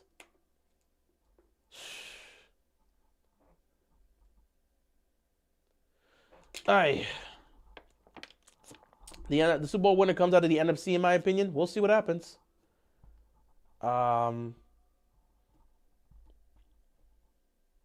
I'm not so sure. Harbaugh, Lamar, they can't both be back. I feel strong about that. I feel strong that this incompetent organization would actually pick Harbaugh over Lamar. So Lamar is probably going to be on the move. At least we'll have to see this team in the playoffs. I knew they weren't making the playoffs. Lamar leaving and will never win a bowl with John. Simple as that. We knew that. We absolutely knew that. They're not winning a Super Bowl together. At least now we have to look forward to the draft. Not really. Lamar and listen. I know you want Lamar in LA. I just can't see it. I actually see Joe Burrow going to the once Stafford is done. I could see a situation where Joe Burrow would actually end up with the Rams. I think it's more likely Joe Burrow ends up in LA than Lamar. That's why I said San Francisco would be a better choice there. You got some Ravens fans saying Lamar quit again. You can't make this up, bro. He's the only quarterback to get injured, actually injured. They say he quits. If this fan base doesn't appreciate him, he can leave. Like I'm saying, if the fans don't appreciate him and the organization don't want to make the right moves, he can leave. If y'all want to say he's a quitter, let him be a quitter with another team. And then when he goes win a Super Bowl in San Francisco, you'll talk about how much he was a quitter in Baltimore. Let him go somewhere else. If the fans don't appreciate him, let him go somewhere else. If the fan thinks he's a quitter, let him go quit on another team then. I'm tired of the talk. I don't want to continue to do this. How many years does Stafford have? I don't know. Stafford's getting up there in age. But he's still playing at a high level, so I don't know. It depends on how long are the Rams going to continue to keep Stafford. That's the thing. Lamar in LA in place of Herbert or Stafford. Oh, it's more in terms of Stafford in the Rams because Stafford is like, what, 38? Maybe older than that? That's why I was saying San Francisco. I would think Burrow to the Rams, and I would think Lamar to the Niners. That's where I would see that happening. And I would love to see Lamar in a West Coast offense. And Mike Tomlin's the coach. Henry would have been on the field at least getting linebackers to bite and play action. Yeah, because Tomlin knows what he's doing. With Cowherd's players, that's just me, man. I still don't trust Mike Tomlin, but I'll give him and Arthur Smith credit today against the Lions. That's a fair one. That is a fair one because he did win with Cowherd's players. Do you still have a favorable opinion of Zachary Orr? I believe one day he could potentially turn into a really good defensive coordinator. I just don't think he's that now. It takes time to develop, and I think his development is still incomplete. Maybe one day he'll be good enough to do it, but I don't think he's good enough now, especially for a team that's supposed to be competing for a championship. It's another wasted year, and all of them are going home. And if I'm D-Hop, don't return. Go to somewhere else. Go try Buffalo. You win Kansas City, you try Baltimore, go Buffalo next year. Go try working it out with Josh Allen.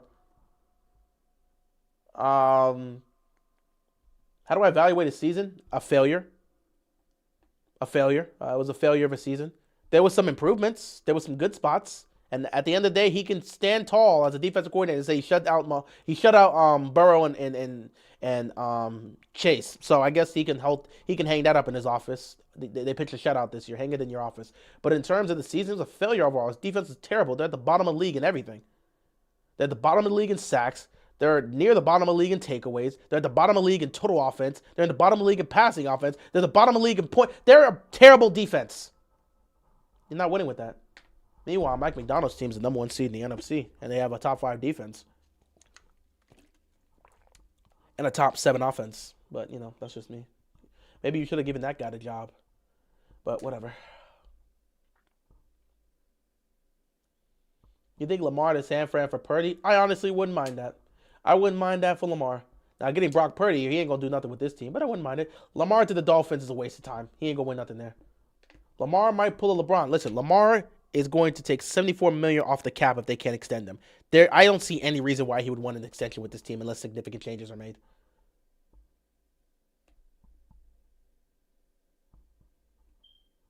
But keep it real, Lamar in that aesthetic coast offense with McVay, no way they pick Burrow over him. They would pick Burrow over him. I think Burrow would fit perfectly next to McVay, just like I think Lamar would fit perfectly next to Shanahan.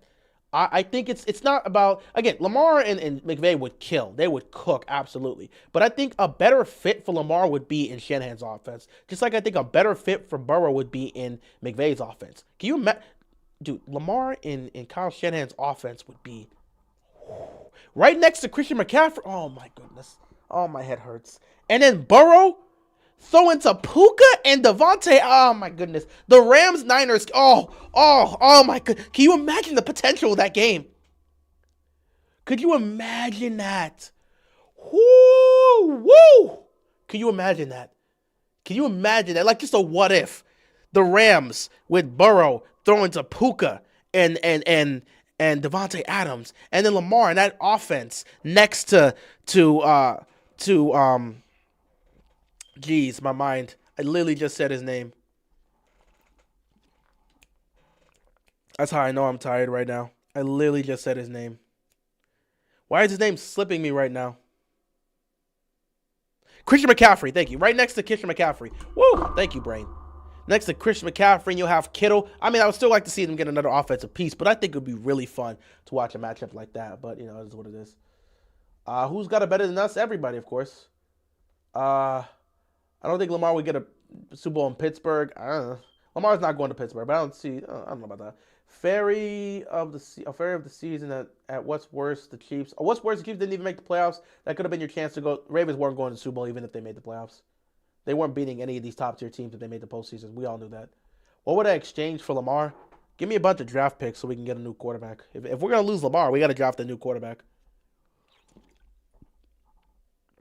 Or if you're trading with the Niners, I want draft picks and I want Brock Purdy so we can at least have somebody there for the meantime.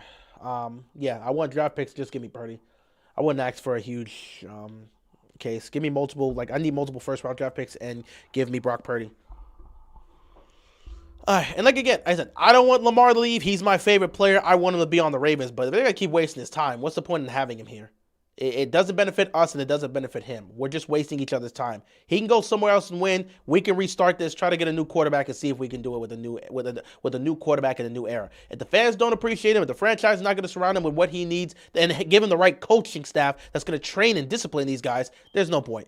So yeah, season's over, guys. In all honesty, I'm not going to make a recap now. I will probably make a recap tomorrow. I know everybody's emotional now and stuff, even though I'm not emotional, but I know a lot of people are emotional now and stuff, but in all honesty, I've been waiting for this moment since the Bills lost. I knew this team was just going to collapse on itself, and I'm hopeful that this collapse will ultimately lead to the Ravens firing I need them. He wouldn't be bad in Atlanta. That'd be pretty cool if he was in Atlanta. I would so love for them to fire John Harbaugh. You had another double-digit lead in the fourth quarter. No Lamar, but you had another double-digit lead in the fourth quarter, and you folded again. John Harbaugh has to be fired. And I wouldn't even have to worry about Zachary Roy and that coaching staff. You bring in a new coach with his own philosophy, he's going to fire them himself. Bring in whoever he wants. So glad the season's over, man. I'm so glad this is all over. I'm so glad the season's over, man.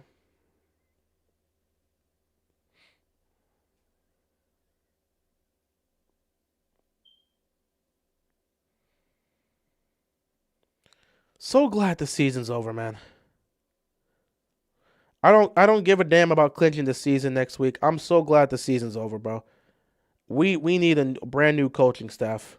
Need a brand new coaching staff. So glad the season's over.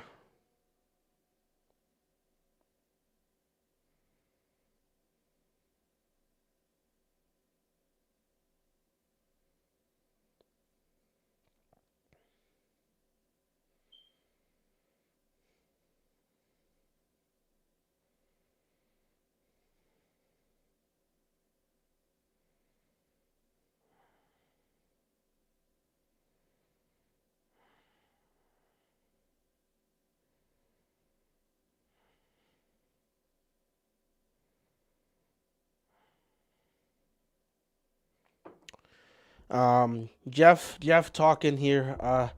This game in a nutshell is who the Ravens have been in recent seasons at the biggest moments. They've come up small. Offense making mistakes at the worst time, usually by the top players. Defense can't get stops. Curious coaching decisions, always a part of it. Again, this is a team that has to take a serious look at themselves. They just don't play as a football team. I've been saying it for a while now. The season's not over unless the Steelers beat the Browns. Who cares? Who cares? Whether the Steelers beat the Browns or not, this team is not making the playoffs. They can't beat Pittsburgh. They won't be. If they get a miracle next week, it won't matter. This team's missing the playoffs. They're not beating Pittsburgh. I need changes now. Is Lamar out for the season? No. I'm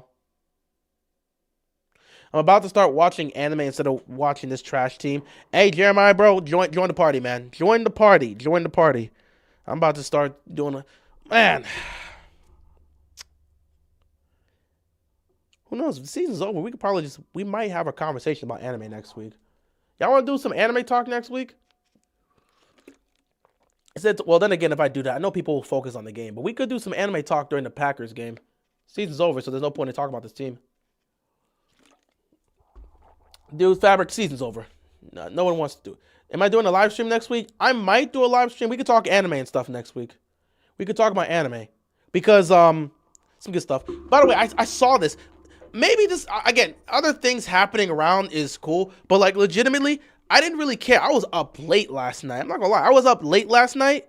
And I saw the trailer for, I saw the new Bleach trailer for the final part. So, the final part's coming out July of next year. So, next year, July, we're going to get the final part of Bleach, the final Blood War arc. So I'm hyped for that. I saw that late last night. They also were doing some One Piece stuff. Obviously, the anime for One Piece is officially, quote-unquote, coming to an end in its normal style where we get a new episode every single week. Now it's going to be seasonal. The Elbap's arc isn't going to start until April of next year. So, yeah, we'll see how that goes. And yeah, that should be fun. Also, the live action is supposed to be coming for the One Piece is coming out next year as well. So yeah. I'm excited for some stuff. 2026 is going to be really good for anime. You know, a lot of the old time shows still. One Piece is still, being One Piece again. Live action being out. Obviously, One Piece switching to seasonal form, so they'll be here in April. Bleach having its final part coming out, which I'm excited because they're gonna have another. Once Bleach ends, once we get that final part, I am expecting that Kubo's gonna initiate that Hell arc because I think it was what 4 or 5 years ago. Because next year is the 25th anniversary. I didn't even realize this. Next year is the 25th anniversary of Bleach. I'm trying to remember when was it the 20th anniversary when we had that Bleach chapter that came out. Was it the 20th anniversary? I'm trying to remember. I think it was the 20th anniversary. Because like a few years back, Kubo had like this anniversary chapter of Bleach where we all thought it was going to be a nice little sweet chapter that got to show us how all the characters are in their current age. Obviously, the time skips happen and they're all like grown and they got, kids and stuff like that. Like Ichigo's like a translator now. So like we just thought it was just going to be a pretty cool special to see how all the characters are doing in the present day. But we end up finding out that there was more than meets the eye, and it seems like a potential Hell arc is in the works. Like the series is going to come back for a potential Hell arc. And I think Kubo is going to do that arc, but I think he's going to wait until the final Blood War arc officially ends. So 2026, next year, July 2026, we're going to get the final part of the Blood War arc. And then after that, we might get an announcement that Kubo may be introducing that Hell arc sooner rather than later. I don't know. I still think Kubo wants to do that arc. You don't introduce something that you don't want to do. So I'm still excited for that. So yeah, 2026 should be fun with Bleach. And One Piece having some stuff coming out, even the live action as well, season 2. Apparently, they're currently working on season 3 right now. Hell Paradise has a new season next year. Oh man, I think next year's gonna be really good for anime. I can't wait. I didn't realize Hell's Paradise is having a new season as well. So I didn't even really check to see what the new anime is gonna be for 2026. So it seems like there's gonna be some good stuff next year for anime. Should be some good stuff. All right, but yeah, we might do an anime related stream on Saturday while we watch the Ravens Packers game. We might just do that because I don't think I want to really talk about this team anymore. What do we see?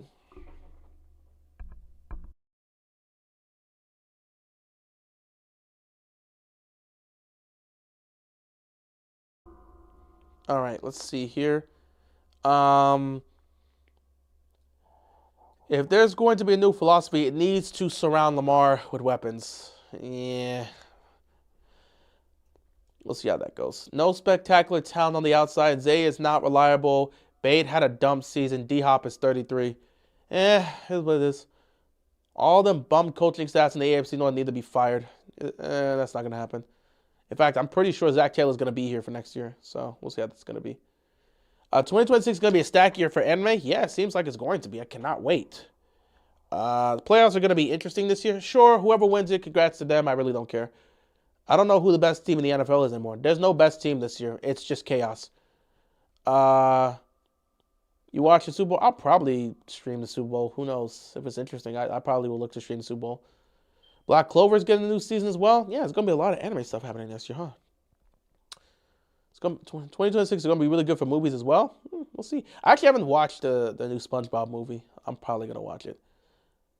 You can never trust the Ravens having a lead in the fourth quarter. Yeah, in this era, we've been the biggest choke artists. We've been the biggest chokers in the fourth quarter. Just to put this out here, Dark Musician, in case you didn't know, Baltimore has 11. Well, this is now 12, I guess. Baltimore now has 12 games. Since 2021, Baltimore has 12 games. Not 12 games. Since 2021, Baltimore has 12 losses in games that they had a 7+ point lead in the fourth quarter. That is the most of any team in the 5-year span in NFL history. Generational choking by this team.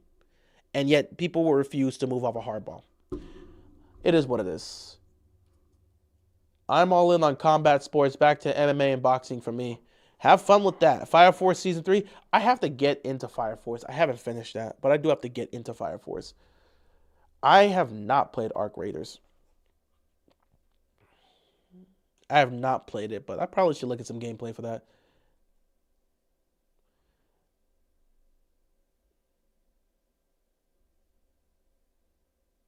I cannot wait until the new Disclosure movie comes out with Steven Spielberg. Oh, I should probably get into some movies this year. Have I watched Gotcha Gutta? Hold on. I feel like that name.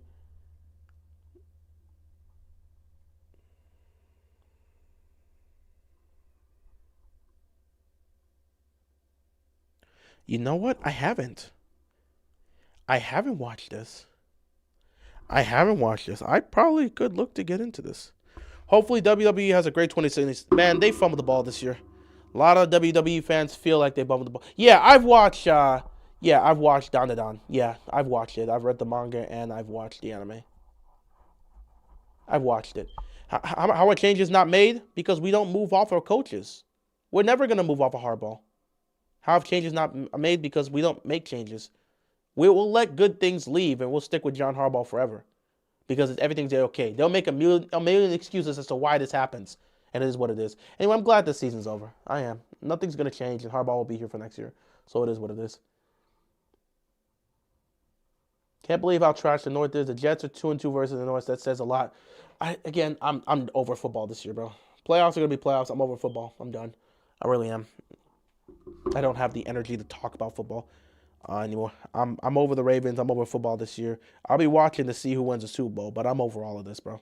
I am over all of this. I love it. Yep. Same old crap from Yeah. Same crap from Harbaugh in the press conferences, saying Lamar had a bruise of some kind.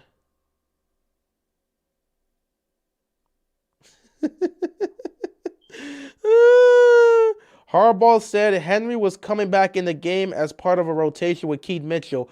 Obviously, it was a mistake that he didn't start the drive. This is the head coach that you guys defend. Season on the line, and we forgot to put our best player on the field. Our bad. We'll get that cleaned up. This is the head coach you guys rely on, bro. You will make all the excuses for John Harbaugh.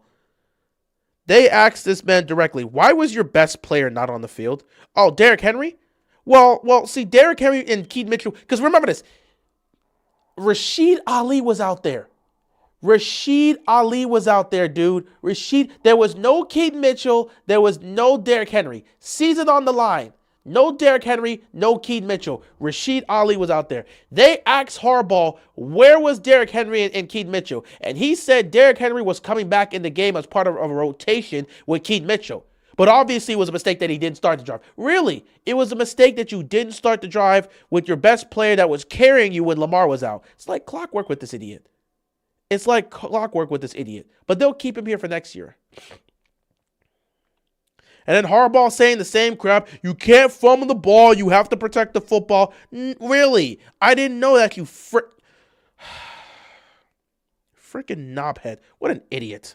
What a complete moron.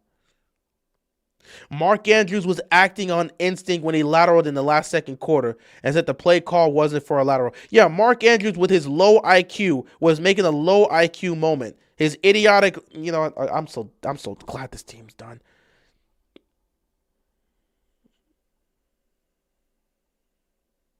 I'm so glad this season's over, bro. I can't take these morons anymore. I can't take these idiots anymore. I'm so glad the season's over, bro. I can't take these idiots anymore. Just incompetence from top to bottom. Idiots. Fire Force over My Hero. I don't really have a full take or assessment on that. So I really wouldn't have a full take on that. Hey, at least you have your Dodgers. Of course. Like I said, see, I think that's a bigger part of why I'm not hurt. And I see a lot of people like more mad and emotional why I'm not really like that. Dude, my Dodgers went back-to-back. We're trying to pull a three-peat. I told you guys in November. I streamed Game 7 of the World Series. I told you guys when we won. I don't care what the Ravens do this year. My Dodgers won the World Series. I don't care what the Ravens do this year. I'm watching an organization that actually is competent and knows what they're doing and doing everything in their power to bring the right players in. The Dodgers, I expect them to make the moves to do whatever it takes to bring the right players in to help us three-peat. Dodgers won this year. They won last year. I'm chilling. I'm not worried about the Ravens. I hate the Dodgers. Oh, that's tough for you, bro. I can't help you with that. That's tough for you. I'm a Dodgers fan, so that's tough for you. And I know a lot of people hate the Dodgers. And they're going to continue to say they ruined baseball while the owners of these other small town teams continue to be cheap and not pay their players. But we're the problem.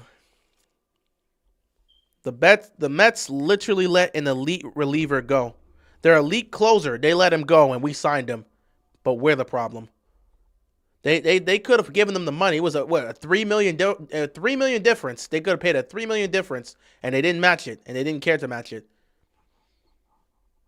But we're the problem. All right.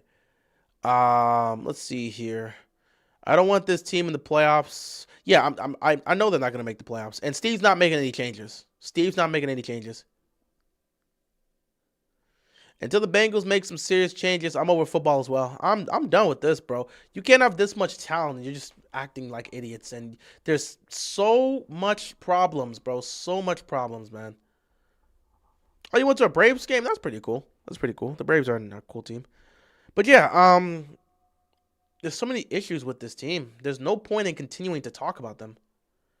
If they're not going to make the changes, you're just wasting everybody's time. And I would recommend the quarterback getting the hell out of here if this organization is going to act this way. Like, if I was the owner, I would make significant changes. This entire coaching staff's got to go. How do we, for years,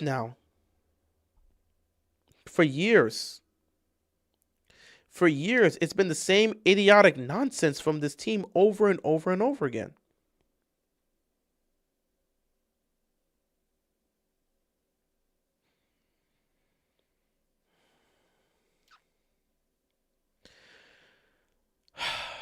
Kyle Hamilton on the Ravens dropping another important game because of turnovers on offense and the leaky defense. It's been a theme for the past couple of years, honestly. It's frustrating to keep having the same conversation with you guys. Yeah, it's frustrating to see that happen over and over again, Kyle. Kyle, it's not your fault. I want Kyle Hamilton to know it's not your fault. You're chilling with Ohio State? That's nice. That's cool. Have your thoughts about the Texans as a dark horse playoff team changed? No. I mean, you can have tough. First of all, they beat the Raiders, so it don't matter to me. Second of all, you can have tough battles with bad teams, and they're a dark horse. They're not expected to win. A dark horse Super Bowl team is not expected to make the Super Bowl.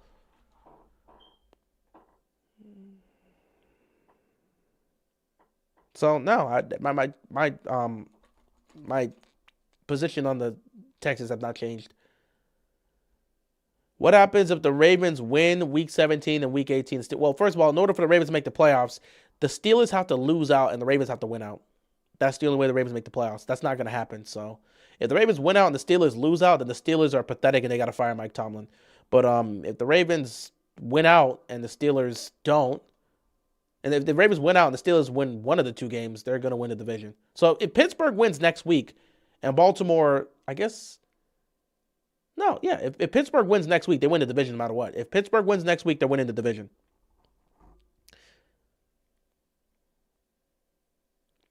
Kyle Hamilton acknowledged that these collapses have been the theme the last couple of years, that the players are tired of talking about it, but he understands why it will continue to be a topic of conversation. We just got to finish games.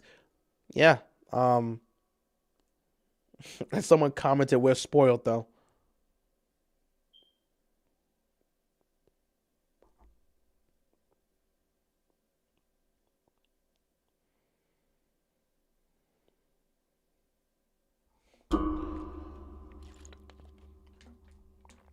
I mean, yeah, they wouldn't fire Mike Tomlin, just like Baltimore's not firing John Harbaugh for missing the playoffs this year. So, it is what it is.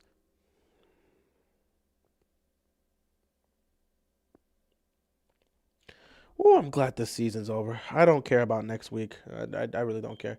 We're not beating the Packers. I don't care if we do beat the Packers. The season's over to me. I'm not even focused. Next week don't matter to me. Season's over. The season's over. The season's over. I don't care what happens next week. The season is over.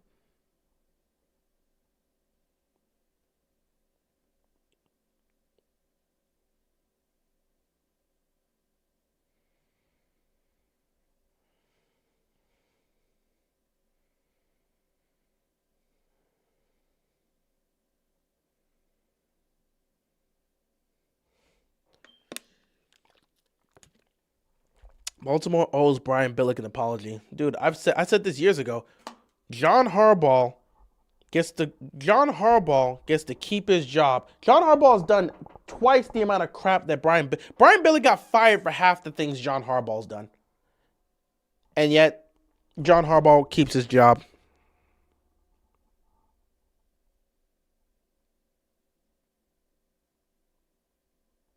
It is what it is, man.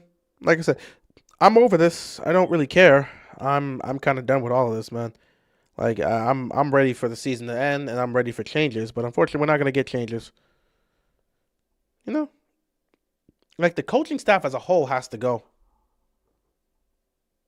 Like the coaching staff, you got to get rid of all the coaching staff, bro. This coaching staff has to be emptied out, and significant changes have to be made.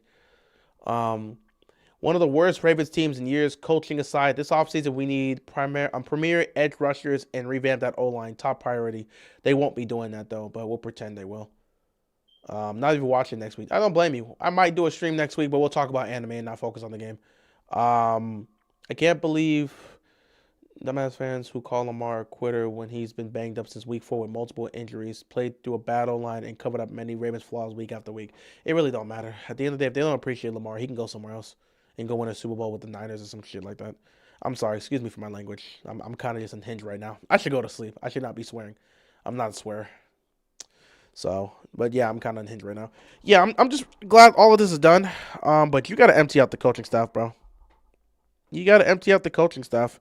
They won't do it, but you got to empty out the coaching staff. Remember, y'all, Brian Billick had a blown second-half lead only one time, and that was back in December 2004 against the Bengals when they lost 21-17. Yeah, I mean, Brian Billick's teams weren't blowing leads; they just weren't good, and he never had an elite quarterback. He has Brian. Yeah, excuse me for my language. You guys know I don't swear here. I'm not a swearer, But the season's over, and I'm kind of just going through it. Well, I'm not going through it. I'm kind of just over it. So it's just like, I'm tired. I got to go to work in the morning. And I was the last man standing. And I'm technically the last man standing in my office. But when I walk into work tomorrow, I can tell them, hey, man, I'm ready to join y'all to the party. I'm ready to join y'all, man. I am ready to join the rest of my coworkers on the bench. I'm ready to join my rest of my coworkers, man. I got Cowboys fans. Their season's over. I got Giants fans over there. I got Commanders fans over there. I got fans of teams. They all done. I'm the last man standing in my office. And I can walk into work tomorrow and be like, hey, man, we ain't out yet, but I can't wait to join you guys on the couch. So I don't have to worry. They don't got to worry about the season. I ain't got to worry about the season. Oh, wait. I'm not calling in sick tomorrow. I'm not doing that. I'm not depressed. Like I said, I'm not concerned over this loss, so where I have to be like, oh, I'm calling in sick. No, I'm going to work tomorrow. I'm going to work tomorrow, and I'm going to chill out. By the way, I forgot. Now is the time. Yes, ladies and gentlemen, boys and girls, children of all ages. Let me try to put this up right here. Yeah, I think that's perfect. Showing off my picture, Shin and Kyokai. I got Holo on the side. But guys, listen. It's not quite there yet because we haven't been officially eliminated. But hey, we getting close. We getting close to hanging up the jersey until next year. We are getting close, guys. We are getting close to hanging up the jersey. We are getting very close to hanging up the jersey. We are getting very close to hanging up the jersey. We are getting very close to hanging up the jersey, guys. I cannot wait. We are getting very close to hanging up the jersey. Wow. I gotta fix my monitor right away. Look, I'm more worried about anime than the Ravens right now. I agree. Same here. Rodney Harrison just destroyed Harbaugh. Rodney Harrison, what did he say?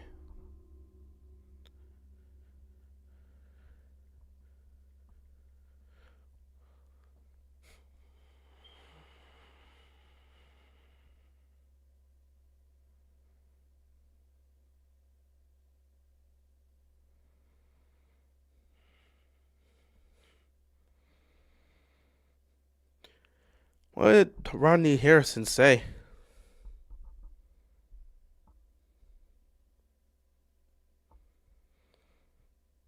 Someone said Rodney Harrison apparently he went in on Lamar as well.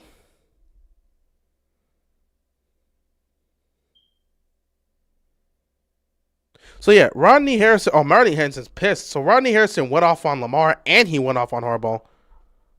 Huh. Someone got to show me a video of that. Someone got to show me a video of that. Let's see.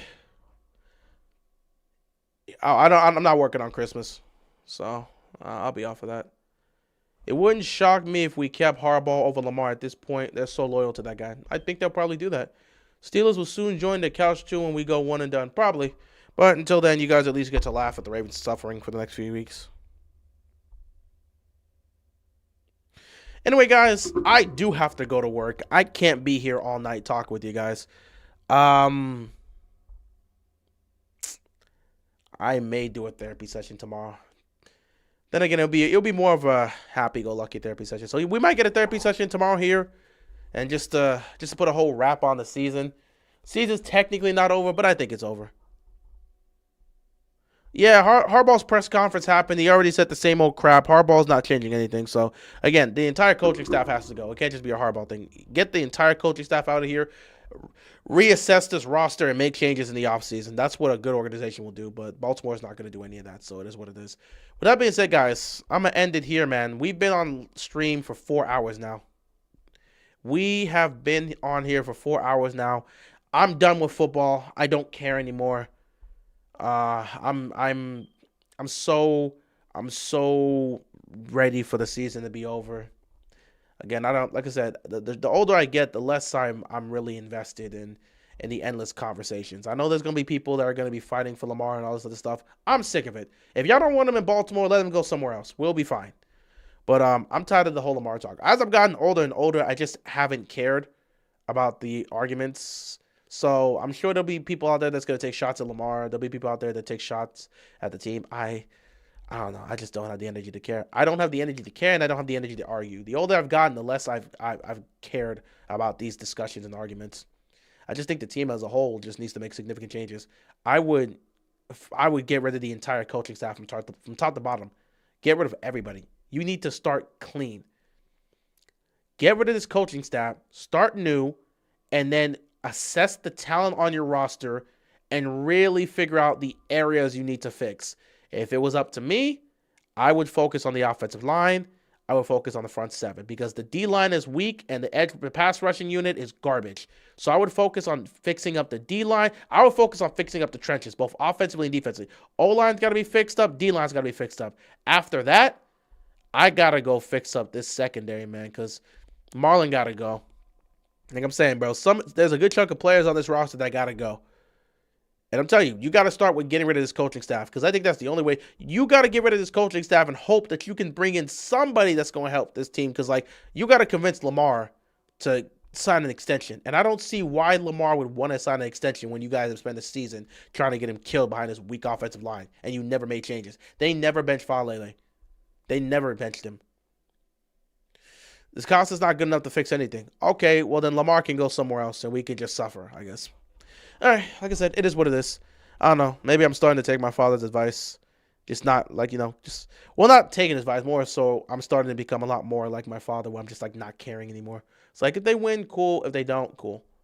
Ratbirds. They're worse than Ratbirds, bro.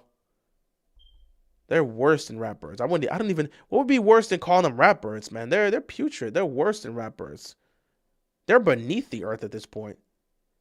They're complete garbage. This team stinks from top to bottom. They're the biggest waste of talent we've seen in this modern day era.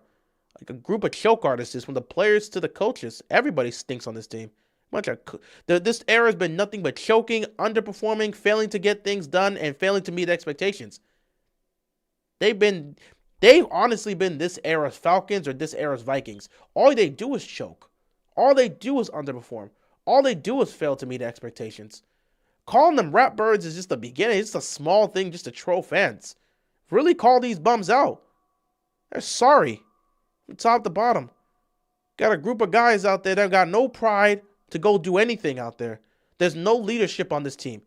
None. From top to bottom. Offensively, defensively, no leadership. Just a bunch of talented players that don't know what the hell they're doing. No leadership.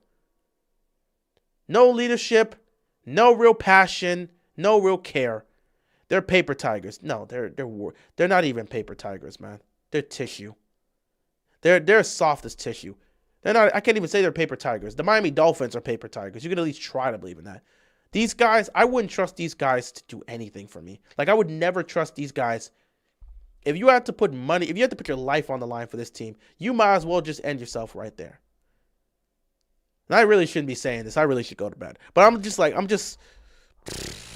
would never trust. I would never in my life trust this iteration of the Ravens for anything. For anything. You should never trust them. You should never believe in them. You should never have faith in them. They will always let you down. That's what they do.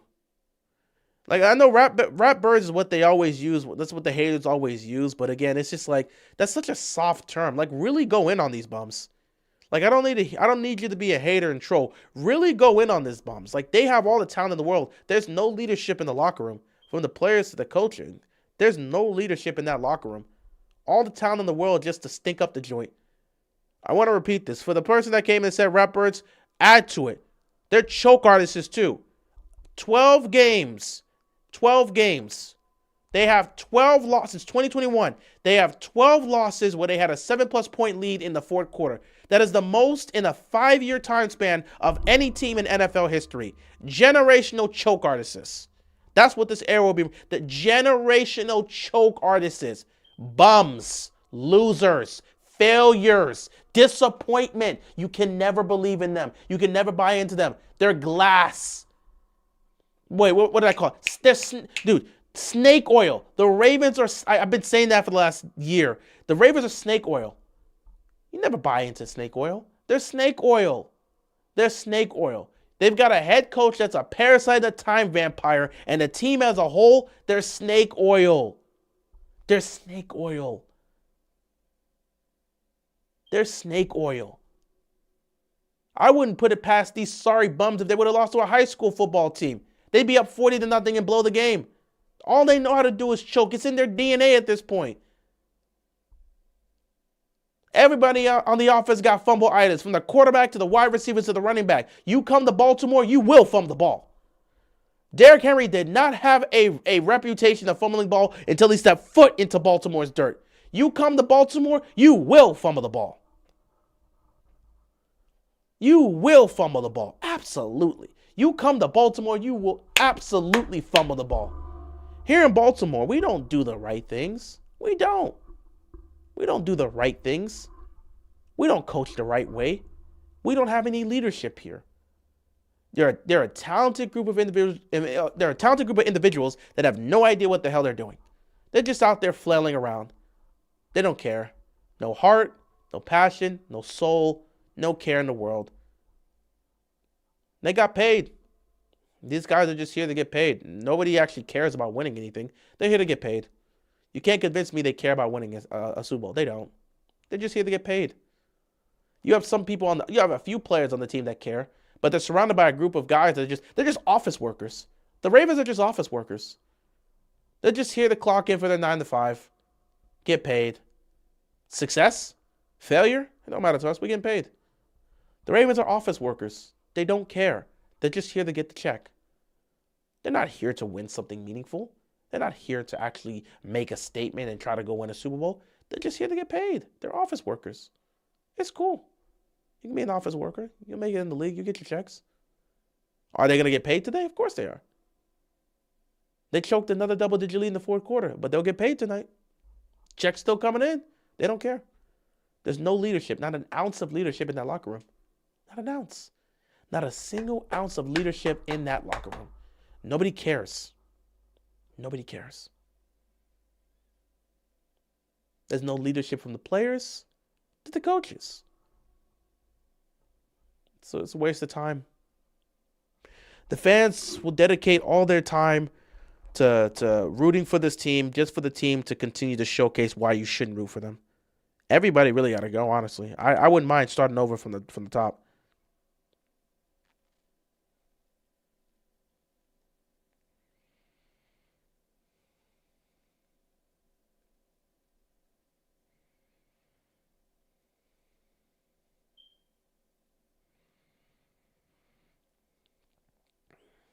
This is a low IQ football team.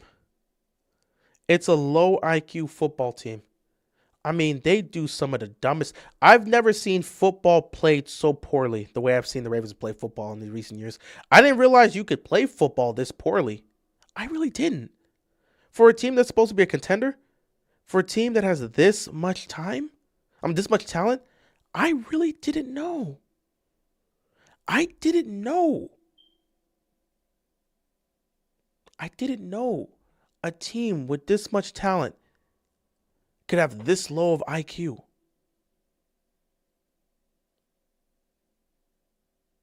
My God. I mean, how bad do you gotta be? You know what? Let's save this. Let's save this. I wanna go to sleep. I don't wanna worry about this, man. Let's save this. It's no point. Let's save this. I'm tired. I want to continue to talk about this team. I got work in the morning. Guys, thank you guys for tuning in for this 4-hour stream. It basically went, the Mark Andrew play sums up the Baltimore Ravens in a whole. I can't wait for this season to be officially over. This team's such a joke. I appreciate you guys for tuning in. Thank you so much for watching. But I got work in the morning, and I cannot sit here and dilly-dally. I have got to go to sleep. So I appreciate you guys tuning in. Thank you so much for watching and or tuning into the stream and watching the stream. Thank you so much for that. And I'll see you guys later. I might do a therapy session tomorrow, so we'll have more talks about this. I'll probably also have to make a recap video just to speak on how bad this team is. So be on the lookout for that. But man, I am so glad football is over. I'm so tired about talking about football. We might have to talk about some other things on the channel, man. But I'm so tired of talking about this team. I'm just ready to just call it wraps on the whole thing, because I'm just at the point where I just don't care anymore. With that being said, I appreciate you guys tuning in. Thank you so much for watching, and I will see you guys later. So everybody, go get yourself some sleep. And like I always say, don't let this team stress you out. Don't let this team affect your mood. At the end of the day, it's just a game. Don't let it affect your mood. Don't let it affect your life. Don't let it affect you as a person. You know, these guys are millionaires. If they want to play like garbage, let them play like garbage. Who gives a damn? Don't let it affect you personally. And with that being said, everybody, good night. We'll talk later. We'll probably do a stream tomorrow, so I'll see you then. And be sure to take care, stay safe, and peace out. Good night, everybody.